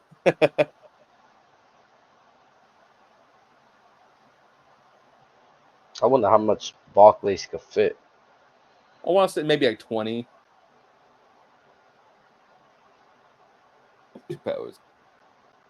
16 for wrestling, 17 for basketball, 17 for concerts. Well, I mean, depending on the set, whatever. Knowing Triple H and Vince, you could probably bitch pack 20, maybe at least a generous 18 and a half. I ain't gonna lie though, that Titantron set though cuts off a lot of the seating. Like they tarp off a lot of seating because of that Titantron setup. So are you glad they're up with like a smaller Tron setup? Yeah, bro, because it makes, to me, coming from that old school, it gives a different aura. Like you got the fans right above that shit going wild. Like it was cool to see for so many years the set get like, whoa, what is the Titantron gonna reach the ceiling? You know what I'm saying? Type shit. But realistically, being in the event and seeing how much seating they cut off, it's kind of like, yo, it'd be a fucking vibe though to see the whole stadium full for real, without y'all having to do work to block off certain shit.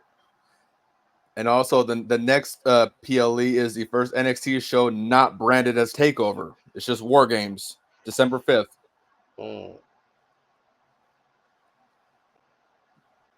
Day one.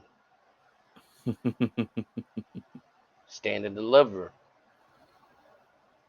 I guess. Yeah. That's why I mean, stand and deliver, I guess it's been around too. That's the first. Yeah, Takeover stand and deliver right here. It was just initially part of Takeover, and now stand and deliver. And this is when Triple H was more involved in the main roster, so they kind of like buried away from the Takeover name. So you have more in your houses. Yep. Braun versus Joe Gacy. Holy shit. That's the same year, Cody and, or the same weekend, Cody and Rollins. The torn pec. Braun versus Tyler Bate to unify the NXT UK championships. Then we get a WCW Classic, Halloween Havoc. Survivor Series gets a War Games.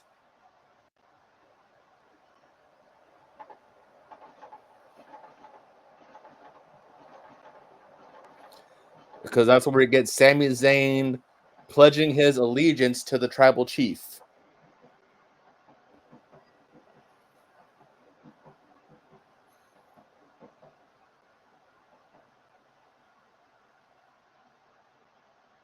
How many people turned out in Backlash from Puerto Rico?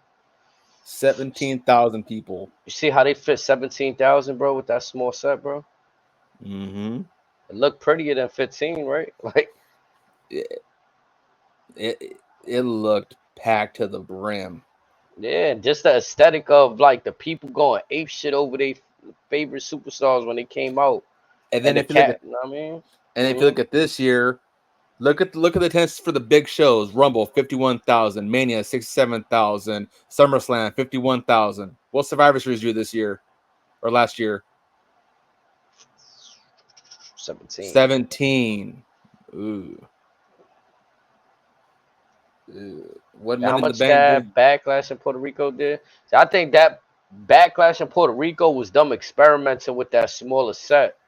Smaller set, get outside the market because the world slowly open up again. Mm-hmm. That battleground. Whoa. Oh yeah, that's an NXT joint. I thought that was a main roster battleground. Like 3,000, damn. O2 in London, they had a regular set, but I'm assuming they don't. You see, like when you got a bigger arena, you don't got to cut off more, right? Yep. Even though it's the world famous arena, like you said, depending how they making a set, they cut off a lot of real estate for them larger Titantrons. But also a lot of these older venues, they were smaller, more intimate venues. Yes.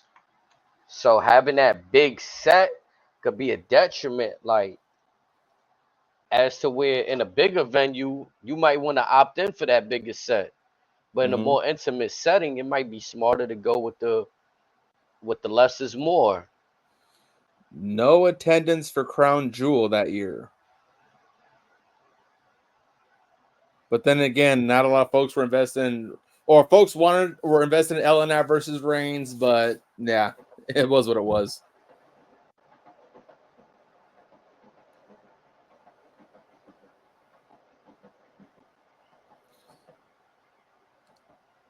Look at the Australia attendance this year. And again, would you be mad at like just looking at this, right? You got I don't know how much the other field in Tropicana fits, but the Alamo Dome, 51,000. They was lit for Cody Rhodes, right? Like, oh my God, we want to see Cody Rhodes. All right, when we get to 2024. Look at Elimination Chamber in Perth. All that for Rhea Ripley.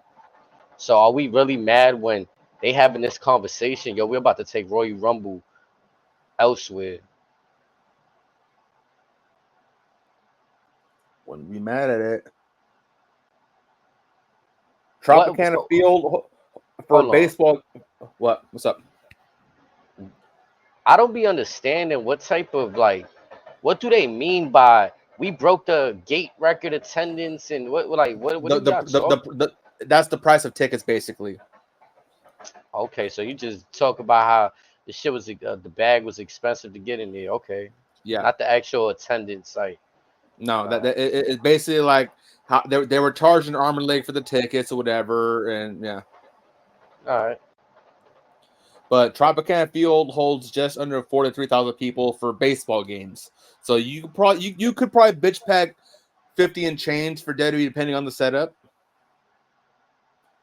So again, would you be mad when that kind of thing happens in the Elimination Chamber, which in Perth, 52. Royal Rumble, we want y'all to turn up. This is a main pay-per-view. Royal Rumble, we want y'all to show up and show out, lose your minds. But in Perth, they showed up for mommy. They pulled up just for her. That is wild. And this is what's coming up. And I'm gonna be honest too, right? A lot of WrestleMania weekend. Do they have the projected upcoming date for Survivor Series? Nope. So we have Money in the Bank, Heat Wave, SummerSlam in Cleveland, and then the next shows are back outside of the country again. That is very interesting.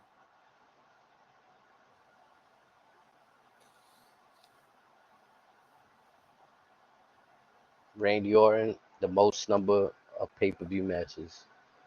First pay-per-view match, SummerSlam 2003. Most recent pay-per-view match, King and Queen of the Ring. Wild. Let that sink in. Let that sink in. Now you can also argue that if Edge never gets hurt, he eclipses that easily.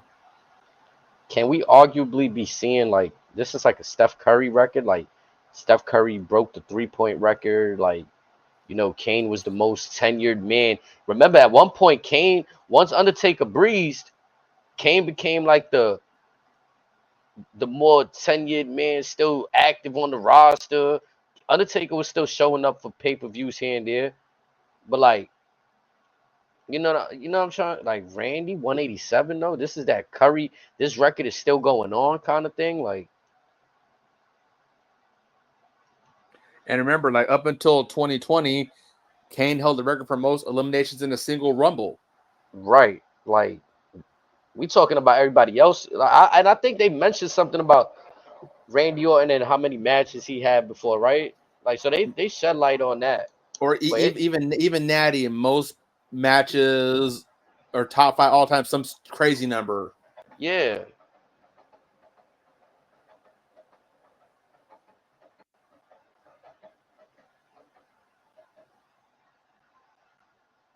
I just thought that was a crazy stat that they just happened to sprinkle in there for us right there. Now, does Wikipedia have the same thing for WCW?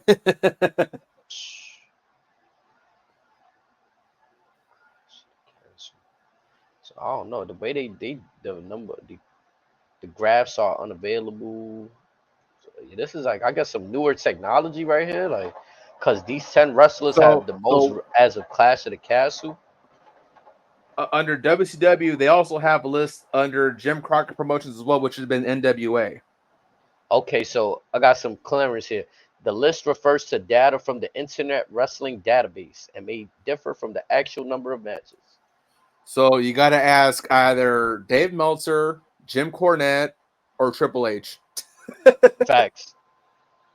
But I mean, I don't think it's far-fetched though. Like, for somebody to really, like, if y'all sit there and y'all want to go count who from the information's out there, who's been on what cards, and you know, I don't know if y'all want to count dark matches as a.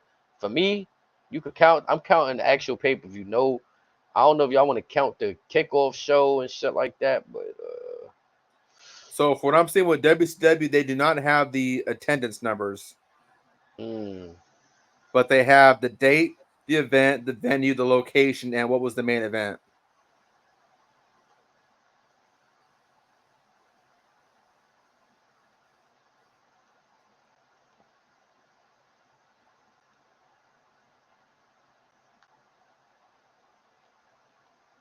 I think it's interesting to me how Chris Jericho's on this list. Well, again, the early 2000s, he was on everything. Miz, again, folks forget, Miz was putting some work in. Like the fact that the Miz has more pay-per-view matches than Rey Mysterio. Rey was also hurt quite a bit too. Again, a testament to the Miz. I don't think Miz has ever been hurt. At least not a major injury. Like I've seen him take time off, but I'm kind of shocked Big Show's up there too. I feel like kind of like what you said with Jericho. Big Show was always used doing something though, like whether get his ankles tied by Del Rio in the Last Man Standing match, chasing down Boss Man, fighting JBL. Yeah, he was always doing something. But yeah, the top 7 names, easily I could see that. I kind of think that. Okay, no, all right. They say first pay-per-view match, so number of pay-per-view matches. They're not including appearances. Let me get that clear. I was just about to say that again. How y'all gonna say Big Show's first? But did they say in his match? This is his first match. I would have said if it was going by appearance, that St. Valentine's Day Massacre, him coming through the ring and throwing Austin. But they saying first pay-per-view match. These are matches. Talk about matches, not backstage. You ain't doing nothing on the pay-per-view. You actually working. You're working the main pay-per-view card, yes. And also remember, was it from 09 to 13? It was all John Cena, Randy Orton, Punk, and Triple H. Man. And then from like 2015 to 2019 on SmackDown, you had Orton, Christian, and AJ trading the World Heavyweight Championship. Even if you want to like really come clean about it too, the fact that John Cena's name is up there compared to like, look at everybody else's first pay-per-view match, and then look at Cena's. Damn near everybody else is in the 90s. You know what I'm saying? Like, well, just let's see, Jericho 90s, Edge 90s, Taker, Kane 90s, and Triple H 90s. Yep. But Orton was the year after. Yep, but and Orton was just flying. Yeah, like look, they got John Cena's last match as Crown Jewel 2023 pay-per-view match, not SmackDown, not that shit we seen at WrestleMania. Yes, so right, like that's a testament to both of them coming in 2002, 2003, and being on this list above the you know, the predecessors, the dudes that came before them. And another fun fact: you take out Orton's injury scare from the bloodline, he'd be in the 200s by now. Yup. And Kofi Kingston too. I'll give you your flowers, sneaking into the 10th spot with that 2008 number right there. Kofi and Miz. Yeah, you know, but Miz got 4 years on him with the 04. Yeah, technically, yeah, because you had the Miz and Morris and stuff for a minute, and then Kofi started with the ECW stuff before Raw very briefly. So Miz was getting more looks on the pay-per-views early, but also Kofi put in some work. Again, you took like that's a big jump right there. Rey Mysterio, SummerSlam 2002, 123 pay-per-view matches, and then right behind him is 2008, Kofi Kingston. But then again, also Ray had injury bugs. There was times where he let his contract right now. He's doing the Indies for a little bit. He's hitting Japan, UK, Mexico. It's very interesting. Yeah, no, I just find it like these are like, okay, you see these 10 names in a video game, you're like, oh yeah, these should be the top superstars. But just breaking down the list, their actual first pay-per-view match to the last one, seeing it like this is like,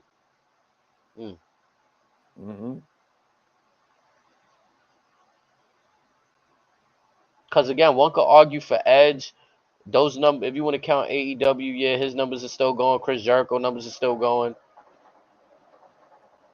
And that's it. Yeah. If you want to count those, because those are pay-per-view matches. They just not for WWE, so.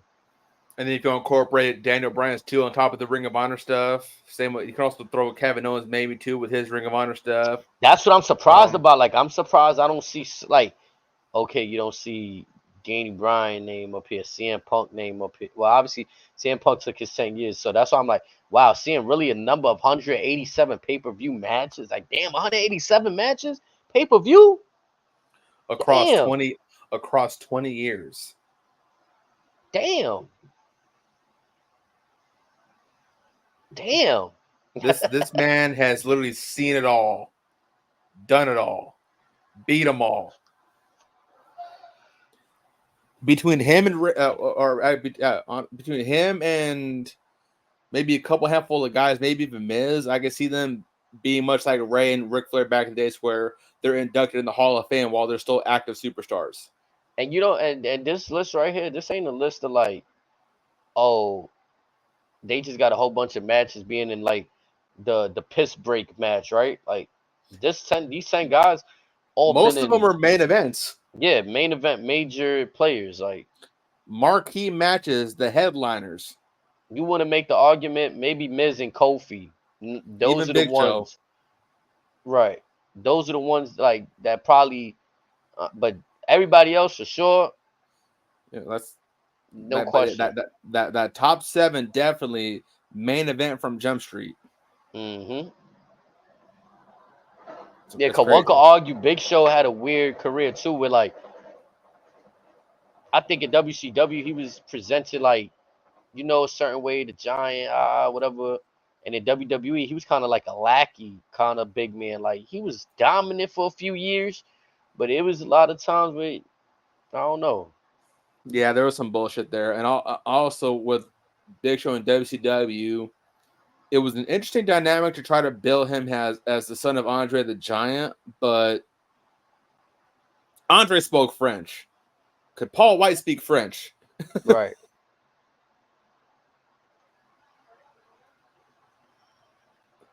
That is wild. Yeah, I mean, pretty dope little history lesson we just went on right here. We just turned down left, shot another 8-hour joint for y'all. We gave y'all some shit right here, some fire. Like if y'all was watching with us while we were doing this, we just visualizing, taking a look at the graphic artworks, talking about the main events of each of these things real quick, checking out some cards. I'm not gonna lie, that shit just make me want some of those other things that we were looking at early on, like the 96s, the 99s, some of the 2010s. We might need to line some of this up that kind of line together, like all the SummerSlams, all the takeovers, whatever. Spin the wheel and just do a watch line for that episode. Oh man, nah, yeah, we got because some of these cards, even the cards that where the crowd didn't draw, let's see if they hold the test of time, knowing the bullshit that Vince was on. That don't sound like a bad idea too, and we could just figure out how we, you know, obviously we can't show you guys the stream, but whether we do a live stream or bring it to you guys after, we definitely gotta figure out, because I've been wanting to. We've been, me and Razor been speaking about how to do something like that. Yeah, we've been doing some stuff, trying to bring you guys some like content along those lines. It's just a matter of, you know, getting it done and planning it out, sketching it out. So we over here cooking, y'all. This right here was like a side cook. Like I honestly feel like I'm gonna, like, you know, we're gonna drop the reaction to Monday Night Raw and they're here and all that, but this might be like a separate off the hip like discussion of WWE pay-per-view titles. Just call it a stroll down memory lane. Facts, like, you know what I'm saying? But yeah, man, I think I'm good for now. You got anything you want to say before we get out of here? I'm good right now, bro. Like I said, I'm just soaking all this in, because this is an entirely new world that we can just uncover, assuming it's all available either on YouTube or Peacock or even Netflix in the future. But there's a lot of stuff we're gonna have to dive into, especially some stuff that may not have been accessible to us in the public. It's out there somewhere in the world. We just got to find out how to get a hold of it. Yeah, like Smackville. I see, like, they don't even got Beast on the East over here, unless I skip by that somehow, somewhere. I don't even feel. I didn't even fuck. What year was that? Because that was Brock and Kofi, right? Yep.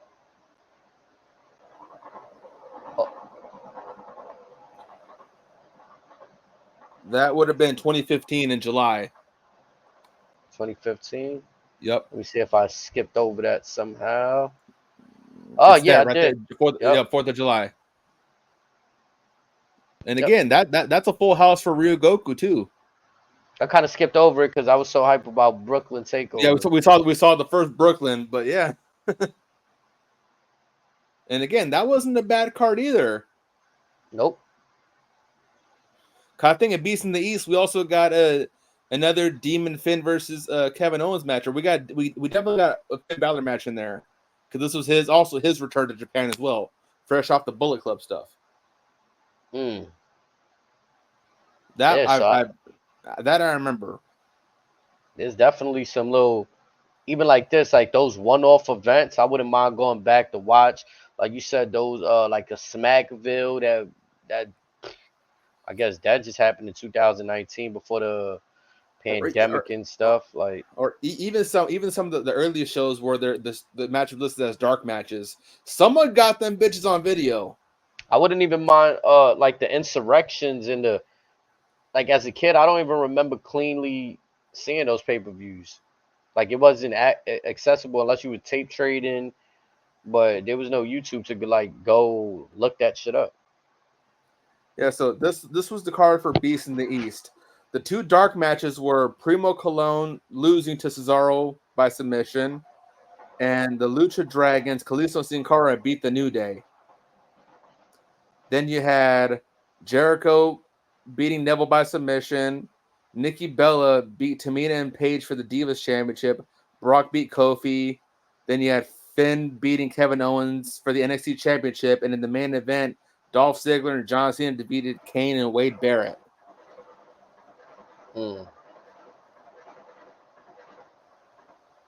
Yeah, there's definitely some heat there. Nah, yeah, we just got, like you said, we could probably put some shit on the wheel and whatever pop out, whether it's in the order of one direction, like you said, whether it's takeovers or like we'll figure it out for y'all. Man, until the next one, because we're gonna have to get some rest for later. NXT, yeah, we got NXT, that's the WCW. Whew. Man, it's gonna be wild. Basketball is officially out the way, but also we also have Game 5 of the Stanley Cup Finals tonight as well. If anybody's interested, Florida Panthers are up 3-1 over the Edmonton Oilers. Florida's obviously going to win this one. That's what they're banking on. They thought this was as predictable as the Celtics, but the Oilers, they stole Game 4 in Edmonton 8-1 in a fucking hockey game. That was a statement like, you're going to have to kill us to put us out. But Florida got a squad. This is the same squad that came up short last year when they lost to Vegas. So Florida going to be going crazy tonight as well. Yup. Look forward to the football season cooking off, and then after that, it's back. You know, everything's in motion. We're gonna take all eyes on WWE wrestling for this quick 2 weeks till we get a little further into July preseason football. Baseball, we got the All-Star game very soon. The trade deadline. Yeah. My Giants are gonna fucking make my hair turn white. Screaming. But yeah, man, chat. Yeah, there you go. Unwelcome your thoughts off the hip. HD for my brother Snake Eyes, Razor. Until later. Until the next one. Yes, sir.